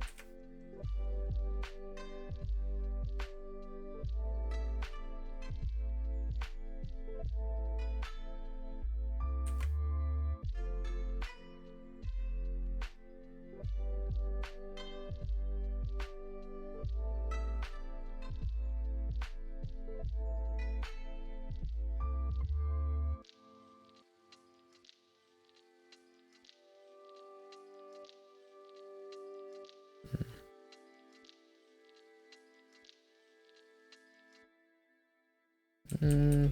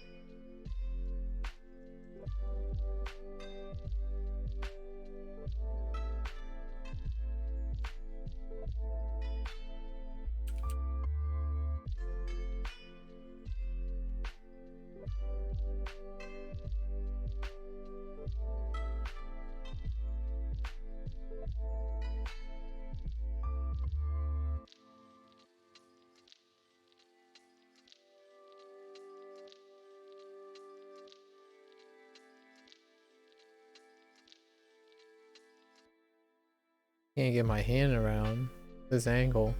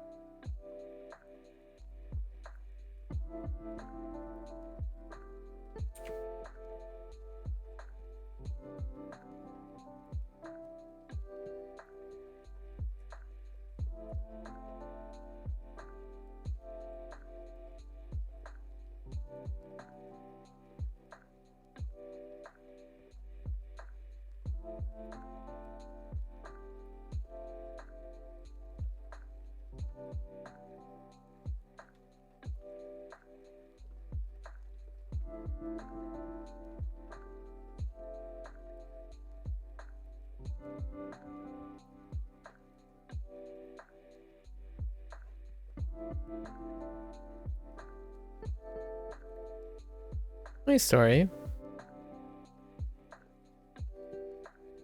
Hello, hello. How are you doing today?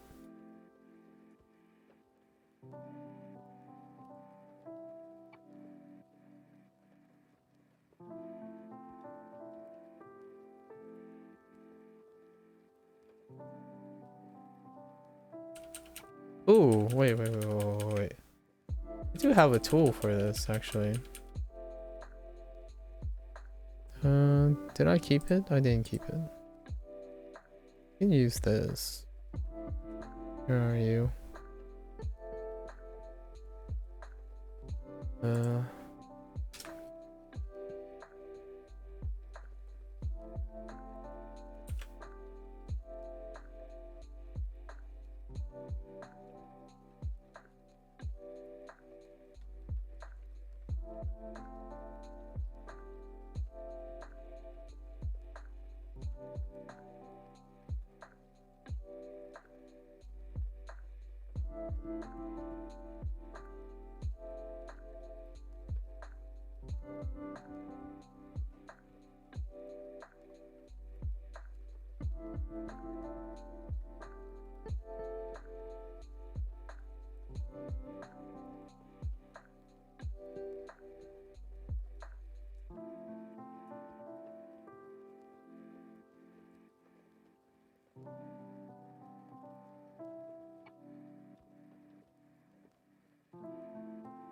How's everything for me? Going all right.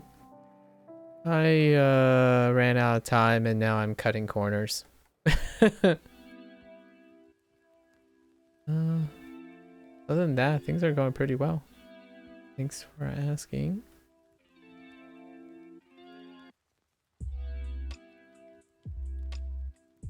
The infamous running out of time, you know?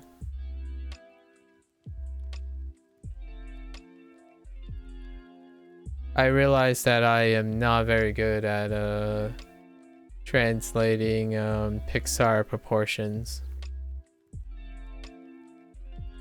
Even though this is one of the more classical Eastern proportions of the Pixar productions because of the nature of the topic, you know, the subject matter.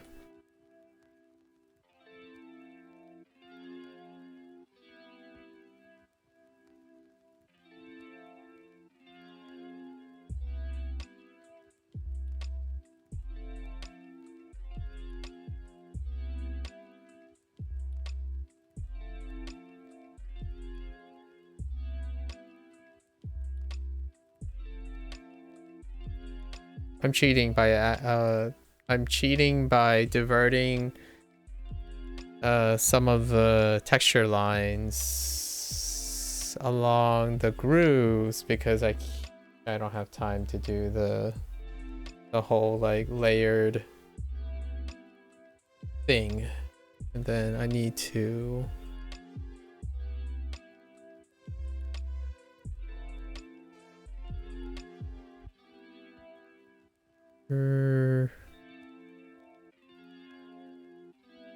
oh, that's not it. This is it.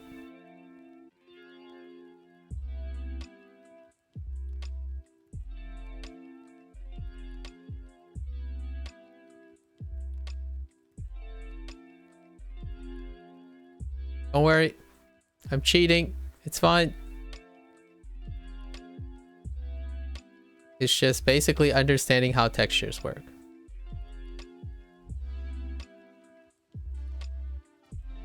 The reason why I'm like obscuring a lot of this is to give the idea, the illusion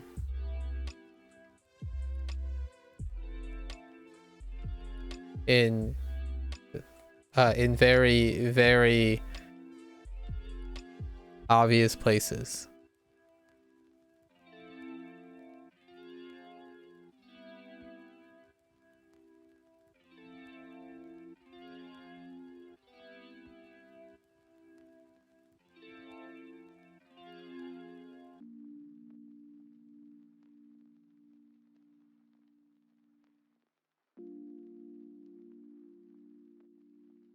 I've done this before. Cutting corners.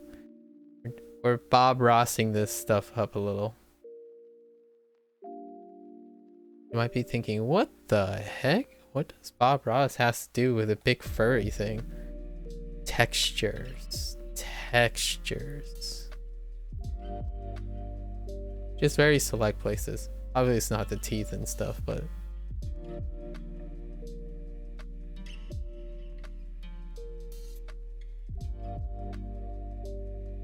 And then obviously not her and whatnot.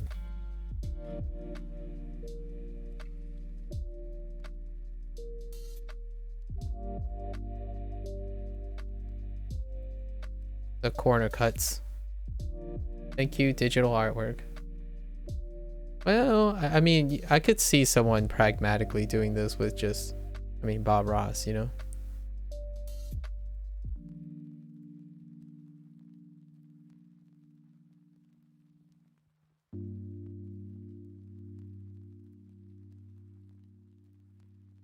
Just giving directionality to all the colors I deposited.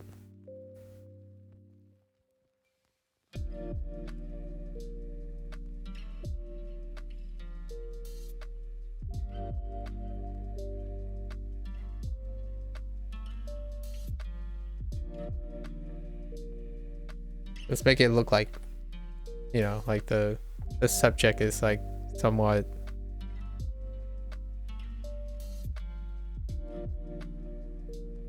Because I'm not a machine. I'm not gonna be able to draw all this fur.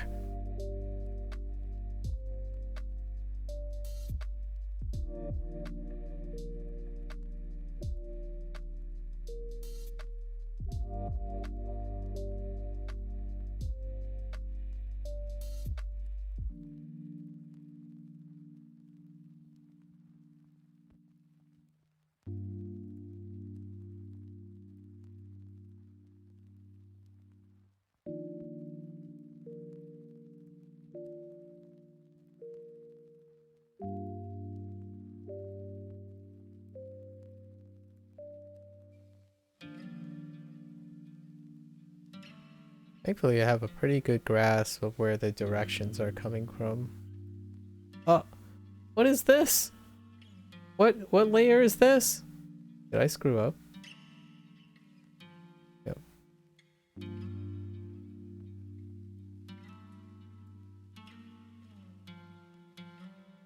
Oh my goodness, my arms kind of hurt. I think I'm getting RSI from all this stuff. That's bad. I'm gonna have to do some I'm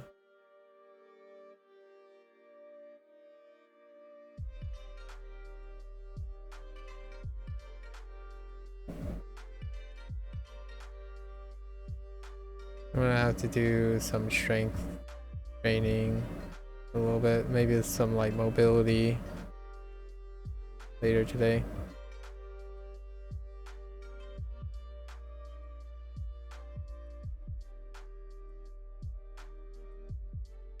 I like this technique. I'll have to remember to do this in the future.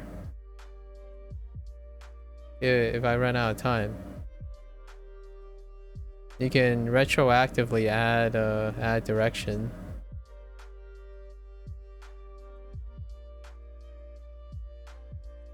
This is officially a favorite tool of mine. Huh. Have you seen this movie, Dory? I imagine you have.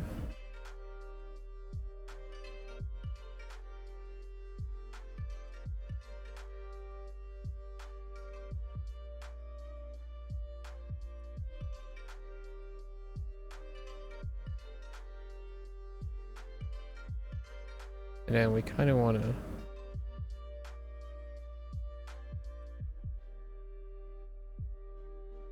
You have? I enjoyed it quite a lot.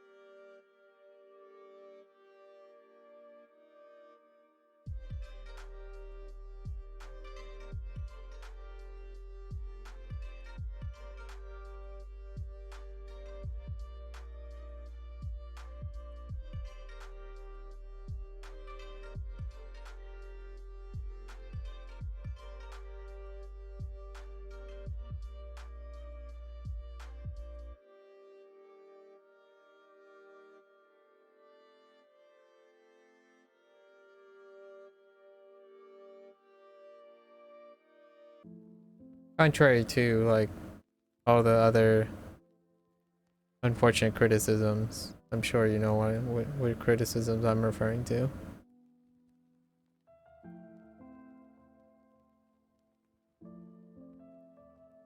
It was very cute. I'm glad you're a connoisseur of cute things, because I am most certainly that as well. Probably noticed I draw a lot of cute things.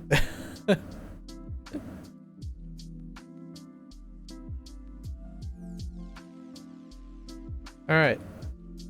Alright, we cleaned it up. That's all that matters. We cleaned it up. It's always down to the last process where you can clean up stuff. I would go back with another hard edge, but good enough.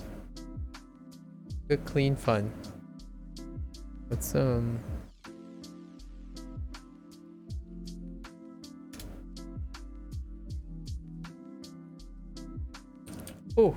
that's a little bright.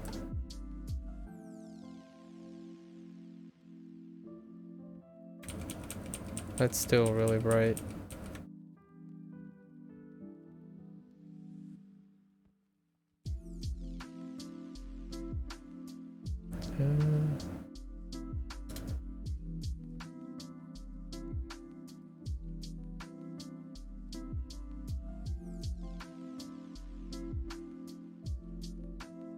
Yes. Get cleaned. Somehow I had to get like the texture of the fur, but not do the fur, because I planned on doing the fur. I tried to capture the digital version because my reference was not a drawing of a 2D drawing of it. My reference was was the literal cover, and turns out I'm very, very slow at converting a 3D model into like somewhat of a stylized 2D artwork. I say it turned out all right. It took a lot longer than I thought. I really want this tool, so we're gonna add this. That saved my butt. Is this already in here? Yeah. I'm still experimenting with a couple tools here and there.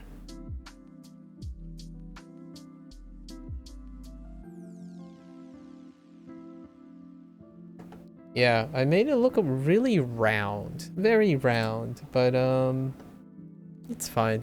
My other monitor, the red and the black is like dying. The LEDs on the red and the black. So everything on my older monitor, my right monitor, where I'm looking at the reference, it's just completely blown out.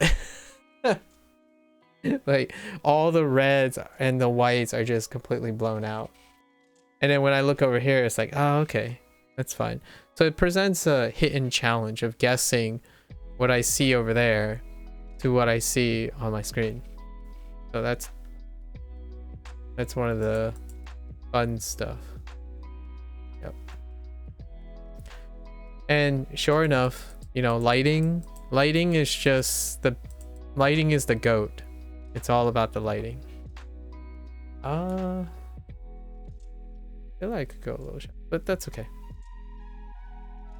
I had a incredibly hard time getting the eye shape, and I still don't think the eye shape is, I mean, it's sufficient, but man, I have an incredibly hard time getting the eye shape. Okay, 4 hours. We'll say 4 hours because I kind of digressed it somewhere. All right, what is this? Day this is day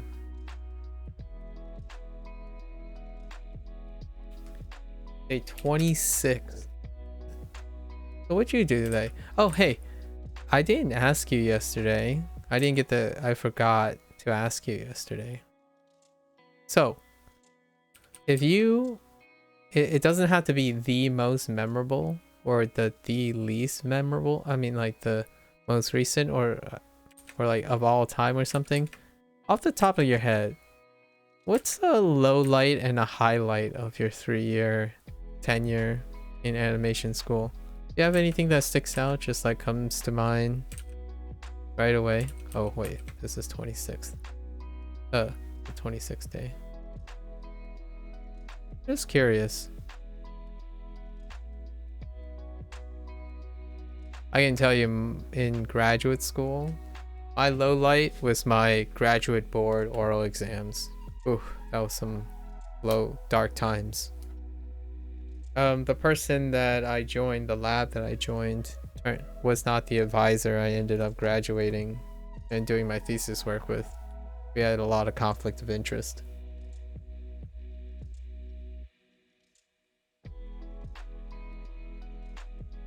It wasn't in art though. Science. It was in molecular biology.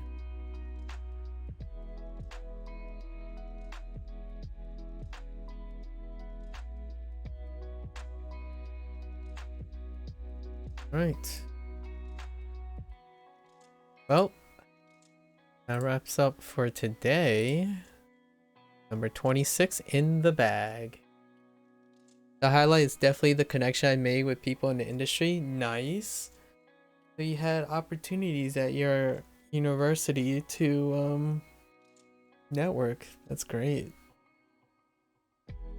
Ever thought of like hitting the ground running and collaborating with them, or get some good referrals, maybe get a half start on collaboration?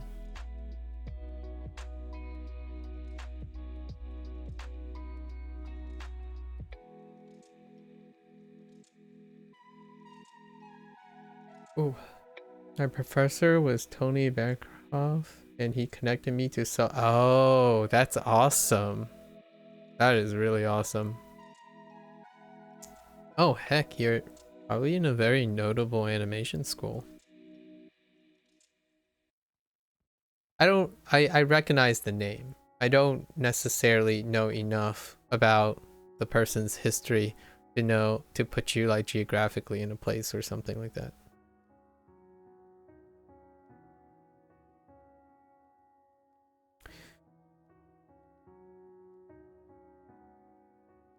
So I picked this prompt for today, which is ego, and it's what Pixar does best, to be honest. And you might think like ego is very specific, right? It's a subconscious thing or a representation, but in this very specific movie, it is represented almost an extension of ego. And a lot of times in folklore you have a lot of spirit animal thing, and that is a projection of your ego. So a lot of times people would just say alter ego and then make it a little bit more inclusive, so it doesn't have to be very specific property of a character. In this case, ego would be the self-esteem portion.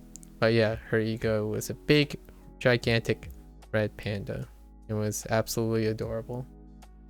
Lowlight would be probably Adobe crash reports coming up after. Oof. Wait. Oof. Adobe does not they still haven't came up with enough frequent checkpoints to save you for more than half. Man, the feels. It's understandable. When you do data analyses, they do, but it sucks. I see. So for data analyses like bioinformatics, you have to do these like long bootstrapping runs, right, over like millions of data sets. And then when you get through a data set and you wait a day, right, you queue it up, server goes churning, you use a external, like a off network server computational center to do these high throughput data analyses. You log them all up. It's like you queue up 36 of them and you realized you forgot something. And the only way you realized you forgot something was the next day you look at the data analyses, the results, and all of it looks borked. Like, well, let's go fix it and wait for another day.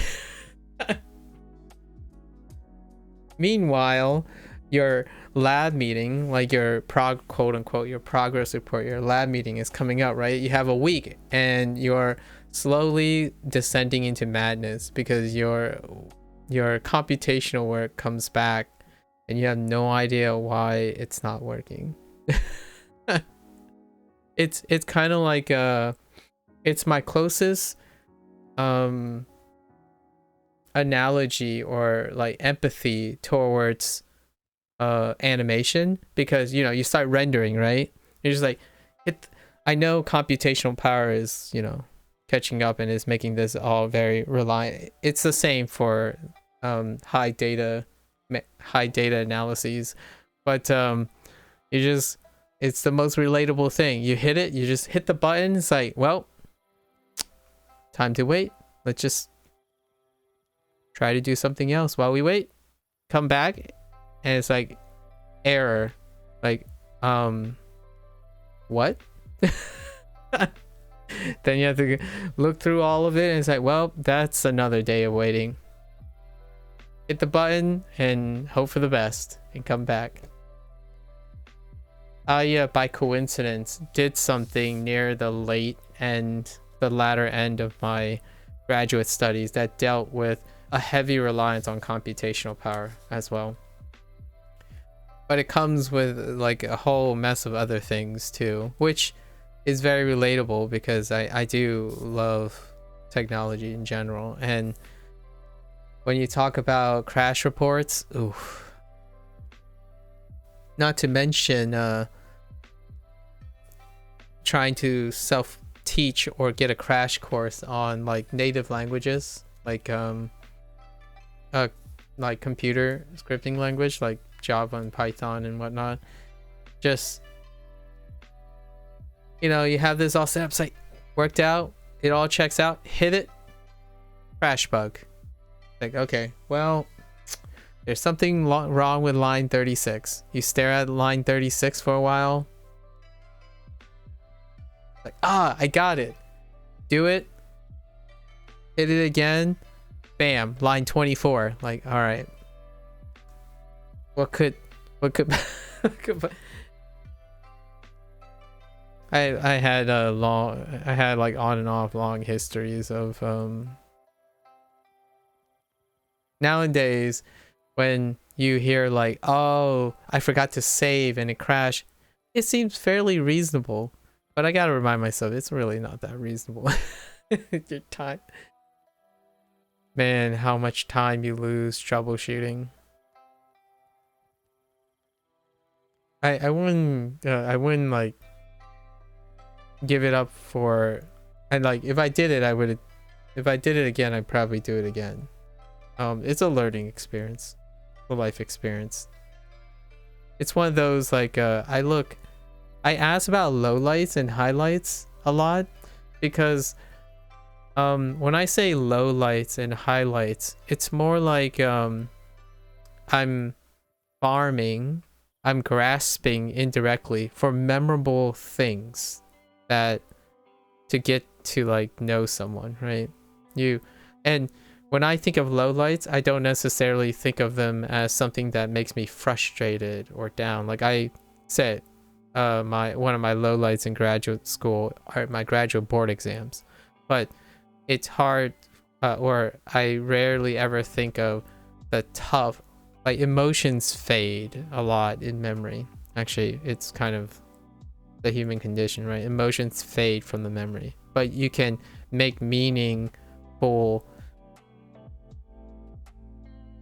value, I guess you can make value of most of your experience in life, because what you're doing retrospectively is rationalizing and coming to how you are today. So when you look back, lowlights can be valuable and endearing too. So I ask people, because generally extreme situations in their lives are the ones that are typically most vivid and gives a pretty good lens into something.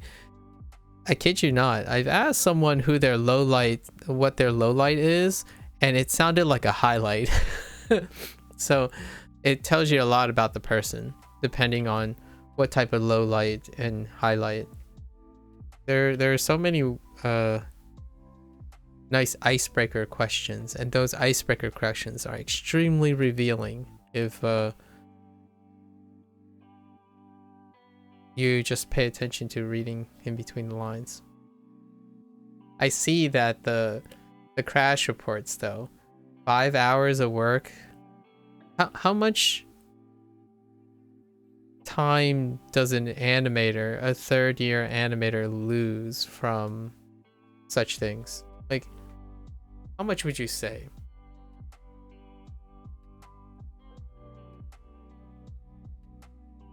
Actually, I'm kind of curious, how often does Adobe crash from stuff? I've actually witnessed it recently, not personally, but watching someone do a project. Like just a homework assignment. All the time? Oh man. I imagine so it's Unreal. I can imagine. So are we talking about like actually before we go into that, a little question about that. You get to choose, right? You get to choose, right?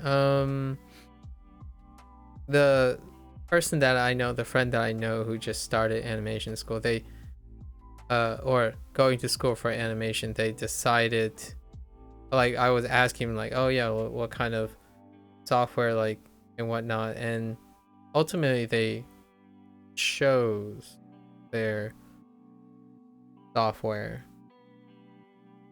There's just nothing better than Adobe. I think the most I've ever lost before was about 2 hours of work. 3,000 frames in 2 hours of work. Hope Coffers didn't hear that. He's still working on like the 30 frames. Actually, he had 3,000 frames. But I don't know how he got to that big. But man, Rente was in 2s. Oh, okay, or 3s. That's fair. So it doesn't sound as with that detail. It's slightly less crazy. Still a really big inconvenience.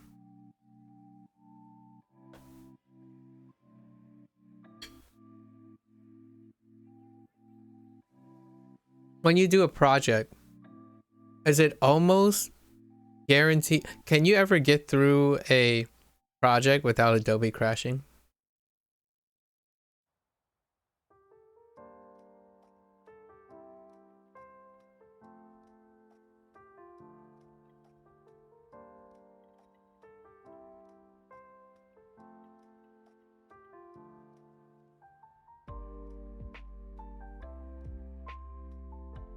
Post this.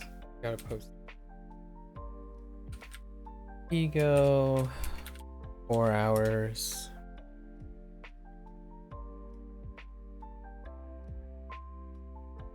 Like to. Oh, okay.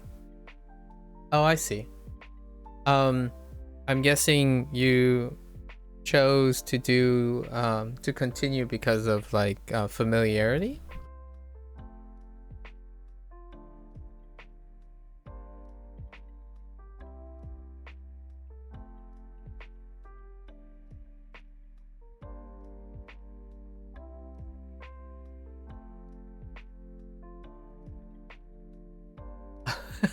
Okay.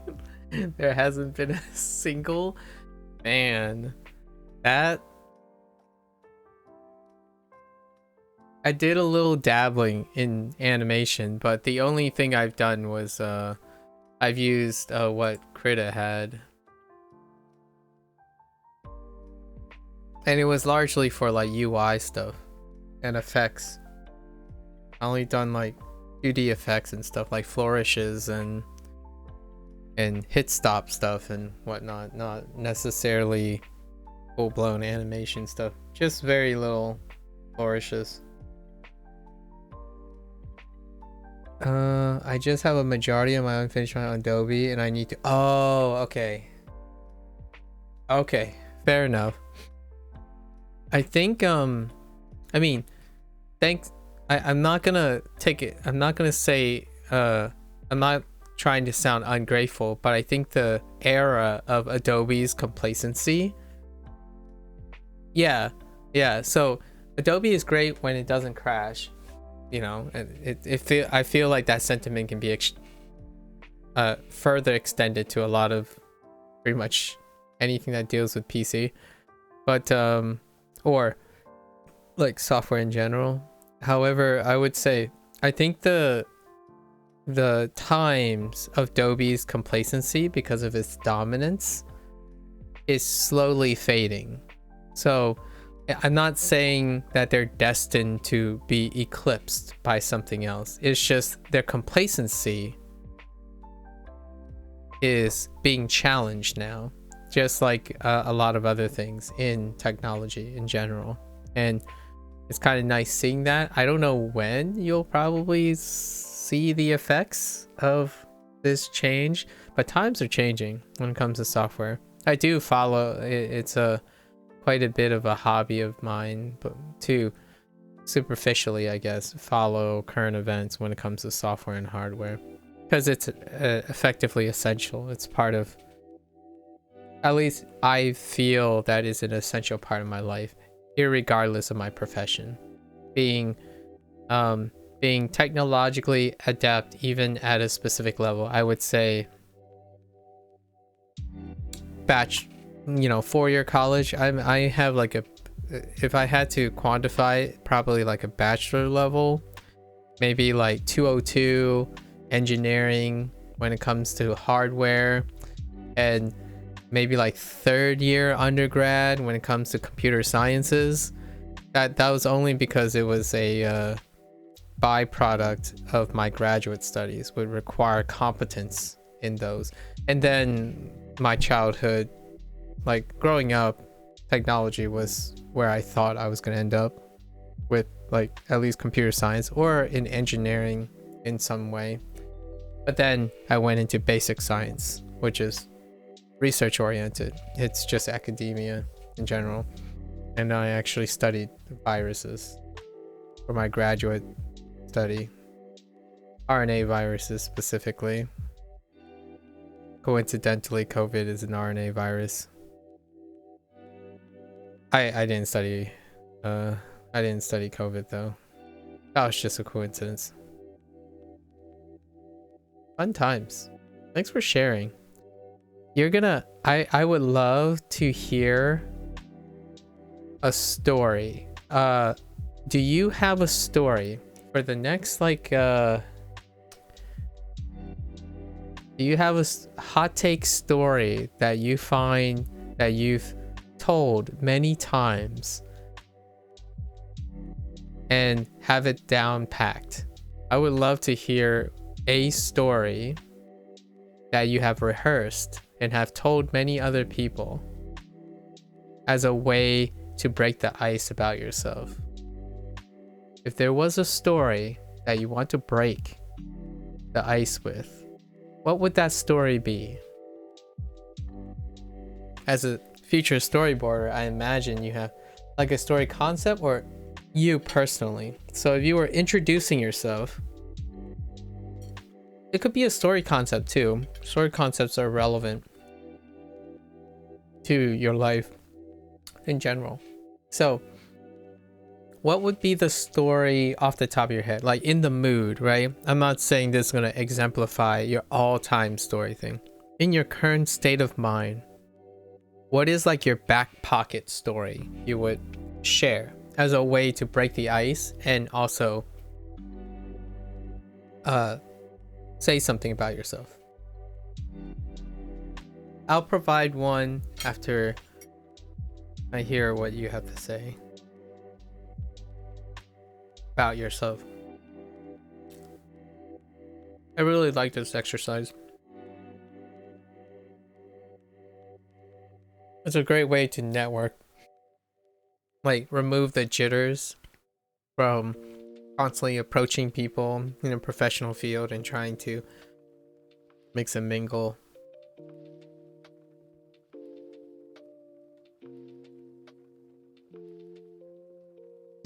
Yes, that's the idea, right? If you're about to meet the head CEO of Pixar and you had 2 minutes, and this is like a weird business practice thing. I don't think it's relevant in many fields, but yeah, 2 minutes. Ready, set, go. I don't even think I have something in 2 minutes.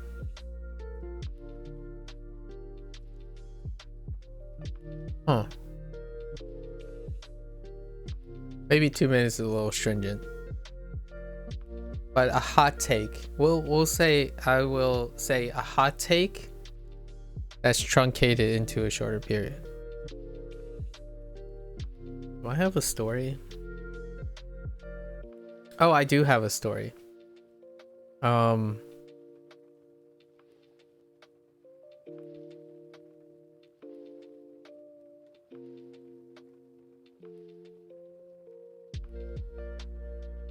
It's not 2 minutes though.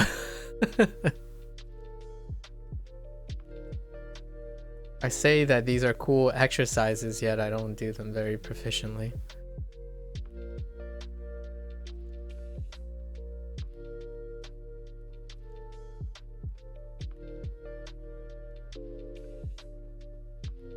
Ooh, the long pause. The long pause is what's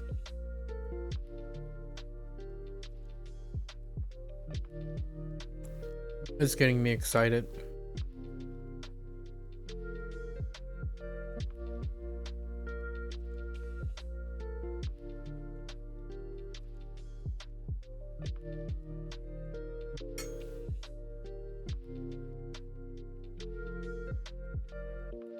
I have a lot of little stories, I guess, that I can use since I share my experience quite often nowadays. Like I'll give an idea from recent memory. Tell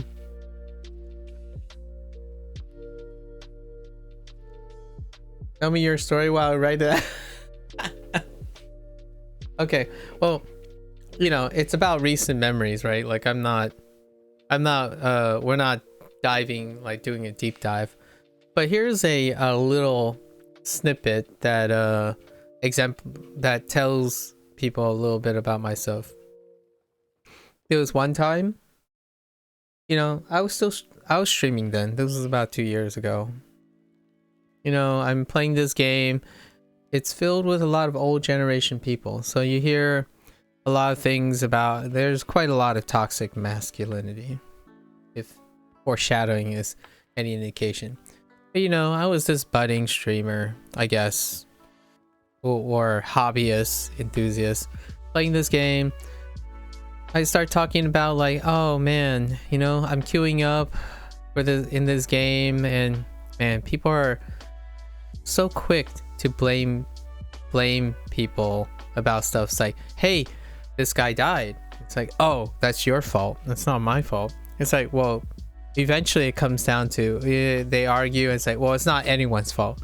It's the game's fault. The devs suck. That's why the game sucks. You know, I'm like, yeah, well, you know, that's a little presumptuous, but it's also an deflecting blame and really limits someone's capacity. Then someone came in as a way to like kind of hop on my comment, but really taking it into out of context. And this person would be like, yeah, they're papegas, or they're really idiotic. These kids, these guys, they don't learn. They're not smart like you and I. And I thought to myself, I'm not sure how you know if they're smart or not.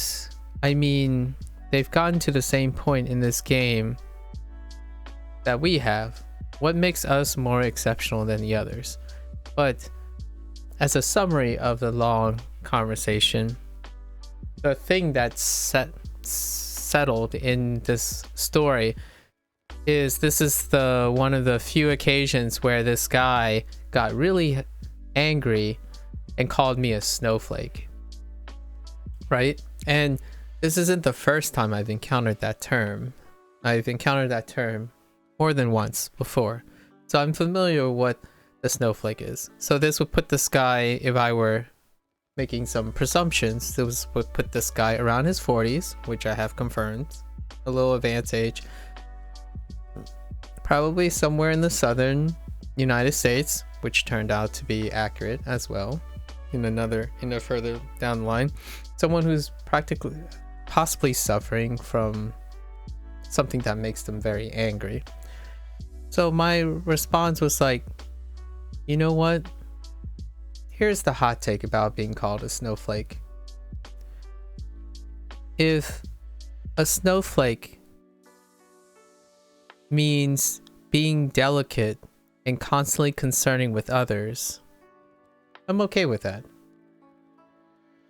Like a snowflake, I think even then, at least even my animosity and feelings are fleeting. but my compassion for trying to understand other people's motivation is everlasting. So it's unfortunate that that person feels like any sharing of compassion is a sign of weakness. But that's kind of like my story about the older generation versus the current generation, of which I am technically part of the older generation. But I certainly don't adhere to the idea of toxic masculinity. So that would be a more recent story. And I thought about that day quite often. It's a more elaborate story, but the take-home message really is, when someone uses that kind of categorical derogatory word, I don't mind it at all. In fact, it's hard for me to deny part of its truth. So unlike the person who's calling me that, I don't share the same insecurity as that person. Last year, over the summer, friends.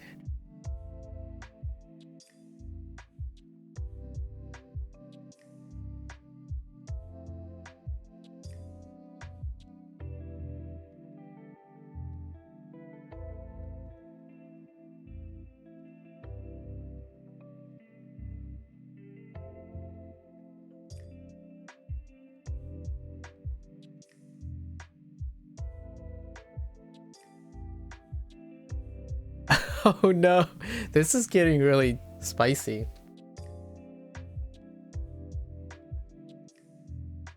So you and your friend Xander went to Puerto Rico. Family friend. On our way back, they had their flight. Okay.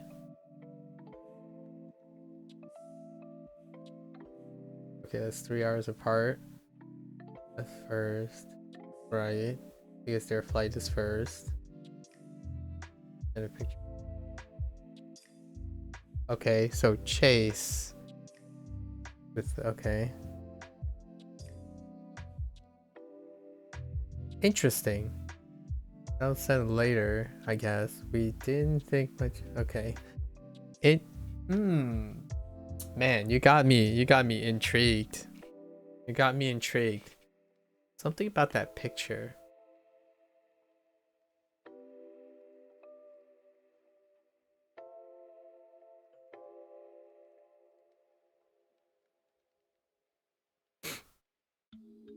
I got another story.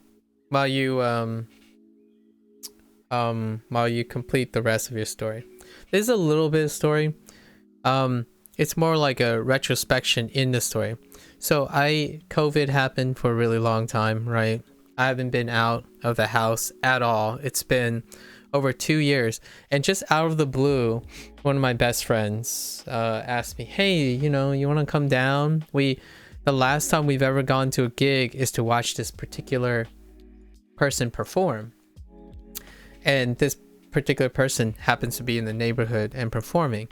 Well, just to cut to the chase, this best friend of mine, he lives a very solitary life, very isolated, but the both of us have that in common, and we've gone through the rough patches that can create a bond of empathy that goes beyond any speakable or semantic indifferences, right?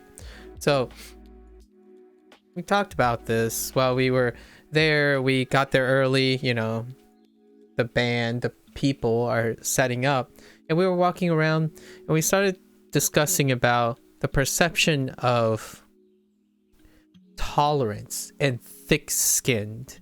That subject matter comes up a lot to those who suffer quite a bit from mental coping, like various mental extremes that create coping. And this sentiment, somehow I got into a digression in which I was watching online things, about it comes with masculinity again, where like, how a lot of times individuals will categorically say that mental disorders are a figment of one's mind. It's a state in which one can overcome with conditioning. And there's partial truth to that, and there's individual variations to that, and depending on like the reality of the thing, but whatnot. But the sentiment of one person trivializing mental disorder came about. A lot of times men are expected to be like, you just tough it up, it's tough skin, like bottle it all up. You have OCD, so what? Just bottle it all up, because you guys are just weak. You make light and use your perceivably fake psychosomatic symptoms as a crutch. It's like, why do you whine so much? Well, let's think about it this way though. If someone is constantly coping with something that's ever present in their life, we're not talking about something that you can just, oh, I'm gonna stop thinking about it one day, or today's a good day, this doesn't bother me. Now imagine living with a compulsive thing where you involuntarily do not have a choice but to deal with it every day. Is that someone with weak skin? Now, a comment made by this person that I was looking at, right, like online, this person is very healthy. Seems like most of the things he complains about are inconveniences in their lives, but still voluntary. So that insensitive comment comes from a place where someone does not have a chronic problem. If you trivialize an idea that a problem that's ever present, and you suggest that a person is weak for having to deal with it every single day of their life, I think that there's a leap of logic there, or maybe even a cognitive dissonance. Like, that to me is almost a great example of someone with thick skin, someone that has a chronic problem, dealing with it, and still have to oblige, is that the word? Still have to cater to the social norms of men. So we talked about it quite a bit often, but it is one of those hot takes. Like, in fact, if I had to test the mettle of someone, I would trust the mettle of someone who is constantly fighting something, not someone who choose voluntarily to be inconvenienced by something and then criticize others for a chronic problem. It's baffling, but understandable, because if you don't experience the thing, it's hard to empathize. So while I don't mean to be rude to that person or use that person as an example of ignorance, it is, but it's a place of lack of empathy. Empathy is difficult when one doesn't experience it. So I say that with as much respect as I can muster there. All right, so when you guys got to the airport, Xander goes to the gift shop and go to get some gifts for family, yeah, from Puerto Rico. He finds the same shirt without missing a beat, says, I'm gonna buy and do the same pose he did. Okay, I suggest that we try to find the same background he took. Clever, cute, very cute. I like that. We looked through the whole airport and couldn't find it. I realized that they were 3 hours ahead of us and they actually took the picture in their layover in Florida. Interesting. Oh, and you had a layover in Florida as well? So we fly to Florida and find the... Wait, when you flew to Florida, you just had a layover in Florida, or did you...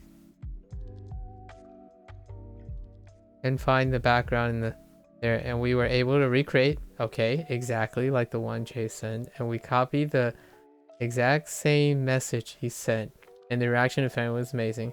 I tell that story and show people the text message, show the comparison between. We spent 30 minutes and took the time to look for it. Wedding. That's amazing. That's so. Oh, okay. That's that's so good. Story. That's so wholesome. That should be your first short. Story. You have to know. That should be your first short. Easy clap. Easy money. Look at how wholesome that is. Very, very wholesome. I'm not sure if I have something that wholesome. I mean, my stories are really morbid about the human condition. I'm more of a human condition kind of person. I did a bad job explaining it here. I was like, no, that's understandable. I can fill in, you know, like, I can use my imagination. I can fill in the blanks for sure. But thanks for sharing. That's crazy endearing. I have some really long stories too, but do I have something endearing to like contrast with that?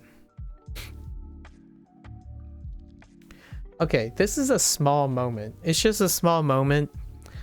It means a lot if you can really like empathize with it, but I feel like some of it is lost. It deals with friends. It talks about friendship that goes beyond just the conscious level. So back in the day, high school sucked. Let's just say overall high school sucked. Not that I'm saying sucked, it's bringing up bad memories and whatnot.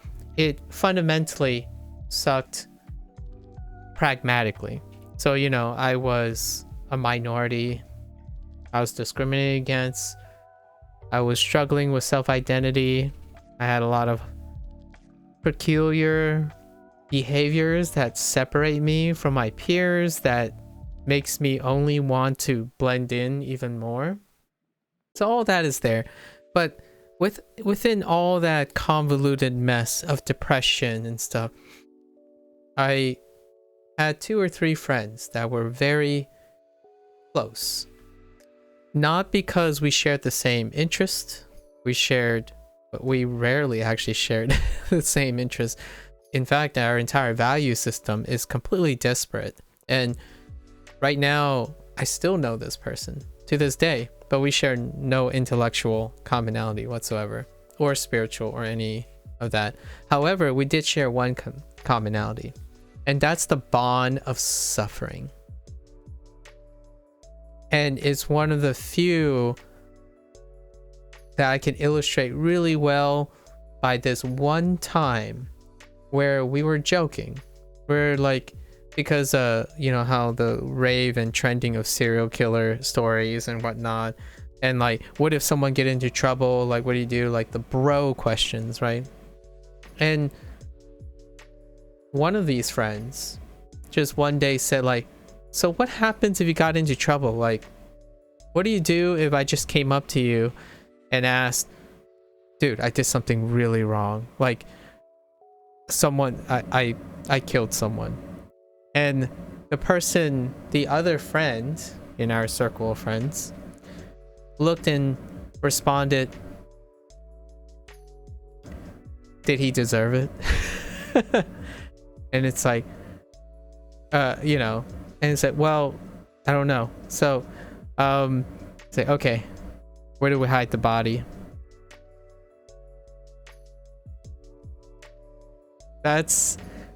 It's obviously, it was a dark joke, but the idea is that you could share nothing in common, just absolutely nothing. But one thing that highlights and bonds humans can go beyond simple semantics, and that's the bond of emotional baggage, like empathy. Like, you can have empathy completely void of any intellectual similarities. One says, I killed someone. The other says, okay, let me grab the shovel. Exactly.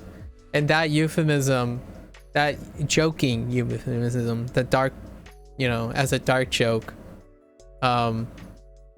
is very resonating. And I do feel like it's a short story that many can relate to in a different way, like many analogies. They don't necessarily have to involve that dark joke, but when it comes to telling a short story, that type of story, it's very rare for someone not to relate to it. Those who can't, I worry about. I feel concerned for those individuals who cannot find that particular story relatable, because in my opinion, it is my hope that everyone has, quote unquote, a real friend. And what you did in that story tugs at similar notes about friendship and like the bond between just doing things because you want to, like it's an adventure, right? So I think it's very clever because yours, the way, I mean, obviously you could tell it with a different, like you can even elevate it, but I think it's really cute too. Like it's a really cute story, and I don't have a cute story like that yet, like off the top of my head, but it's pretty good. Just now to take it back to like Pixar, just do it with animals and you're good. You're golden. Easy. You can print money. No, I'm just kidding, but am I though? Am I kidding? You could just make it about cats and dogs, but like just put cats and dogs. You know what? This is worth noting, by the way. Story. Do you know, and have you already seen? I did not get a chance to see. Actually, I'm not sure if it's out yet. Hold up. Let me double check if it's out yet before I say anything.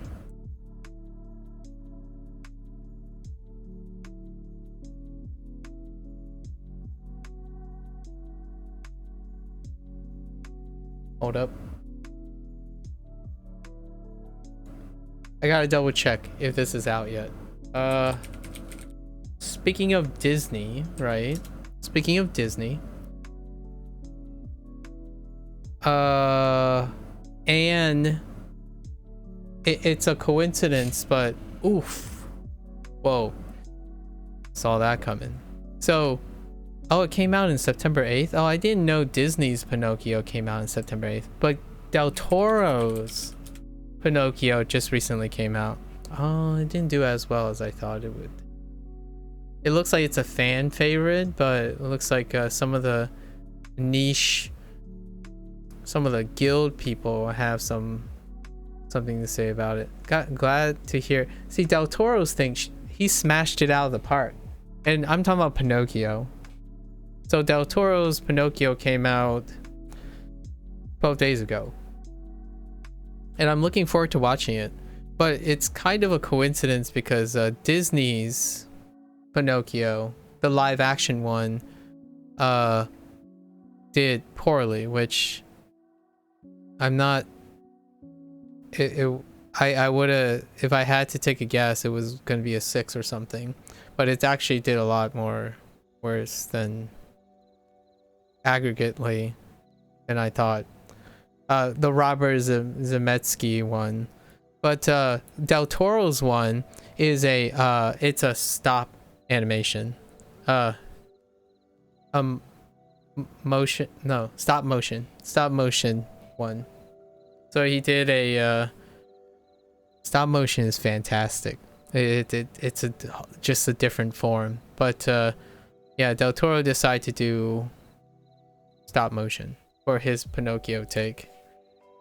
He deviated a little bit. I was reading the comparisons between Pinocchio, like Del Toro, and the Disney like live action adaptation of their own property.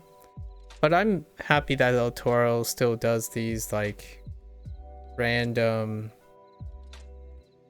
Del Toro is easily one of my highly recommended directors, because he is just do what he wants to do, and it's fantastic. Some days he feels like making a oh hey hi he's for real. Oh man. Hey, you know what? Wait, actually, I'm kind of curious. Does Terrell still do stream raiders? This is kind of awkward because I'm about to head off too. But do you still do stream raiders? It's just a slight digression. It's a slight digression, but you do, right? Do you want 27 skin codes? I'll just DM you them so you can like give it to your peeps.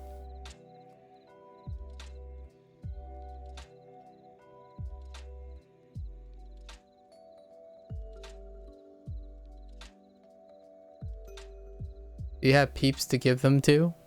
I hope you have peeps to give them to. I don't have peeps to give them to. So let me where are you here? What say you? I gotta remember, I think only 2 of them were used. Yeah, same. Like I haven't really been doing, but these are gonna expire, right? I had them for September. They last a year. That's what they say, but I don't have anyone to give them to. So I'll just DM you all the ones. I was gonna message you at some time, so here's the opportunity, and then you can just give them out. Like I'm sure it'll be enough for everyone.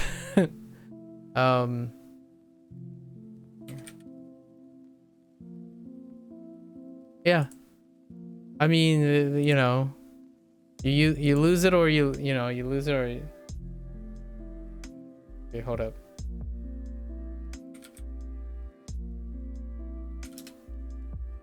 Don't ignore that first message. I don't know how Discord works, so I can't start a new like DM string to copy it to. Don't worry about that. Hold up. Let me give you these because this is gonna all right, hold up.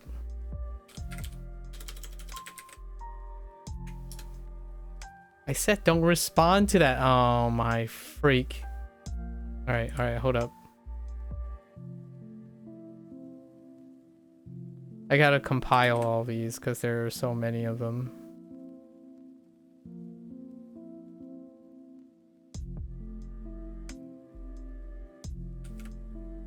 Yeah, I hope you can find uses for all these because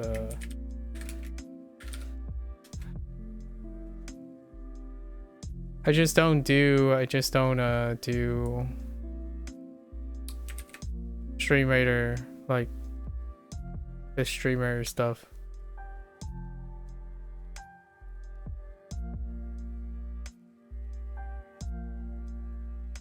Gold? It's a lot. There are a lot. So whoops. Sorry for headphone users. My bad. So there are 3 skins, but apparently that's all they ever give. So I don't know why it has to be these 3 skins, but I don't have any peeps that play these things. So there you go. I shall do my best. Yeah, I don't see you, Captain. Oh yeah, so I only do CVC stuff, right? And I still get all the like the diamond badges and stuff. It's just I don't stream it too often anymore because I am doing this stuff. I'm usually at least for this entire month I'm doing artwork, right? And we were just talking about Pixar or animation in general. I met a fellow animator, so today this whole month is Inktober, and the 26th prompt, which was yesterday. Yeah. So we've been getting our arts on. And I was just talking about Pinocchio. Del Toro's Pinocchio was well received, and I'm looking forward to watching it. It's a stop motion animated movie, and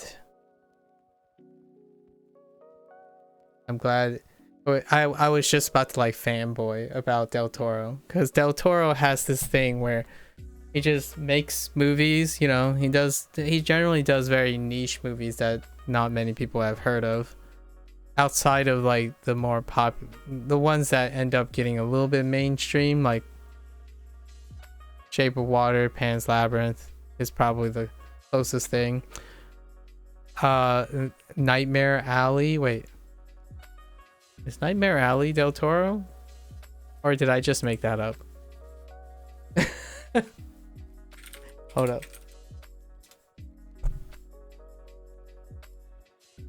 Yes, Nightmare Alley. That just very very niche oriented movies. Unlike Pixar, which is today's prompt, it's for ego. And I don't know if you've seen Pixar. Yeah, Nightmare Alley came out last year. Pinocchio just came out 12 days ago. And it's kinda, if you ever seen like the Fantastic Mr. Fox and stuff, stop motion Coraline is a good example. Any of the a lot of the Tim Burton inspired things, or Tim Burton himself, he's done stop motion quite a bit.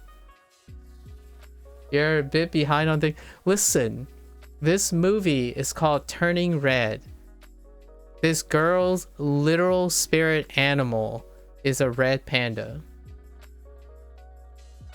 I did it for the prompt because it's more her ego, like it's her emotional side. So when she gets really emotional, she turns into a red panda. Coraline, Nightmare Before Christmas, yeah, I love, yep, Tim Burton. I've not watched Turning Red as yet, but been thinking about it.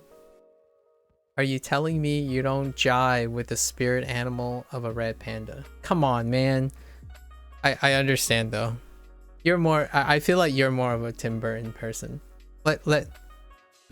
Hold. For real. Tell me you've watched Tim Burton stuff, right? Come on, your mascot is a puppet. Listen. Oh yeah, that's fair. That's fair. The Disney Plus thing, the subscription. That's fair. I rotate subs to try to alleviate the need to constantly renew the subscription. So I rotate monthly basis. You seen most of Tim Burton stuff? What is your most fond, like right now off the top of your head, what is your most fondest scene? It doesn't have to be like your favorite movie or anything. Just the first scene that comes to mind when you think of Tim Burton. I can think of one, and I'm just gonna do it very quickly. Can I do a really fast sketch?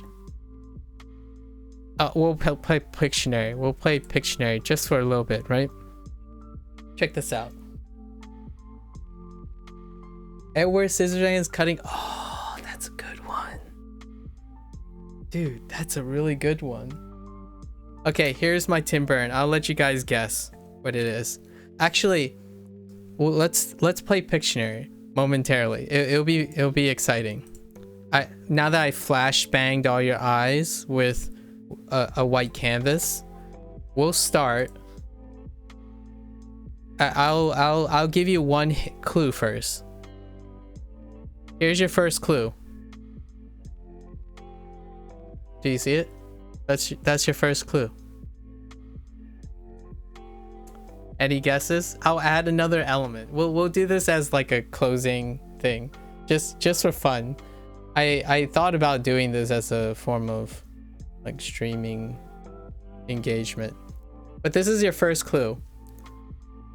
I'm thinking of a Tim Burton scene. Nightmare? Okay. All right. But you have to describe the scene. Like what scene am I thinking of? Oh no, I'm not sure. I'm not sure how good my mind's eye is.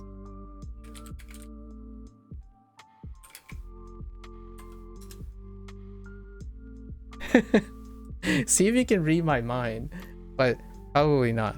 But here. Now I got another one. This is pretty easy. I'm pretty good at this. All right. I think I'm pretty decent at this. Okay, I'm gonna draw you a silhouette. The famous Nightmare Before Christmas on the Hill. Oh my gosh, freak. Yeah, I was just about to give you another. My next clue was gonna be this. I don't even get a chance to draw it, but oh, I need a much bigger. The next clue was gonna be this.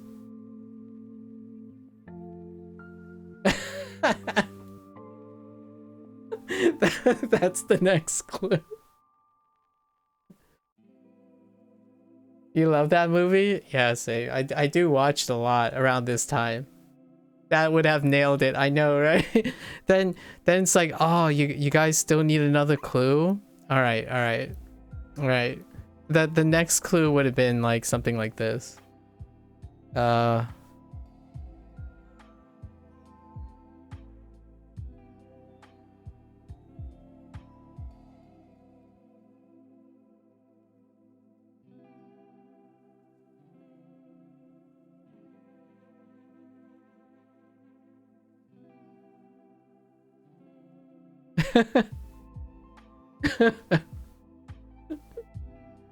All you needed to say was the author and the black canvas. Yeah, that's basically it, right? That you can't get more iconic than and then you just draw. I don't know. Let's try to get like a rough.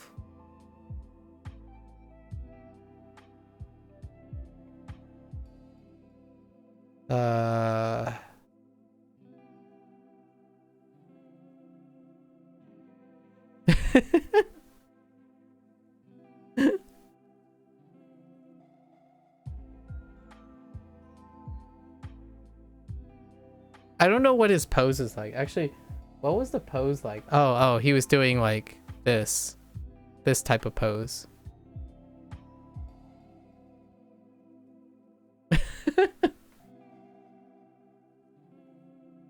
All right. Let's do one more. That was way too easy. All right. So I'm thinking of a scene. Okay. I'm thinking of a scene. Now that I'm gonna flashbang all of you guys with a white canvas again. Okay. Let me see. We need a bigger. we need a bigger. We need a bigger category. And maybe something that is relevant to.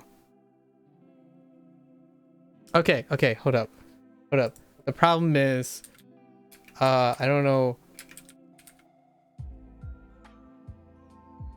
Okay, so I guess this one, I only need the title. Okay?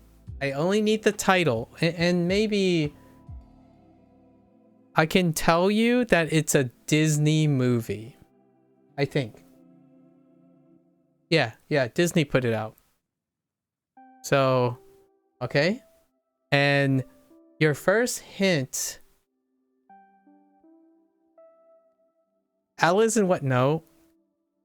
Okay, so everyone gets a guess first. So Alice in Wonderland, all right. That it is not Alice in Wonderland. Moana? No. Did not get the early thing. I'll give you the first hint. Deadpool. Wow. That could have been a good one. It isn't. So here's your first hint.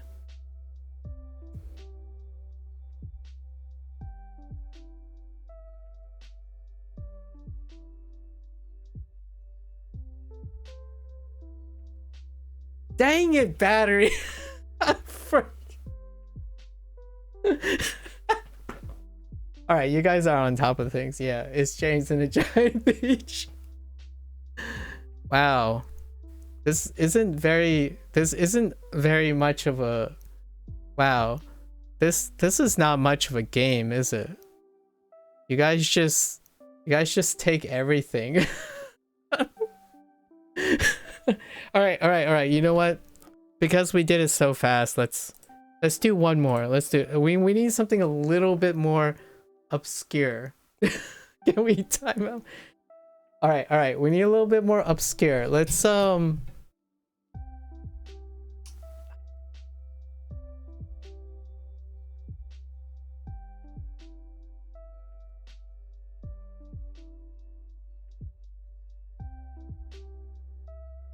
all right. I feel like this has we can make this a little bit more suspicious, as in like there's a lot of things that this could be, okay? All right, I think, and I'm going with, all right, so I'm thinking of a Marvel character. All right, you guys can start your first guess if you want. See if you nail it on the first try. And I'm gonna deliberately be a little bit... Okay. It's not Iron Man. Don't do it! Okay, not Moon Knight.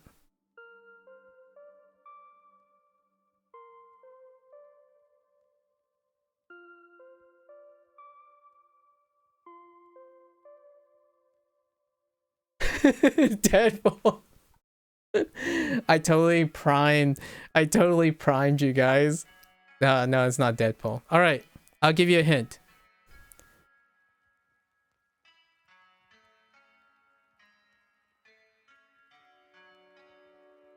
No, it's not obscure Marvel. It's just the way I'm gonna draw this is obscure because there's a lot of things it could be. But then again, you guys could just name all the Marvel characters. Okay, it's none of those either. Scarlet Witch and... Nope, not even Daredevil. Nice. See, I'm being very appropriately confusing with this as to not give it away too quickly. Okay. Listen. One guess. Here's the second clue. One guess. Omega Red. Oh, that's interesting, actually.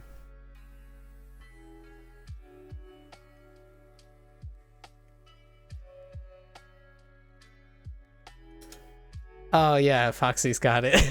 I was gonna start, like, you know, because this kind of looks like a target, right? Come on. I'm trying to dodge the... I'm trying to dodge you guys. See, I was going in and out of this. But yeah, it is Captain America. Foxy's got it. See? It's the shield! But there's a lot of red in Marvel, so... You always seen one. Yeah, the reason I started with red is there's so much red in Marvel, so I was deliberately trying to be very confusing. I started with the red. I could have started with just the star. Like, the star could have given away, narrowed it down by a lot. So much red. Oh yeah, that's fair. All right. That was pretty fast. Let's go again. Let's go again. I think this is a fun exercise. All right, now let's just. You wasn't a fan of that one? Well, which one? Which one are we talking about? Like one of the Captain America films? Or the Deadpool thing? Oh, the last guy. You know, it was supposed to... What's up, Foxy? Your emotes. Are you going to tell me about your emotes, right? Yep. I have not seen your emotes yet, but I will see it in a bit. Actually, I could see it right now because... Don't I have access to the sub stuff? Hold up. Oh, I do see them. Oh, they're really cute. Oh, I see the new ones. Oh, that one's cute. The hug one is great. Wait, is that new? I'm gonna feel a little weird if it's not new. I don't remember seeing the hug one. Okay. Oh, okay. Okay, good. Yeah, I saw your announcement, Foxy, in the Discord. All right, something obscure. Let's go more obscure. All right, we're gonna do... Wait, are you guys into anime?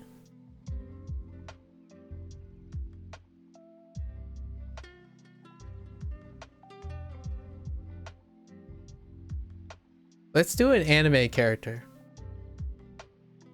All right, let's do an anime character. Yeah, but no as well as I would like. Okay, this is a popular anime character. Whoa, hold your guess. Hold your guess. Not yet. I haven't decided yet. Yes, OG Daredevil is yellow. I was told, I haven't watched it yet, but what's the reprise role of Daredevil, right? When what's his name? Oh, I forgot his name. The one that played the Netflix Daredevil. They did reprise his yellow themed Daredevil suit. Charlie Cox, that's right. Yeah. The iteration that they put into She-Hulk was a mesh of the OG Daredevil and I guess the new gen Daredevil thing. Okay, so let me think of an anime. Okay. And I will draw... Oh man. Okay, let's start with some easy ones. We'll do a few anime ones just to see how great people's details are. All right, so I'll give... Let's do the... After I do the first hint, then you guys can guess, okay? And see, I love seeing how people recognize stuff. So this time my goal is to get you to know what it is right away. Let me try. Okay, so I'm thinking of an anime. Hold. This is your first hint.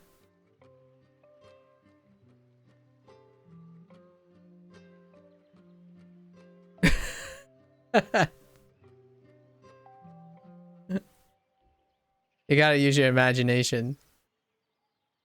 Hold up, let me feel. Yeah, that's it. Isn't it amazing?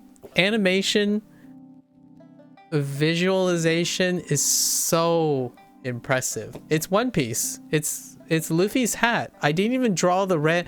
I was thinking I need to draw the red line, you know? I thought I needed to do at least minimally. I thought I needed to at least do this.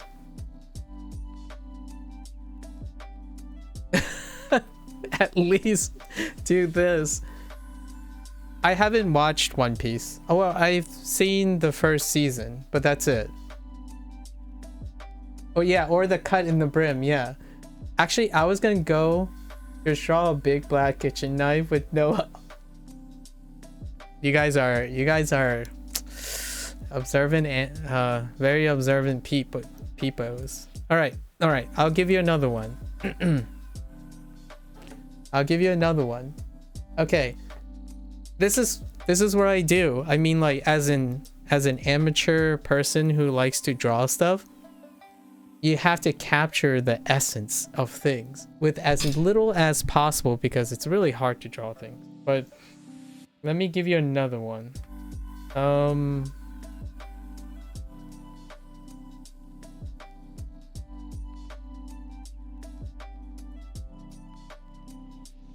Okay. Okay. Hold up.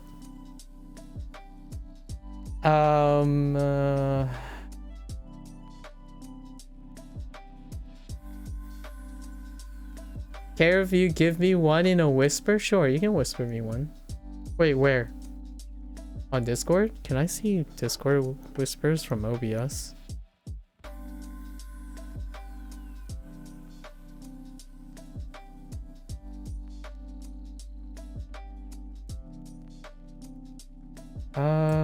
We need something obscure as well. So I want to do something obscure. Oh wait, I got one.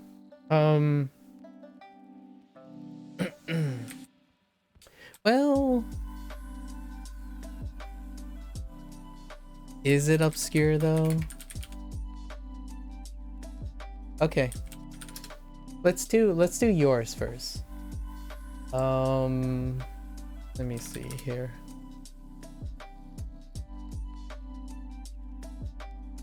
Here we go. What the heck? Oh no.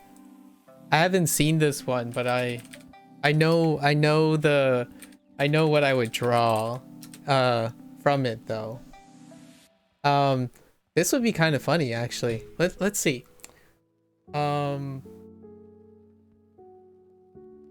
It is really bland for guessing. It's a good one though, and I got another one for you after that.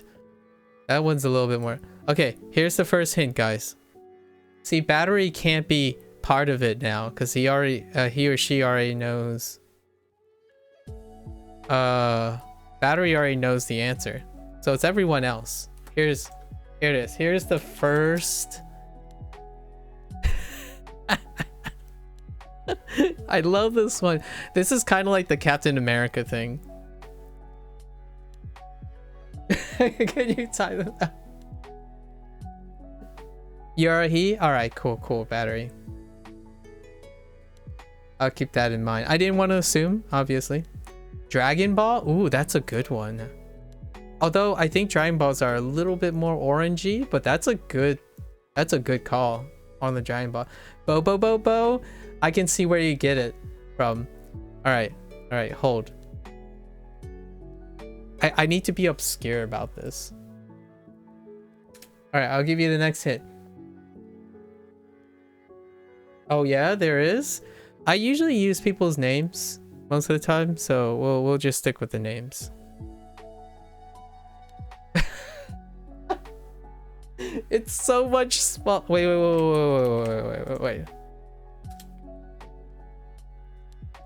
Oh my gosh.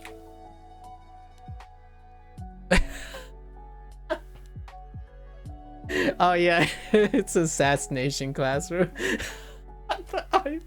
The eyes are so small.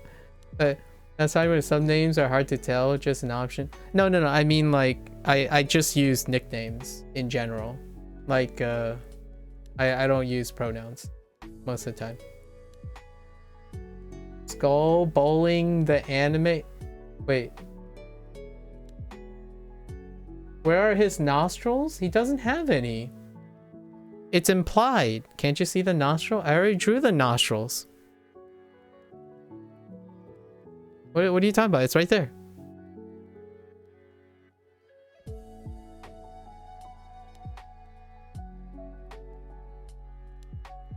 It's right there. Don't you see it? Okay, all right. I got one. This one's a little bit more. Let's go old school. A little older. I don't know how old people are though. Ooh, wait. I got this. Star Blazer. Okay. I'll give you a silhouette of I'll give you a silhouette.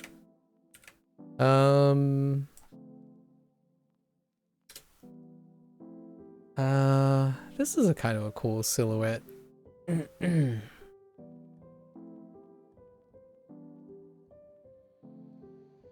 Man, artwork looks really weird when you don't have shadows.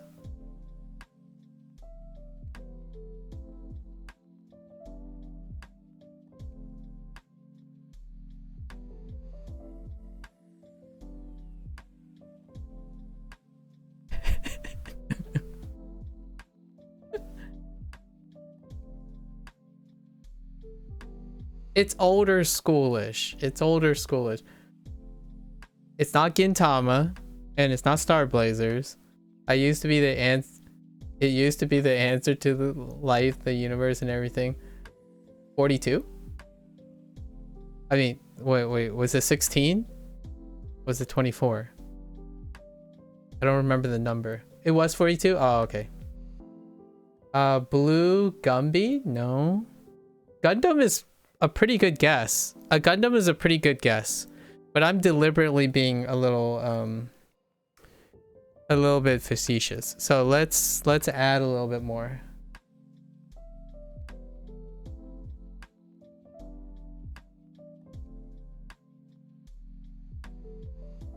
This kind of looks like a Gundam.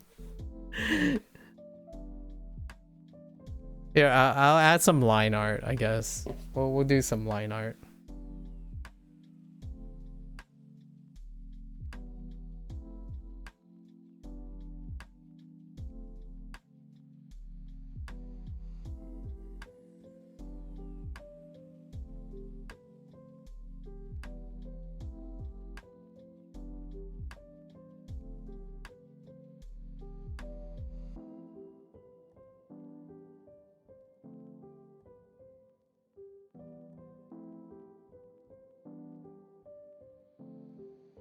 Okay, not Macross yet, but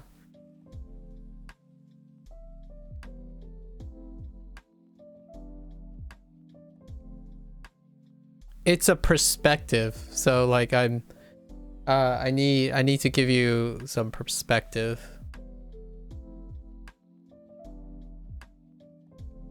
I don't remember what. Okay.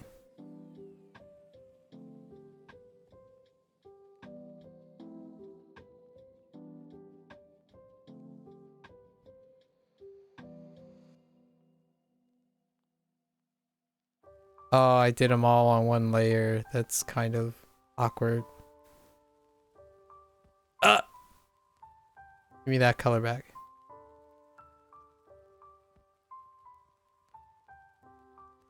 I guess.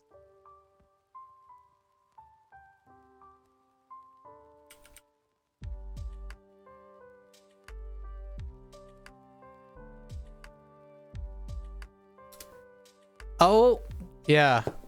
You got it. Cowboy Bebop. Yeah. I was avoiding drawing the head from the back because I was actually drawing him looking, yeah, it's Spike. I was actually drawing him from the back and not the front. So I was going to draw the silhouette of his head soon. Because if you draw the silhouette of his head, right, like here, you would give it away. So you just like, I don't know, crazy hair, you know.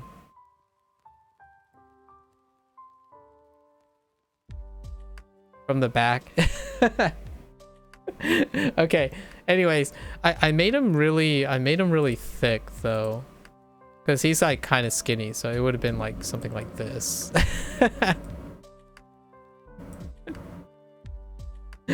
But all right. One more.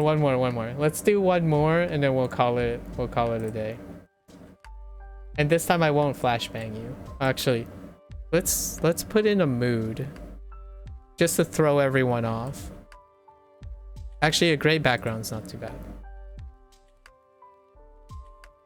Okay, well, that's good enough. I need you to drop in the lurks. Okay. Oh yeah, no worries. No worries. This will be the last one, guys. The tick is a good one. Does the tick have an... I guess the tick is technically animated. Okay. Alright, we'll see how... We'll see if you guys are on the... We'll see if you guys are on in the loop. Like, edgy loop. Like,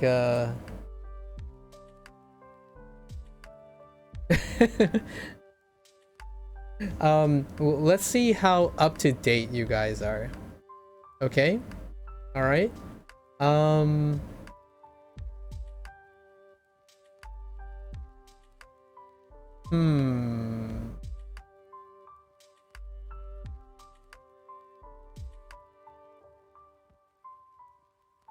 It's quite recent. Yes. It's quite recent. I just need to see.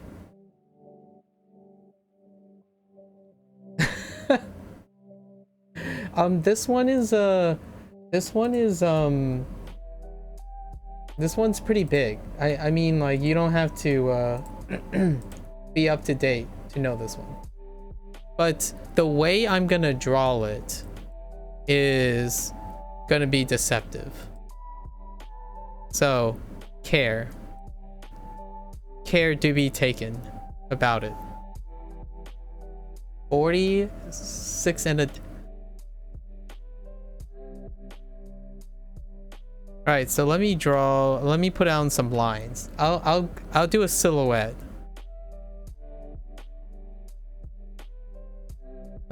Yeah.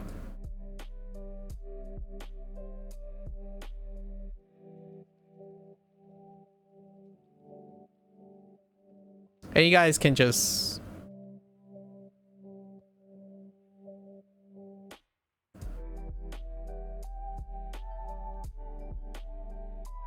Bleach? That's a pretty good guess. It's not bleach though. Oh no. I made this too big. Oh. Wait, what the heck? Why is it shrinking? Oh, because the black canvas, right? Below decks. Oh wait, I can kind of see that.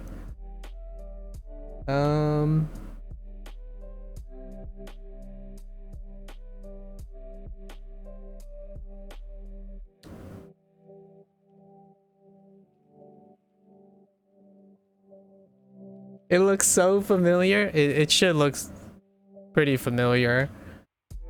I mean, it could be deceptive because the way this studio does things is I'm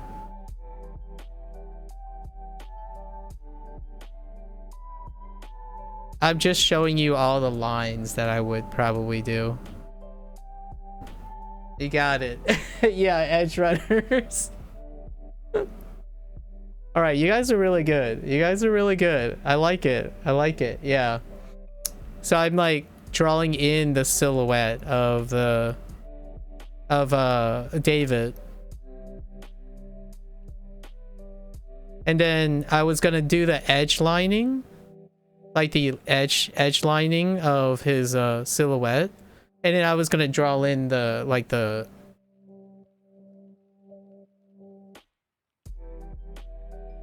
this, right? And then this is his forehead with his hair, and then this is his side profile, right? I gave him a really, but you know. Yeah, the jacket line, yeah, it's the collar. The collar is the iconic part. And then it's usually the spine, the standeverance, or yeah. Well, it is the collar though. It is the collar that is the most iconic part. The outline of the jacket, the collar is the most iconic part. When you start with a line on the middle back. Oh, you mean like the silhouette, the cutout? Yeah, that's fair. That's the edge lining. This is when I started talking about Trigger. Trigger does this a lot. So Trigger does hard edge lining, like this little piece. And then this piece here. They do a lot of edge lining. And then like this would be a hard edge for the shadow of the back head. So yeah. Yeah, so Studio Trigger does this a lot, which they do like hard box. You're a major fan of them? Okay, all right, we'll do one more. Let's see if you can get the essence of one other studio, or one. I'm not gonna say if it's a studio or not. This one's kind of hard because even I don't think I can mimic.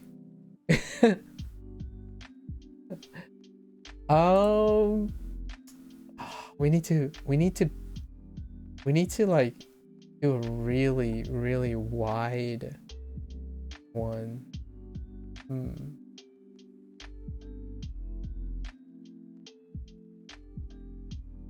This is good practice. Good practice for me. All right. Immediately, we're gonna change the feel. Let's see if you can guess. We're looking for the person's name. So it's a person's name. And the first clue I'll give you, it's an artist. This is your first clue.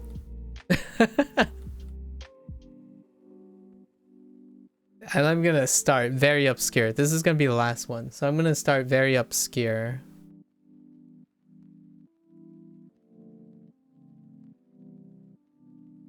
I need a... I don't even know if I can... I don't even know if I can produce this really quickly. An artist.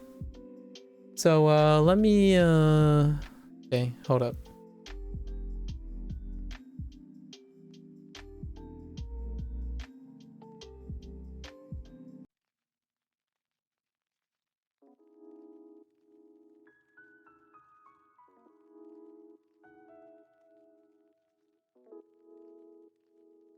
Nope.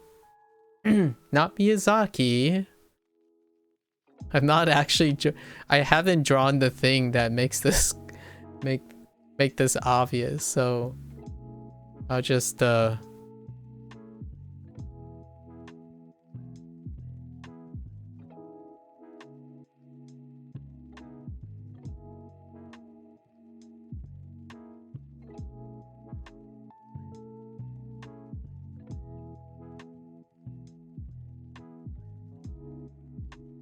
Man, if only I could be better at speed drawing. Oh, it's too big.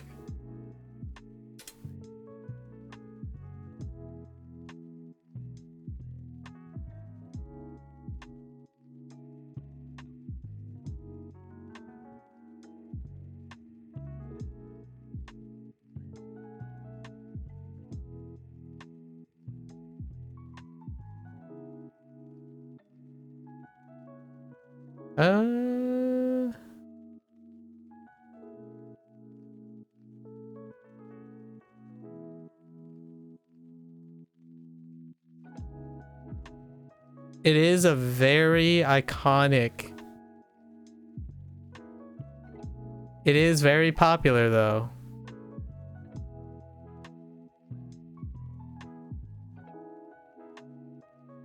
A silent voice is a good one.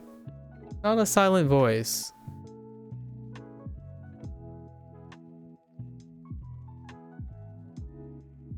It is that style though. A lot of the recent one is that style.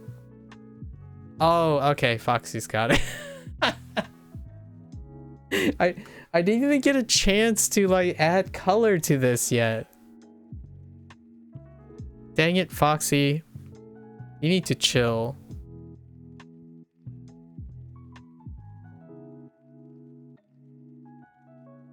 Foxy, why do you have to ruin their fun?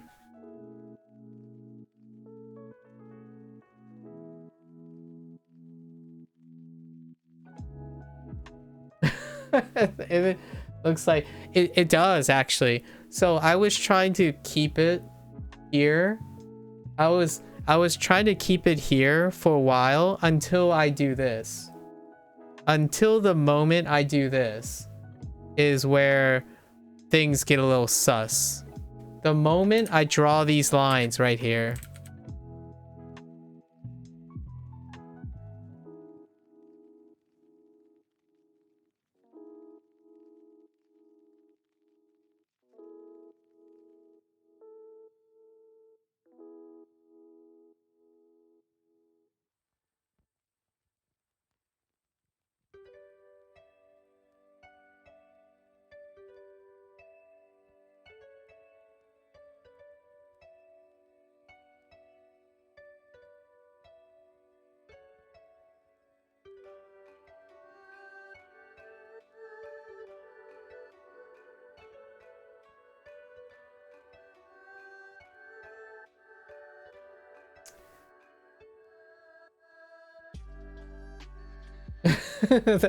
There are 3 visuals I have held off on until I need a good crying scene. That's your yeah.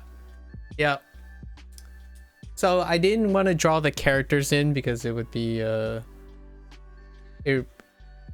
they're not that descript, but the way they're positioned on this movie poster board would probably give them away pretty roughly. Okay. All right. I feel like Foxy has ended that a little bit early. Let's do one last one just for the giggles. I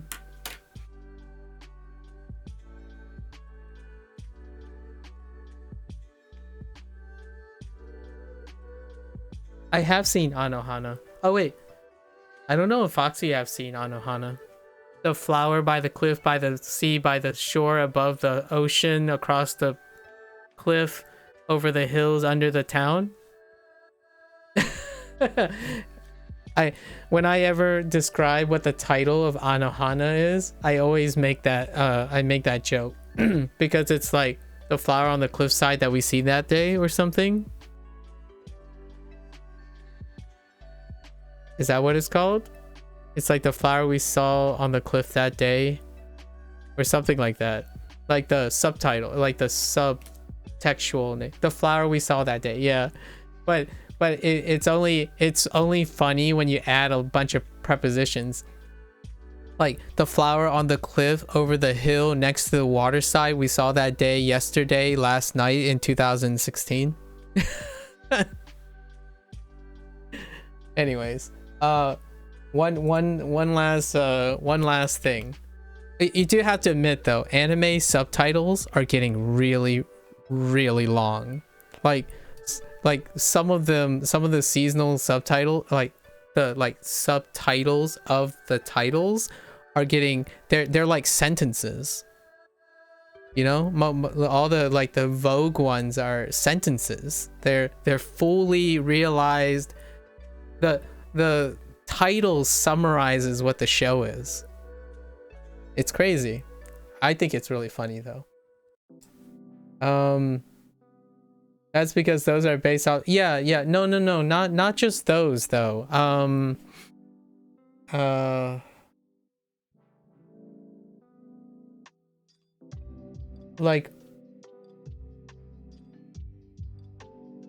We're not talking about not the I've been killing slimes for 300 years and max out low, but I do know that series. That series is probably the one you're thinking about, but I'm more talking about like the last time I was reincarnated as a villainess, or like all the reincarnation titles are very long too. Like a lot of them are quite long. What do you want alongside? There's always Doctor Strange. It's Doctor Strangelove. Peeps should watch that. I know those are light novels. Yeah. It's fair. They're all still light novels, but they're not based off, not because light novels generally have long titles. Because not all, you know, light novels have long titles, but some of them are hilariously long, and I do like that because it's funny. Like what I would say is a good example is Kino's Journey. Although it's, I guess the light novel technically has a longer title. The light novel, I think it's called like Kino's Journey, The Beautiful World, with the subtitle. Oh yeah, that's fair. That's fair. One last one. Let's see if you get this one. Oh man, but it's too iconic. Oh wait. Hold. Wait. Hold. I think that might be too obscure. Do you guys really want to go? How good do you think your but it still has to be iconic. Let's do video game. Who's into video games? I'll give you 2 video games.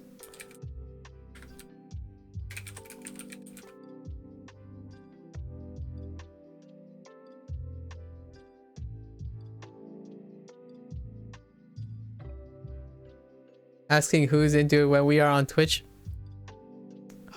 I'm in the art section, Battery.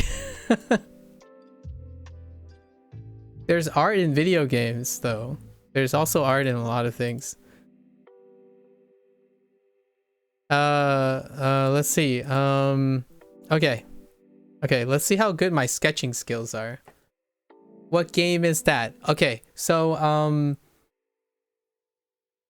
I think the background's irrelevant. Ignore the background color, okay, guys? Ignore the background color. Let's just start sketching. All right. So we have... I'm looking for a character name. Or maybe a game series, I guess. Or however you want.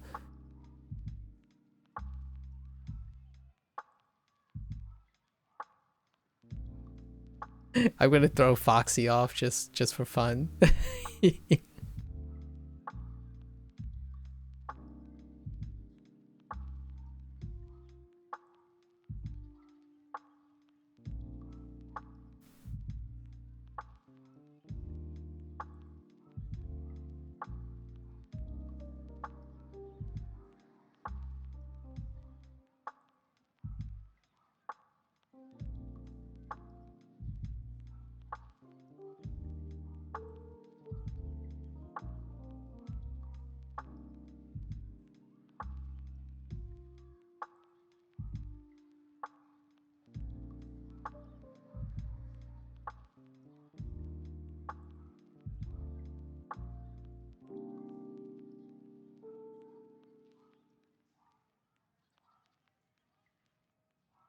All right. Yeah. Battery, that is correct. I didn't even get the chance to draw his like gigantic gun. Not lewd at all, by the way.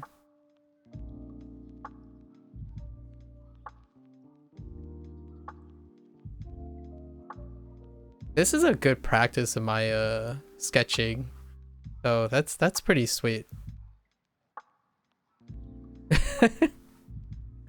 Dude, I didn't realize how big Ratchet, like I didn't realize how big his hands are. His hands are gigantic, dude.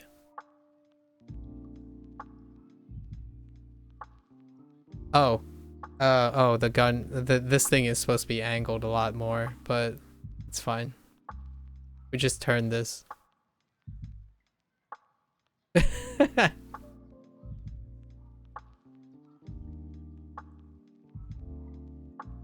Could you imagine as Ratchet and Rocket Raccoon? I know, right? That's a match made in heaven. All right. I'll give you one last one. And then we're gonna hit the sheets. What wouldn't they build? That's fair.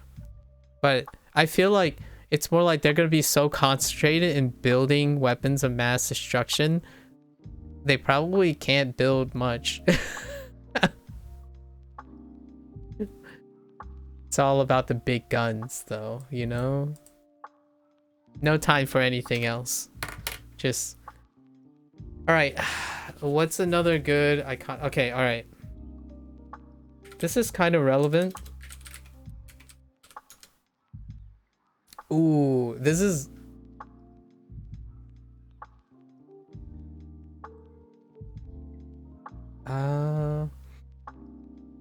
I can't go with cheap things, right? Nah, cheap things are too easy.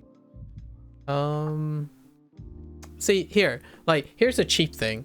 Let me show you how cheap things are. I can get you to guess this immediately.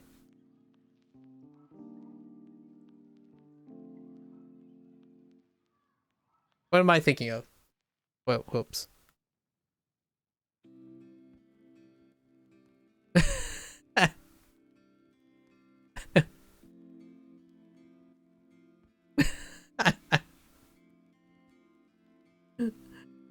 You just pick icons all the time. Honestly, I don't actually know the shape of their thing. Oh, but this could be misleading too, actually. When built together are things that violate the... Yeah, that's fair. That's very reasonable. And mechanics.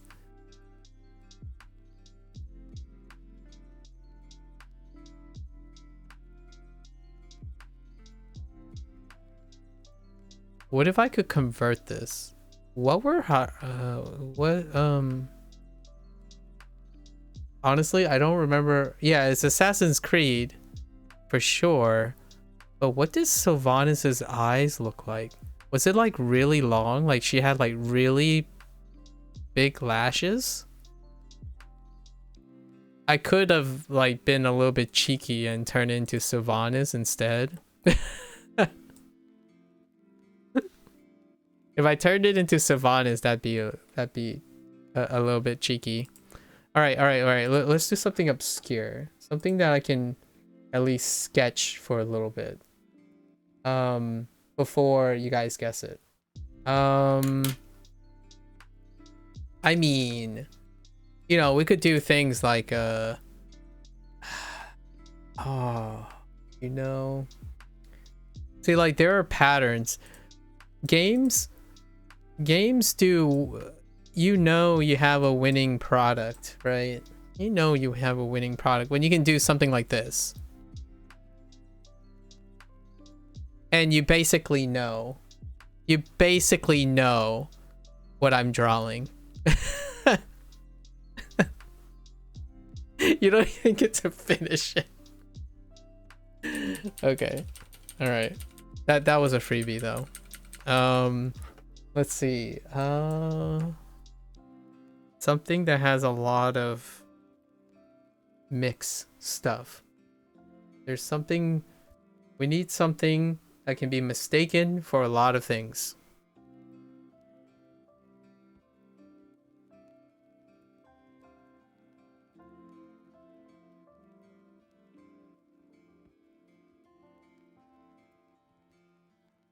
You sent me an idea? Oh, okay, let me look.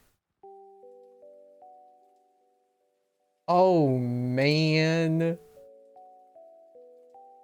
Oh, wow, you guys got some... You know, I don't know that anime, unfortunately. Battery. But I do know, Flairvols, Flavols? Flairvols? Oh man, but this is gonna be hard. Okay.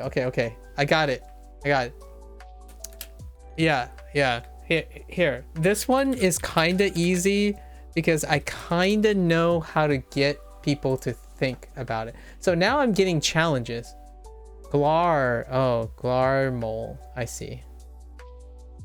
Nice. I will remember that. Glarmol.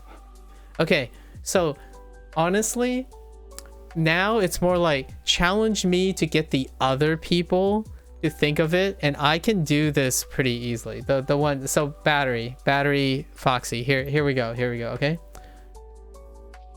hold.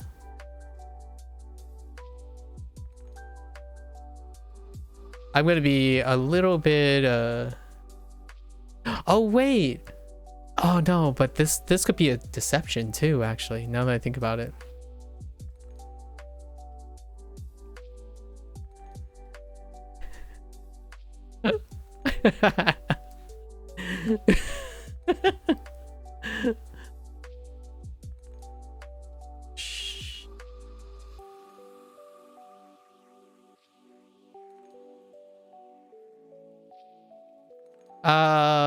It's the category is it's an anime and a movie, I guess.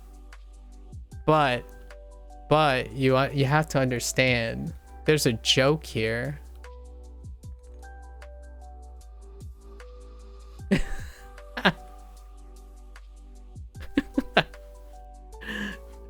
This is how I picture this.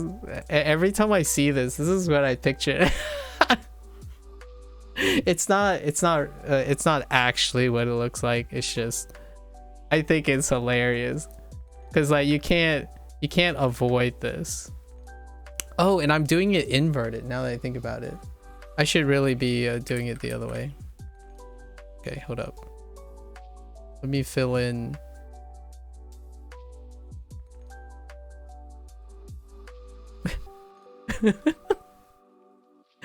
I should really be giving this a really go ahead, but you know what? The only thing you have to worry about is really this stuff, right?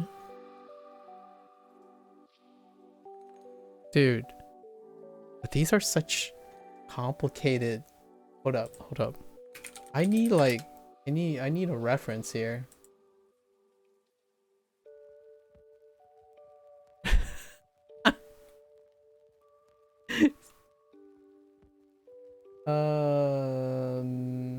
Color, I don't remember what color. It's more rounded and not quite eye-shaped.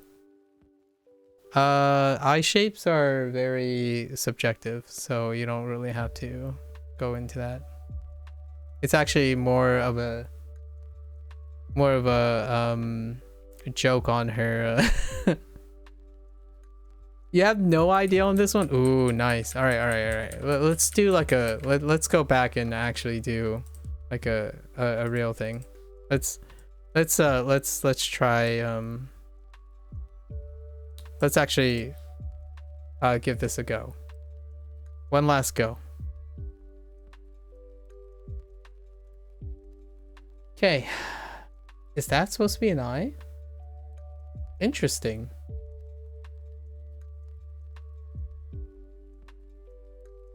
Huh.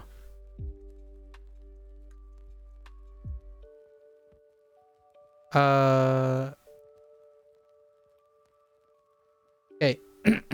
All right. Oh, googly eye. I see. Okay, so let's just start. Okay, I'm looking at this. All right, so let's.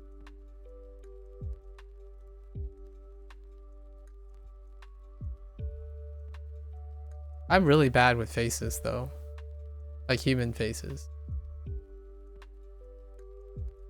So we'll see.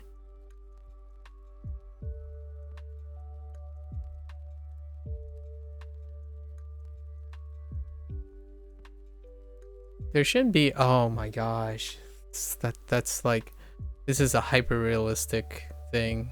I can't do hyper realism. So well, this is gonna take a while, man. This is gonna take a really long while. Doesn't help at all. Why'd you? Why? All right. Okay.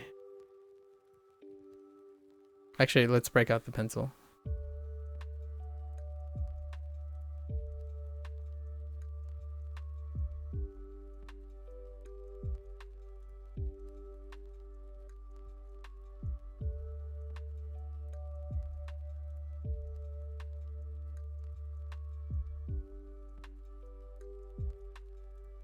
Oh my gosh. Wait. Yeah, that's fine. It's just like, there's nothing really descript about this person. Man, this is gonna take a while actually, now that I think about it. We're gonna try to do volumes. Let's try to let's switch it up and try to do volumes.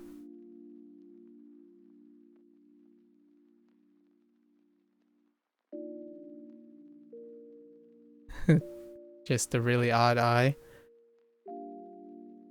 I could draw her hometown? Are you crazy?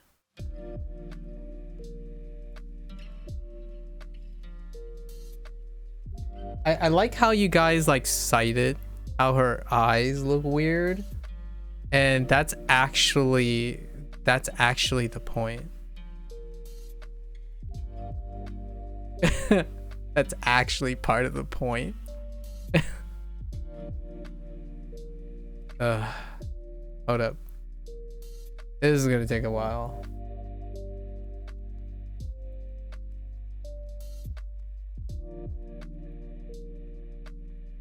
Yeah, if they seen it, yeah, because of it's really it's because of the eyes that the most iconic thing iconic thing is the eyes. It's hilarious. I love this idea, by the way. This idea is fantastic. Oh, one eye is way bigger than the other. Bold.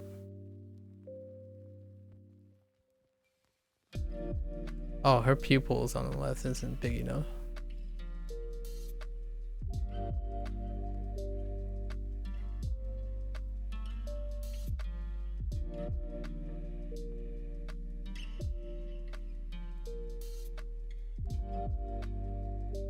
I guess we shouldn't use these like harsh lines on the what I drew on the same thing. All right, so I guess we're stuck.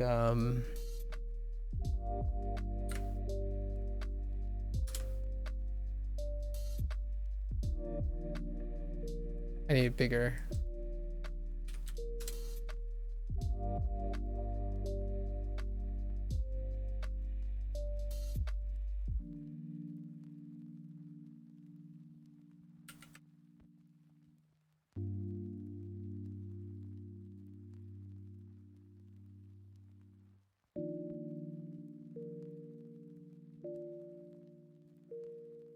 I'm practically doing another prompt today. Oh boy.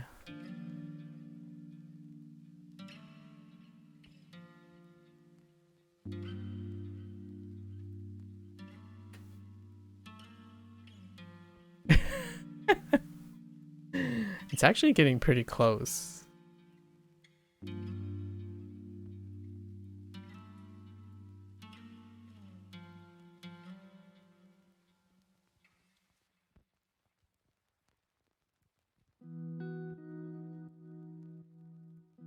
I am stumped. Yeah, don't worry, don't worry. We got some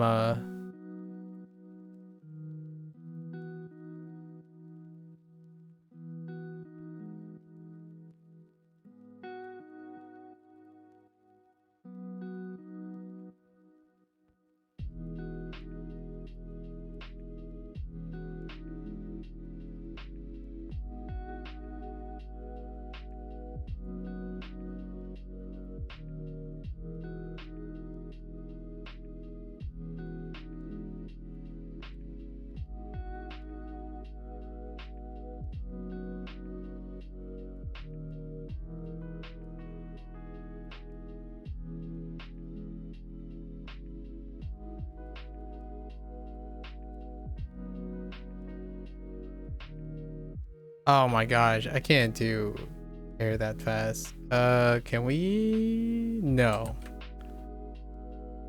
No. Let's just get like this. Guess we can get like the outline.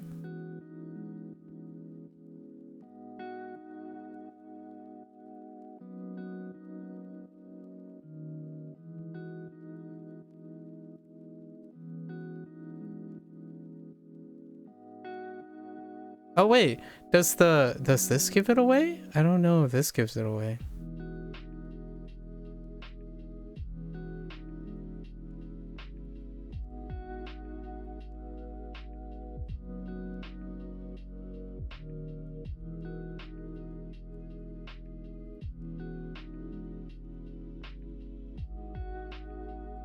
I don't think this gives it away. Yeah, the eyes have to be bigger. The thing is,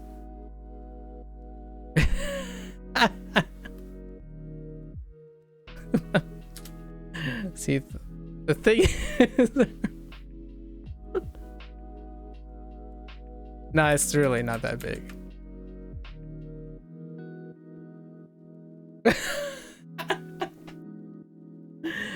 Hold up. I wish I didn't like put the layer. I shouldn't have I should put a background layer. Let's put a background layer. Hold up.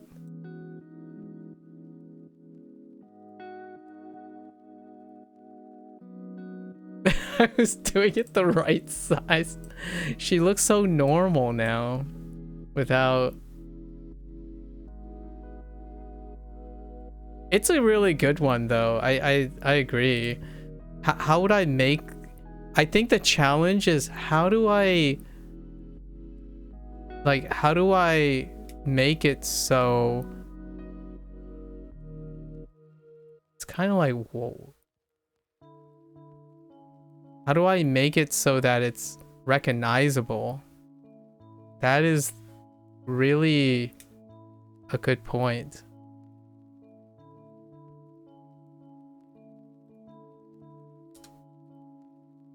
That's actually pretty close to her. We need to enhance her eyes.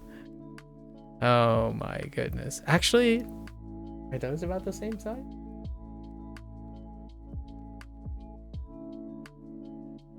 Oh. That's a good point. That's a really good point. Let's just try to fix. She doesn't really have any other discernible features. This is a challenge. That does look like it is. Well, so what's normal eyes? Actually, what is normal eye? These are extraordinarily big eyes. Because her like face is her face edge is really close. Whoops. Oh, it's really close here. And then her forehead's actually a lot bigger than I thought. So her forehead, but they're really close to the side of her face. So we're close enough in terms of the face. Wow, you had a good one. This is a good one. I like this one. This one was a good. This one was a good prompt. I really, wow. It's a really good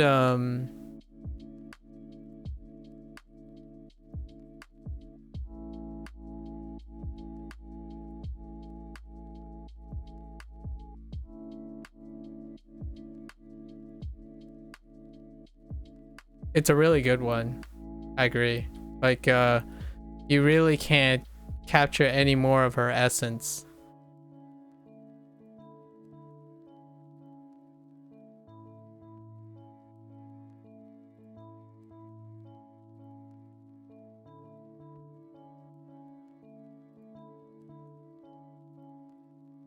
I think the face paint kind of sort of gives it away. Sort of. But it only happens in one scene.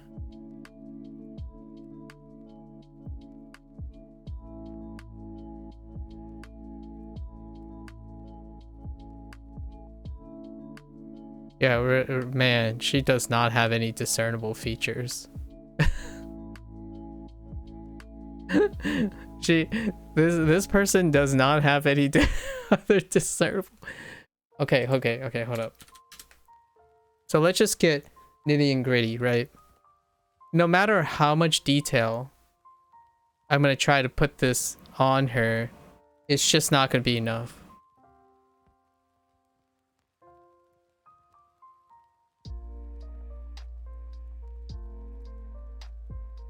Oh, that's fair.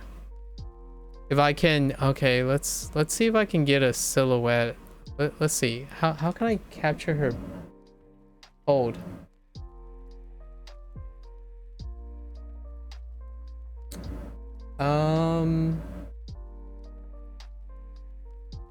We gotta get this. We gotta nail this and then call it a day, right? So, okay. All right. Okay. So, wait. We can use this. We can just like take her body. We can just take this, right? And then we can just whoop. There we go. Right? That's her face. Right? I'm actually kind of curious if anyone's seen this. Yeah, I am curious. So let's see.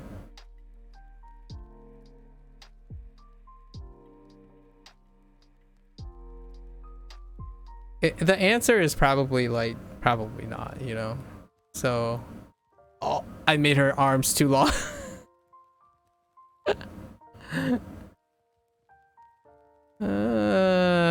We'll just put some nubs. She has a nub hand. I can't draw fingers right now.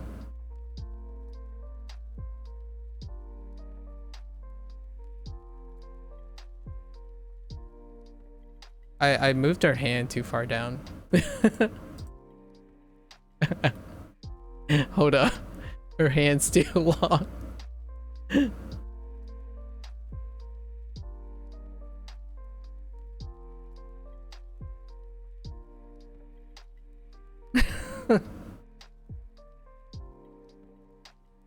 I love it. I've only seen it once or twice and read the manga once, and it was a really cool story. I see.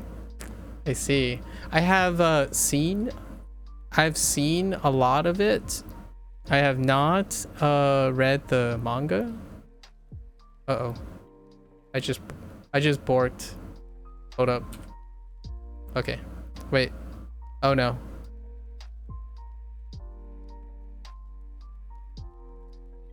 I just locked up my accidentally did too many things. Okay. All right. I think this might just be chalked up to not being able to claymore. Ooh, claymore is a good example. Although if I was drawing a claymore, if I were to draw a claymore in this case, it would probably go off the screen. Like the screen would be missing. And let's honestly, whoops. The claymore would be gigantic.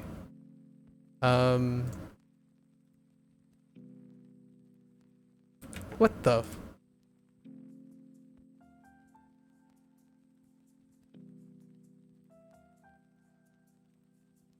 I can't get, oh no. We have a problem, folks. I have to change our perspective in order to make hold. Shh.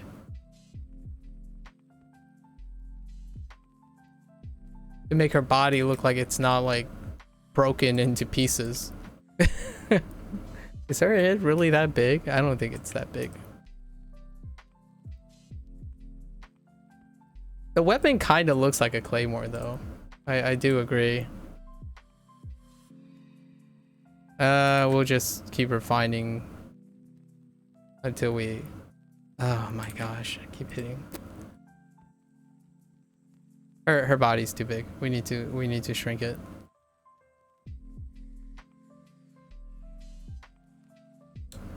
Maybe even the whole thing.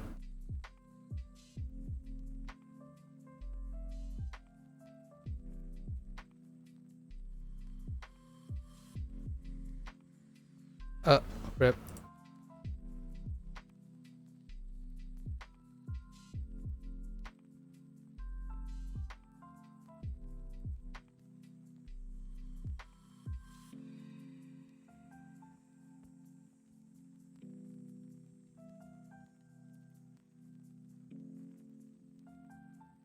Have some good nom battery. Oh wait, I'm stepping away for now. I need myself some. Oh, okay, okay. It is slightly larger than the standard buy. Oh, that was the. And oh, right, right, right. It is not Claymore, but you know what? It really does actually remind me of. I don't have the rest of her body in this. Unfortunately, I don't have the rest of her. I don't have the rest of the body. Oh.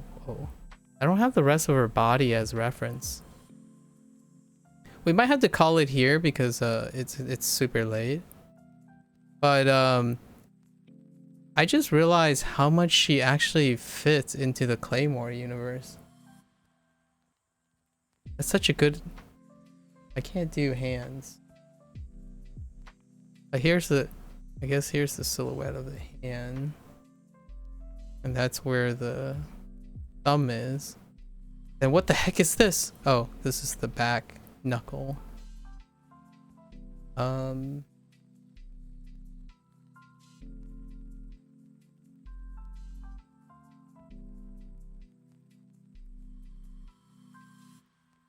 She can fit into Claymore so well.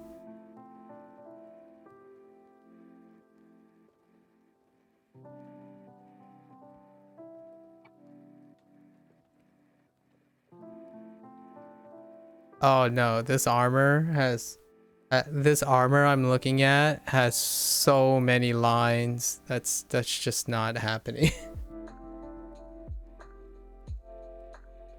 Oh, wait. How did Terrell, what the how do you know, Terrell? How do you know? Like what tell me what like what helped you here? Cause like holy Papega, I don't know what to draw that would give. Oh, you like the movie?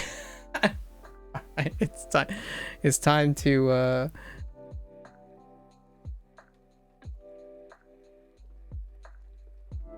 I do want to do a when someone said Claymore, when Glar said Claymore, I could see it. Like she totally could be in Claymore. Cause she even wears like the super skin, like it's crazy. And then you have like all these gear things that I can't draw because it takes too long.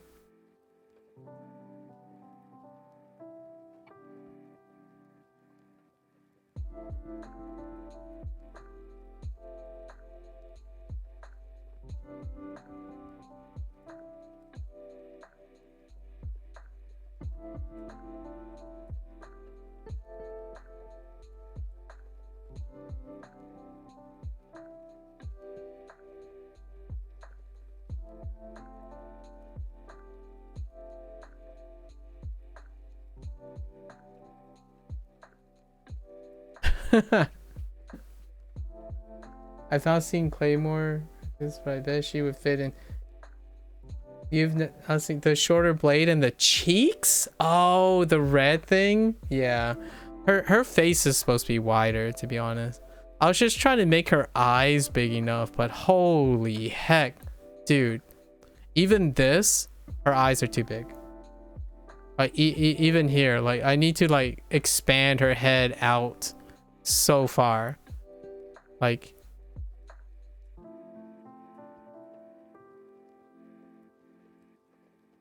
at least this big. The red was sunblock, like what? Oh, I see. I see. Okay, as a bonus, I did do an Inktober thing that was game related. That was also Ghibli related, or Ghibli. And also it's a video game. So all three. Here's the bonus. I did this on day 24. There you go.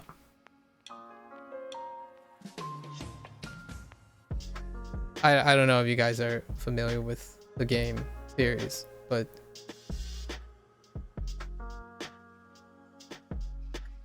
so here's one.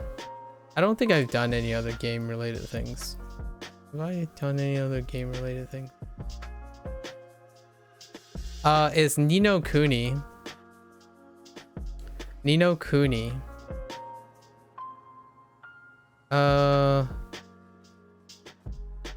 Oh, here's one for you guys. Here, you're boomers. If you're not boomers, but if you're zoomers, maybe slash boomers. And when I mean boomers, I don't mean like literally 1960. We're not talking about like 60, 70-year-old people. We're just being facetious here. Here's one for you. There you go. There you go. The prompt for day 10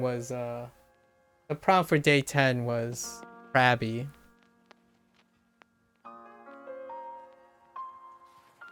Oh, okay. I'm a millennial. 1976. Oh yeah, that's a solid X. I'm a millennial. So 11 years after that. But this is crabby. So if you're Gen X, then there's a chance you know this because you have kids? Maybe? If you have kids, you gotta, you know, right? You know, crabby, come on. I know, and that's Mr. Krabs. No kids? Alright, fair enough. Have you been around kids?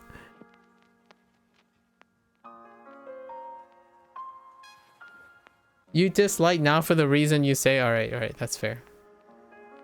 Alright, I got one more. I particularly like, what did I do that was...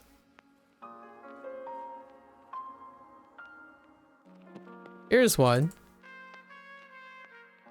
Look at that. Isn't he? I made him too happy though. Here's one. This was for Ponytail. The prompt was Ponytail. So naturally, obviously, I think of Eeyore. Because Eeyore's Ponytail. Like, Eeyore's a pony with a miss. It's right on the nose. Of course he is happy. Oh, I mean, look at him. I used to watch a ton of Cartoon Networks back when they did good at... That's fair. I know. Oh, that's a fair point. That's a fair point. In the reference I was using, he looked upset and I couldn't... It was hard for me to like draw how they captured like the long face. So I was having trouble with the expression. I don't know if this is a Gen X thing. I think this is before Gen X. I mean, after Gen X. Speaking of animation, here's one.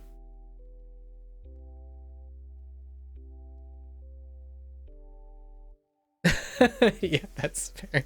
That's fair, Red Chris. That's an excellent point. Yeah, this is more of a millennial one, I would think. This is definitely after Gen X. Probably. This is more my period. Yeah, it's the Chicken Little.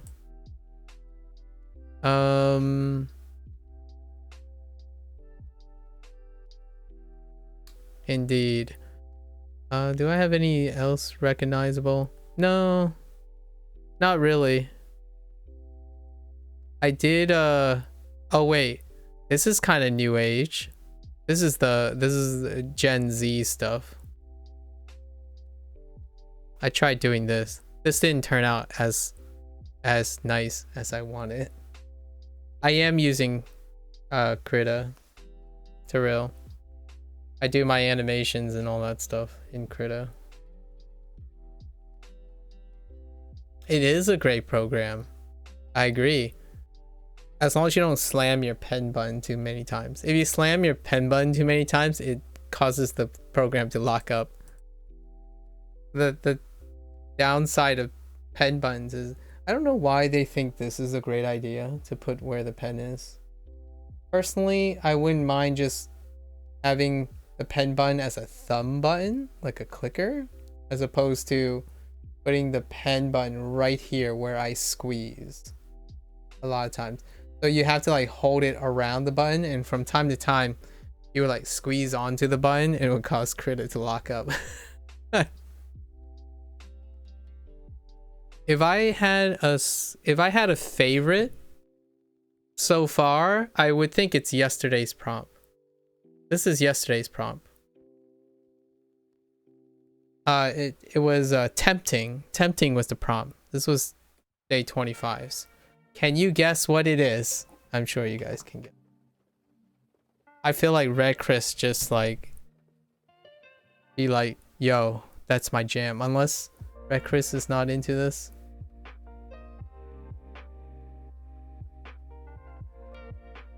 Uh-huh. I thought this one turned out pretty great for using half the time. Yeah, Lord of the Rings. The prompt is tempting. And I thought this turned out it took me half the time for this. Obviously there's no coloring and shading involved than doing this one. But I do like back and forth style. I like messing around with styles, and I think this one turned out way better than I had in mind. It took 2.5 hours to do this one. Oh, you are? Nice. I haven't done a Star Wars thing yet. Disney's not going to be happy with that. I haven't done a Star Wars thing yet. Maybe we'll find one. Bag end in the tower. Yep. Yeah. Because if there's I was rewatching Lord of the Rings because I was trying to fill in the Rings of Power stuff. You have 3 hitchhiker. Wow. 3, huh?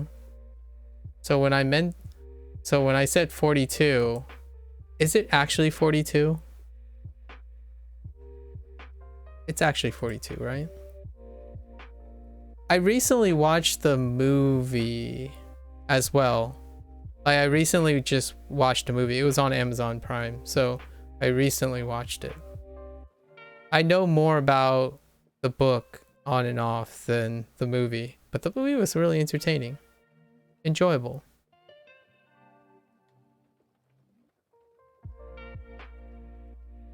And then this one was day 2. I really need to get into it.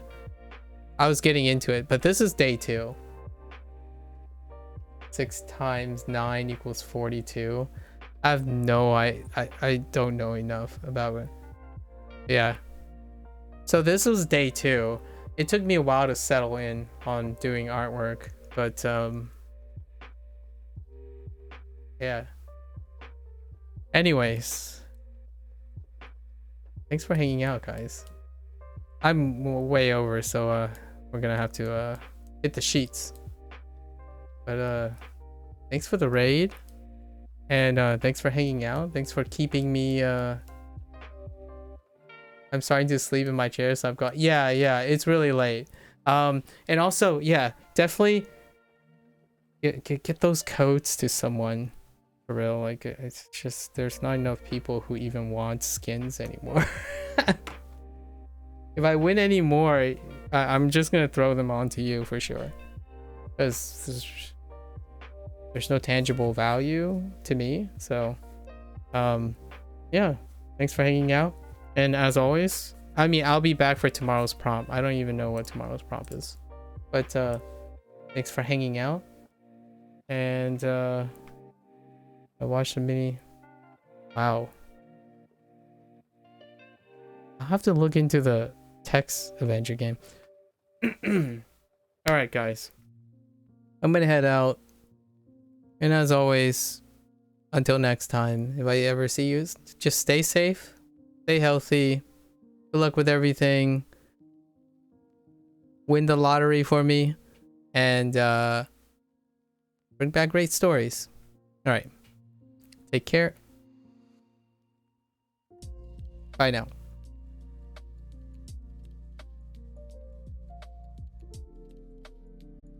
Okay. Got it.